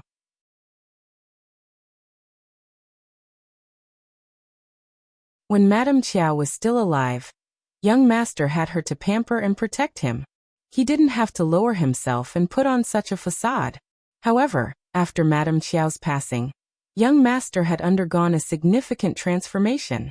But Uncle Qing would rather have young master remain the same as before, unchanged. Xiao Xian and Xiao Yunduan were not known for their arrogance. Xiao Yunduan nodded, extended his hand in greeting, and replied courteously before leading Xiao Xian into the room. Zhao Shu simply smiled, his hands unconsciously fidgeting from nervousness. He couldn't find the same audacity he had when they first crossed paths. His decision to go all in a few days ago was a stark contrast to his current demeanor. Xiao Xian secretly chuckled, patiently awaiting Xiao Yunduan's lead. In this era, Xiao Yunduan was the one with the authority to make decisions. His words carried more weight and credibility. Xiao Xian wasn't in a rush to speak. After all, she was the one ultimately in charge. If you find any errors, ads pop up, ads redirect, broken links, non-standard content, etc., please let us know. Report so we can fix it as soon as possible.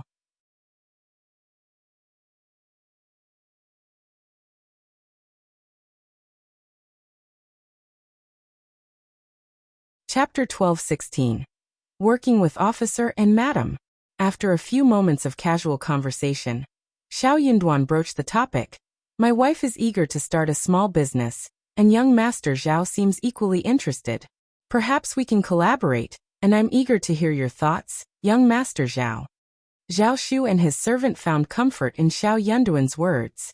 Zhao Shu exhaled a sigh of relief and responded with a gracious smile.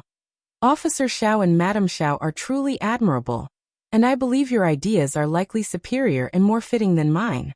I'm open to hearing your suggestions. However, I must make one point clear.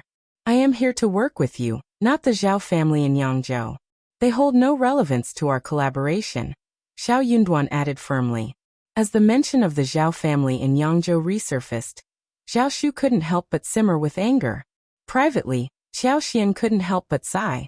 Late Mrs. Zheng had been a wise, gentle, and virtuous woman, but her fate was marred by her unfortunate marriage to a man like Zhao Shu.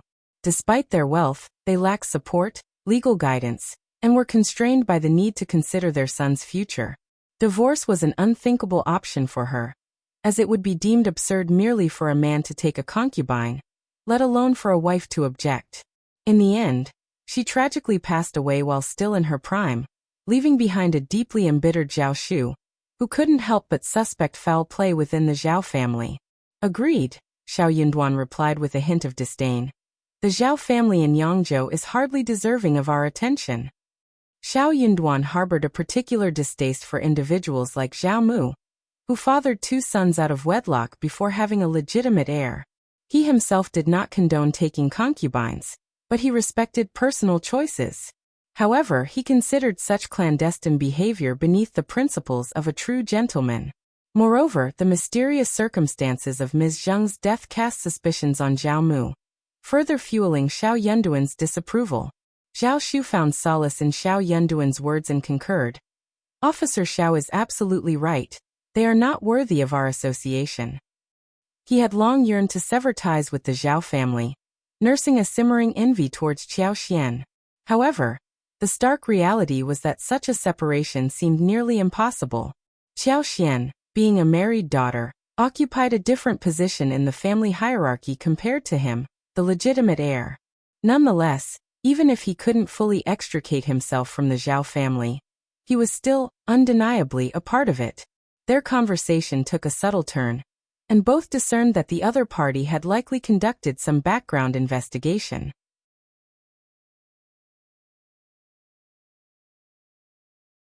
Yet, there was no need to voice this observation aloud. A silent mutual understanding sufficed, making their exchange more effortless. With an amicable smile, Qiao Xian broached a new topic. I've heard you possess land in Hangzhou. Are you interested in cultivating flowers for perfume production? Zhao Shu's eyes sparkled with interest. Certainly. Perfume production is a lucrative industry, and demand is high. Without probing further, Zhao Shu assumed that Xiao Xian and Xiao Yunduan enjoyed support from the East Palace, deducing that the East Palace must be behind this venture.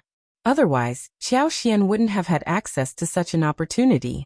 To his knowledge, perfume production of this caliber was non-existent within the country, making it a coveted luxury item whenever Western cargo ships arrived on their shores.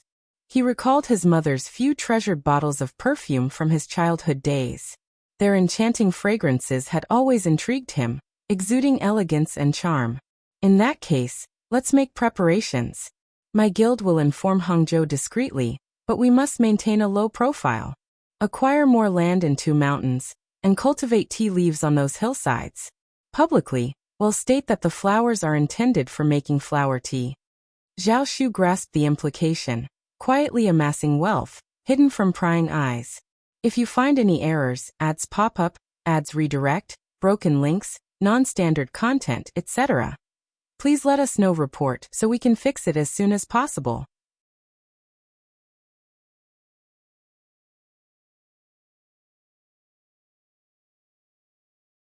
Chapter 12:17. Tenure. He nodded, took a moment to reflect, and then spoke. I currently possess 70,000 mu of land in Hangzhou, and I can acquire an additional 30,000 mu. This would allow us to secure 5,000 mu of land dedicated to cultivating tea mountains. However, are we truly committed to producing floral tea? Yes, Xiao Xian replied with a smile. We lack the technology for making perfumes at the moment, and we needn't concern ourselves with future developments. We're in a unique position to generate income. In due time, we'll construct workshops near the floral fields, and our workers will utilize contracts to hire servants. The production of floral tea will also be streamlined. Rest assured, the cost of producing floral tea won't be prohibitive. Very well. Zhao Shu felt reassured as he realized that they had thoroughly considered every aspect of their plan. After the new year, the bone-chilling cold gradually receded, and the biting cold wind became more gentle.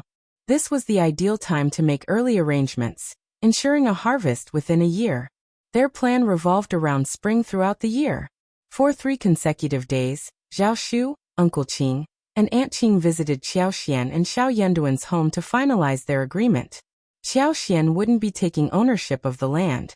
Instead, she would have a stake in the perfume workshop, with profits split evenly at 50-50. Xiao Xian contributed her expertise and tools, while the workers shared the remaining half. Zhao Shu would handle day-to-day management. The costs associated with building the workshop would be divided equally, but Xiao Xian was contributing the technology, which reduced her financial share. Zhao Shu initially suggested that she could forego her share of the silver tails, but Xiao Xian declined the offer.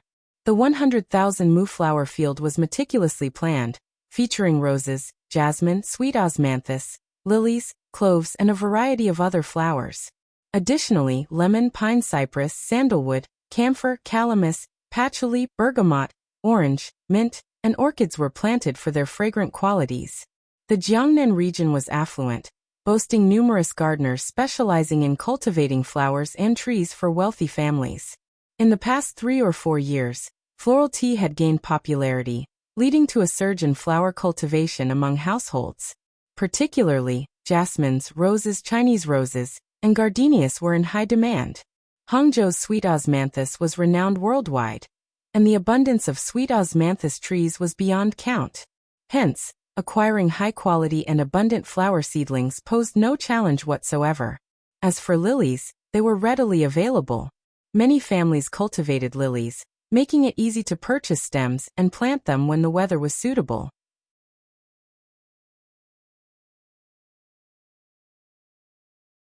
The only challenge lay with cloves, as obtaining a substantial quantity might prove more difficult. Nevertheless, Xiao Xian was willing to invest both time and money to resolve this issue. Zhao Shu and Uncle Qing would personally oversee the management of the floral field. Adjacent to the field, a picturesque abbey had been constructed to house the workshop, allowing it to remain discreet and hidden from view. Ideally, the tea field would be situated in close proximity to the flower field, facilitating future management. Xiao Xian made an unexpected request for Zhao Shu to sell her the 100,000 mu mulberry fields in Yangzhou. Zhao Shu was taken aback. With a reassuring smile, Xiao Xian explained, "The mulberry fields yield silk, but the annual income of 1 tael of silver may not suffice for your needs. Will you continue with this arrangement? You can repurchase the fields from me after a few years. If you have any doubts, we can put it all in writing." Suddenly, Zhao Shu grasped Qiao Xian's intentions and was overwhelmed with gratitude. He felt an urge to kneel and kowtow to her. No, fifth madam, I trust you completely. There's no need for you to buy the mulberry fields. I'll hand over the land contract, and we can split the proceeds evenly. I'll even provide you with IOUs for the first few years." To him, those IOUs were mere worthless pieces of paper, and he had no intention of pursuing debts from his father. His reputation was at stake. However, when it came to Qiao Xian, it was an entirely different matter. It was about settling their debts, plain and simple. If you find any errors, ads pop up, ads redirect, broken links, non-standard content, etc., please let us know report so we can fix it as soon as possible.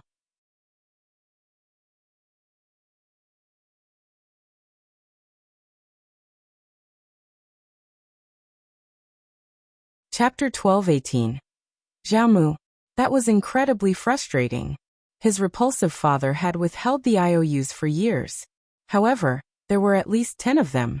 The Zhao family's fate took a dark turn when those 10 IOUs were finally presented.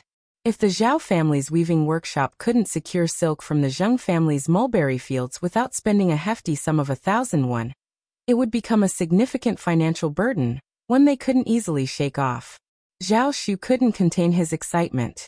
"Fifth madam, these IOUs are yours and the money belongs to you." Qiao Xian burst into laughter. "Well, it seems my husband and I have become partners. I'll give you 30% of the money, and the rest will be returned to its rightful owners. But remember, don't present all 10 IOUs at once. We need to play it strategically and be patient." Zhao Shu was taken aback, but he quickly composed himself and wholeheartedly agreed. Silk was a precious commodity. 1 acre of mulberry fields could sustain 2 silkworm seasons per year, yielding approximately 100 kilograms of silkworm cocoons. A kilogram of silkworm cocoons could produce around 2 liang of silk. The market price for 500 grams of silk had remained steady at 3 to 5 qian for years.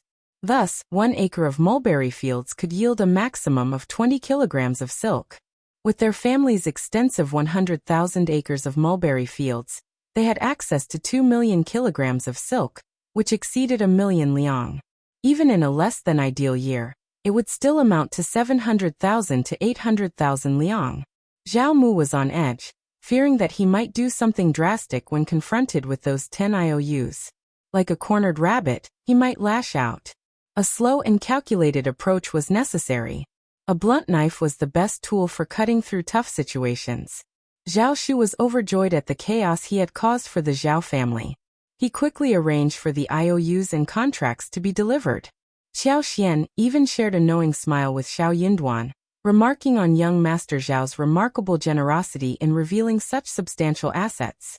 He realized that Zhao's position would be vulnerable if these properties were seized. Young Master Zhao's father had previously argued with his mother over the contract, but she had adamantly refused to surrender it, and he had willingly handed it over to her. Xiao Yunduan responded with a smile. He's quite astute. He despises Zhao Mu, and those possessions would be worthless in his hands. Zhao Mu gave them to us as a gesture of gratitude, and he won't be at a loss. Qiao Xian concurred with a smile. That's true. But not everyone possesses the fortitude to make such a decision. Well, we aren't the kind of people who take advantage of others, darling. Write him a note, please. Of course. Qiao Xian was eager to head south. They discussed plans with Xiao Yunduan, including a visit to Yangzhou to acquire assets from Zhao Mu, and a trip to Hangzhou to check on Zhao Shu's situation. Afterwards, they decided to return home. Concern for their family weighed on their minds, and the flora at home relied on Qiao Xian's extraordinary abilities to flourish. The plants, flowers, and trees that had been enhanced by her powers were thriving far better than their regular counterparts. This exceptional genetic trait was inheritable, so why not further augment it? However, Qiao Xian didn't want to be away from Xiao Yunduan for an extended period. Similarly, Xiao Yunduan had no intention of leaving either. As the crown prince responsible for managing official records, he needed to dispatch personnel to the most distinguished families in the south to retrieve the remaining missing documents. He asked for this task, eager to undertake it. If you find any errors, ads pop up, ads redirect, broken links, non-standard content, etc., please let us know. Report so we can fix it as soon as possible.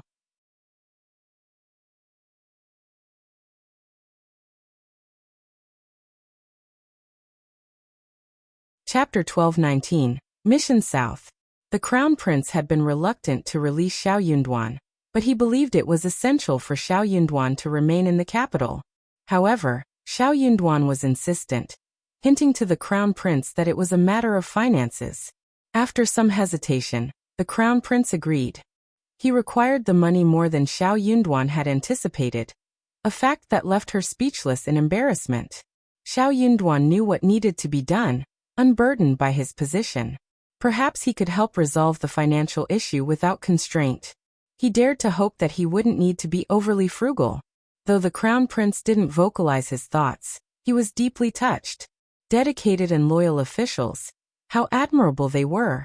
His thoughts had always revolved around himself, causing him anxiety. Xiao Yunduan, on the other hand, knew how to maintain a low profile. Inwardly, the Crown Prince vowed never to forget Xiao Yunduan's contributions once he advanced to the next level.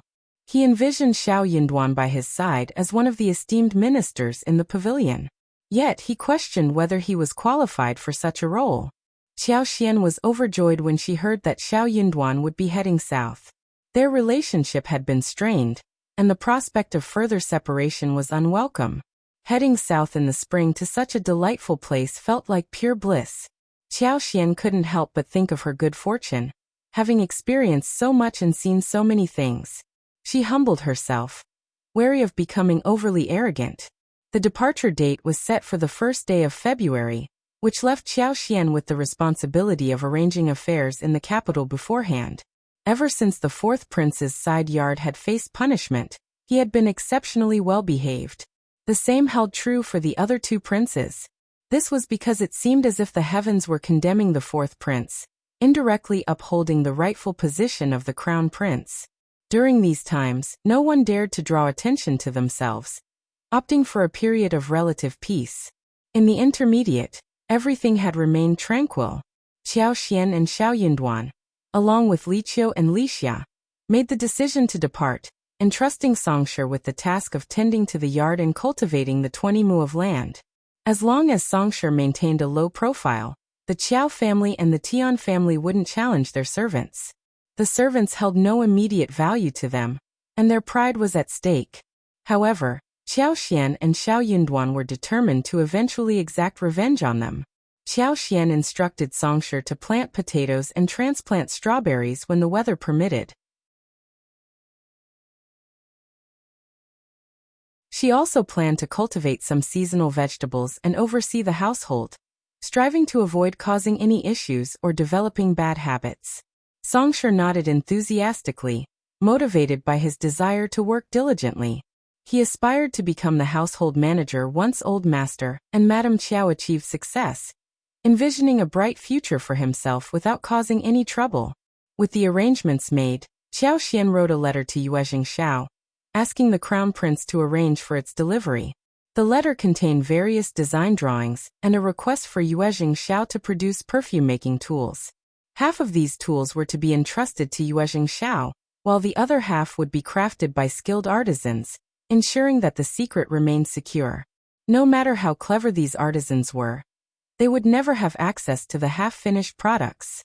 Once all the preparations were in order, Xiao Xian and Xiao Yunduan departed together on the first day of February. The crown prince had two capable guards, Sun Qian and Sun Bai, who excelled not only in their duties but also in martial arts, accompanied the couple.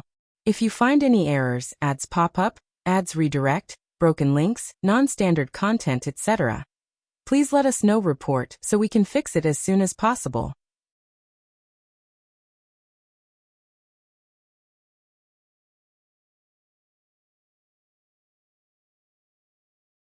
Chapter 12:20 Arriving at Yangzhou. Additionally, an undisclosed team of 10 covert guards discreetly trailed them, unbeknownst to anyone except Xiao Yunduan. His role was to assist the crown prince in resolving financial issues, and it was imperative to ensure his safety, granting him the freedom to act as needed. The 10 secret guards had been assigned precisely for this purpose. Xiao Yunduan had arranged for a double-decker ship to embark on their journey through the canal. Joining them on this voyage were Qiao Xian, Li Xia, Li Qiu, Sun Bai, and Sun Qian, along with 2 advisors from the East Palace, and a handful of assistants and servants. The chill of spring had limited Qiao Xian's outdoor activities, forcing them to only venture out in the mornings for a breath of fresh air. The demanding nature of their previous duties had left them with very little leisure time. Often, they wouldn't return home until dusk during their busiest days. Now, the 2 of them could spend every day together, which filled them with happiness.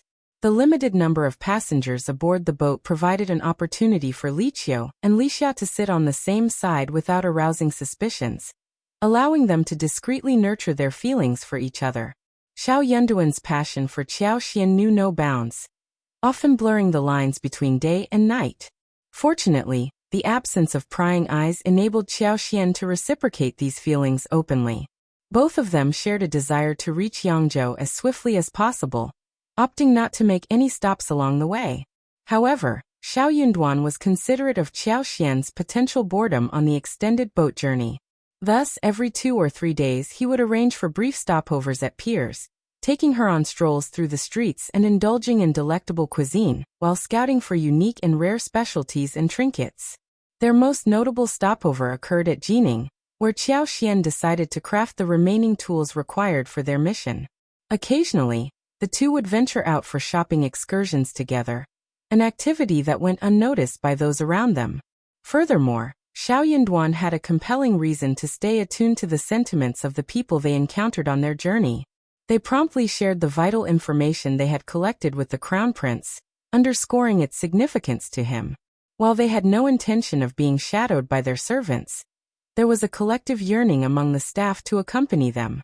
The journey, after all, proved quite monotonous, and the prospect of leisurely strolls, taken nonchalantly and inconspicuously, held undeniable appeal. Seeking out skilled craftsmen in the town, the 2 of them embarked on this quest together.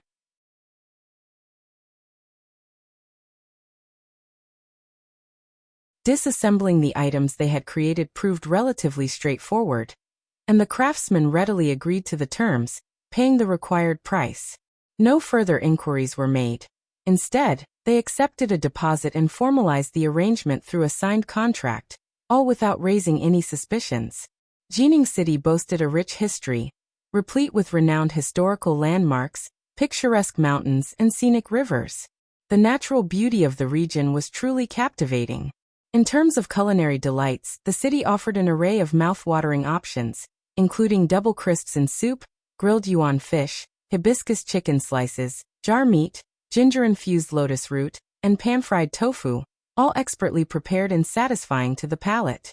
Taking a 3-day respite in Jining, they meticulously inspected the boats and restocked their supplies. Beyond these restful interludes, their journey would be ceaseless, with the only breaks occurring in the evenings when they docked, spending the night before resuming their course towards Yangzhou. On the 3rd day following their departure from Jining, Xiao Yunduan dispatched Sun Qian to travel ahead to Yangzhou and gather additional information about the Zhao family. Sun Qian and Sun Bai, loyal to Officer Xiao and Madame Xiao's orders, followed instructions without hesitation. Upon their arrival in Yangzhou, Qiao Xian and Xiao Yunduan realized that it was already February 20th, marking 20 days of travel and intermittent rest, a pace they considered quite expeditious. If you find any errors, ads pop up, ads redirect, broken links, non-standard content, etc., please let us know. Report so we can fix it as soon as possible.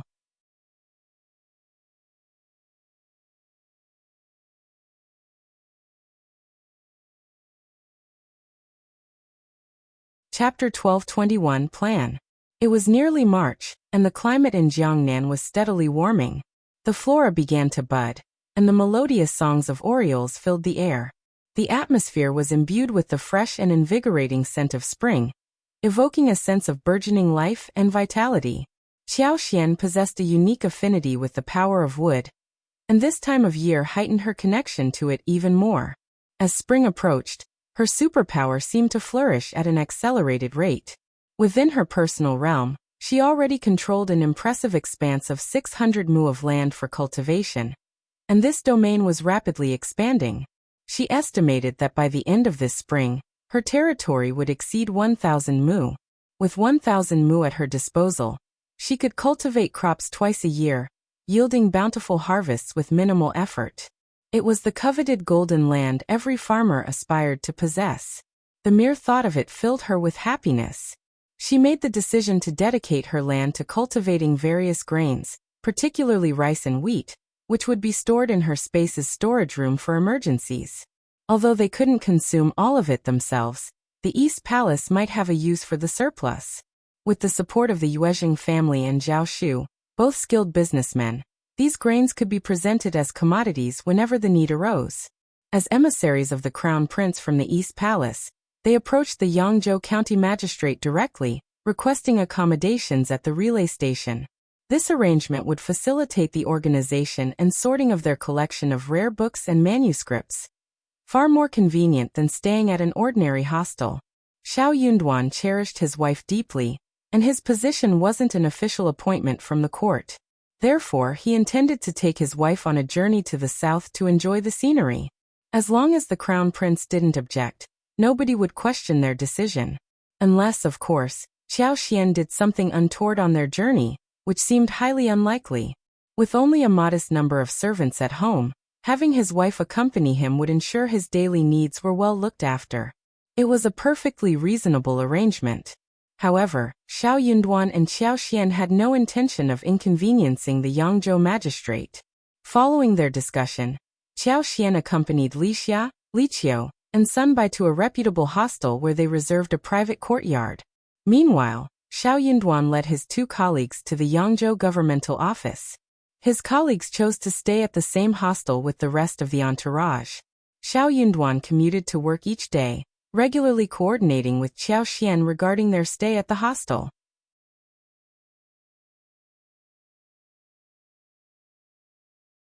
Xiao Xian selected the finest establishment in Yangzhou, known for its impeccable service, which alleviated any concerns about their accommodations.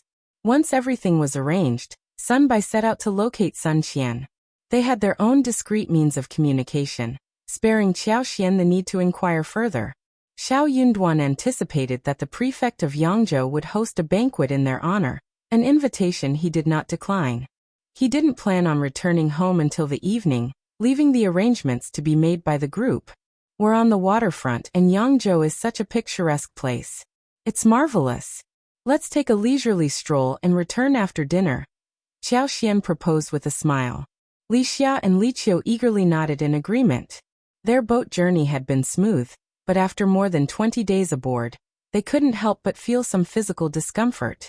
Upon arriving at their destination, they weren't fatigued. Rather, they experienced stiffness and discomfort in their bodies. A walk outdoors would be just the remedy they needed. Xiao Xian changed into attire befitting a young woman from a prosperous southern family, and led her companions out into the afternoon. Although they didn't venture too far, they were eager to explore Yangzhou at their own pace. If you find any errors, ads pop up, ads redirect, broken links, non-standard content, etc., please let us know. Report so we can fix it as soon as possible.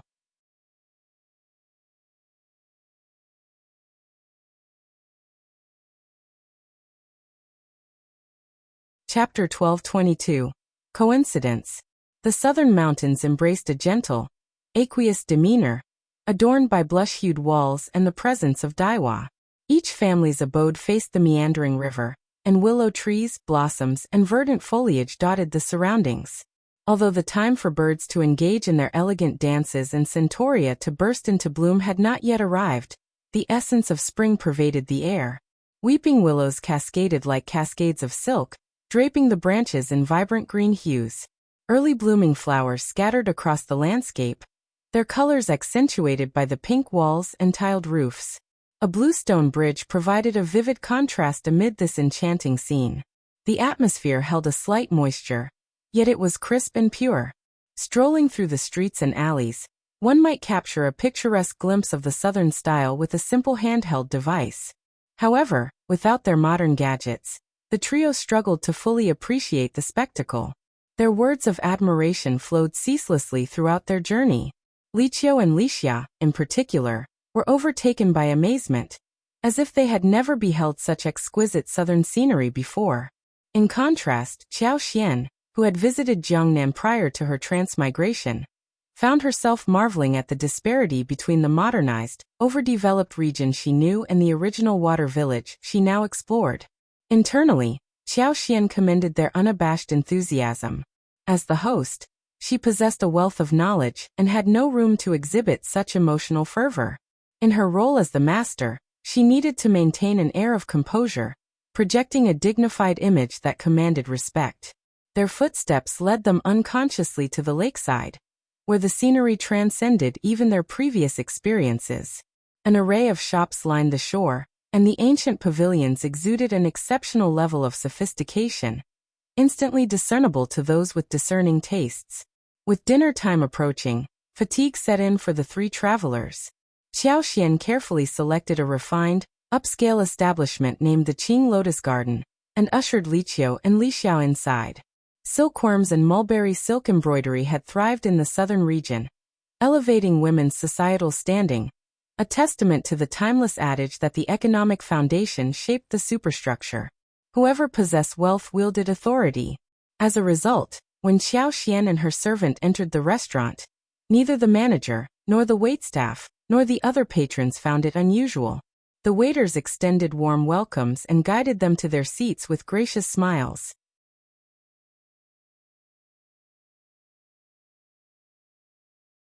Xiao Xian had initially desired a private room, but the restaurant, owing to its renowned reputation and breathtaking scenery in Yangzhou, had limited private accommodations, which had to be reserved well in advance.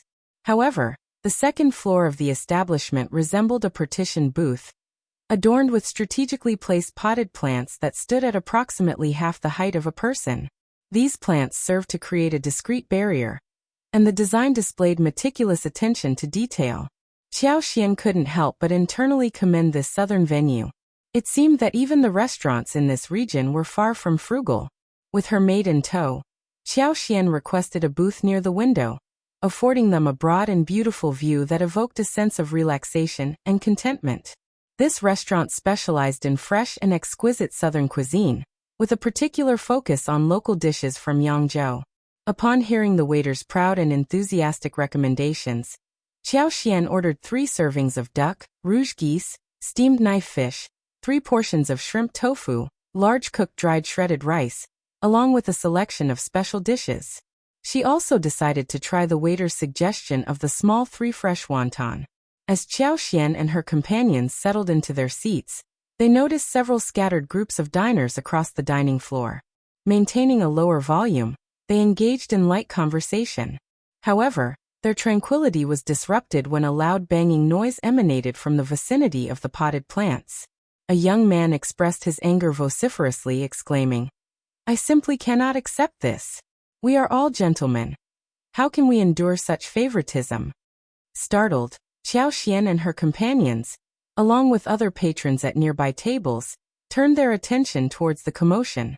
The 2 other individuals at the young man's table quickly attempted to hush him, advising, "Brother Zhao, please lower your voice. If you find any errors, ads pop up, ads redirect, broken links, non-standard content, etc., please let us know. Report so we can fix it as soon as possible."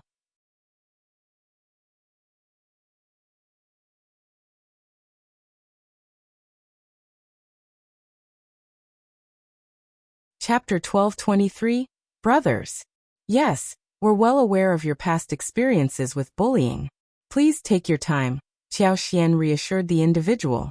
Xiao Xian had been present on behalf of the Zhao family, and upon hearing the name Zhao, her attention piqued, though she knew it wasn't the Zhao family she was meant to focus on. Young Master Zhao lowered his voice, but his anger remained palpable as he spoke. Brother Zhang, it's quite unusual that you don't resent me and instead choose to stand by my side, unlike those who constantly seek favor from others. Just wait and watch.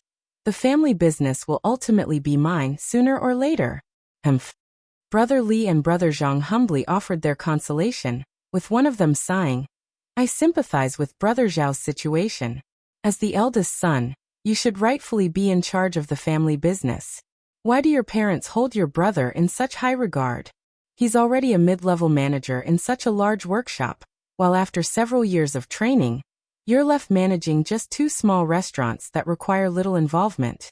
I genuinely can't fathom what your father is thinking. In an outburst of frustration, Brother Zhao slammed his hand on the table again and exclaimed, "That conniving scoundrel! He's the craftiest of them all. He constantly flatters me in front of our parents, tattling on me. Am I not allowed to make a single mistake? Isn't it normal to need guidance?" Absolutely. You're right. Nobody's perfect. We all require guidance. Exactly. That's how we grow. While Brother Li and Brother Zhang attempted to console Qiao Xian, their words seemed to be stoking Brother Zhao's fiery emotions. He continued with a string of curses and sneers. That wicked bastard thinks he can take everything for himself and inherit the family business? He's delusional. Let's not forget, there's a legitimate son out there roaming around.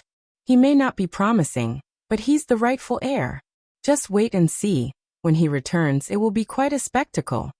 Taken aback, Qiao Xian exchanged glances with Li Xia and Li Qiu, refraining from further comments. Could it be that they were fortunate enough to encounter Zhao Shu's brother? Was this referring to the concubine's eldest son? According to the information they had gathered, Zhao Yi and Zhao Zhai were both considered of intermediate intelligence, with Zhao Yi being perceived as the more intelligent and capable of the two. Additionally, he had the favor of Zhao Mu and Ms. Qin. However, they hadn't anticipated that the relationship between the two brothers was so strained. If this was indeed the case, it might simplify matters significantly. Before long, the dishes arrived, each one as visually appealing as it was delectable. Yet Qiao Xian's thoughts had shifted away from the meal. She was now eating absent-mindedly, her attention focused on the conversation at the adjacent table. The more she overheard, the more certain she became that this fiery-tempered brother was indeed Ms. Qin's son. Fortune seemed to be on her side. Zhao Zhai had been nursing a long-standing depression and had consumed enough alcohol to impair his judgment.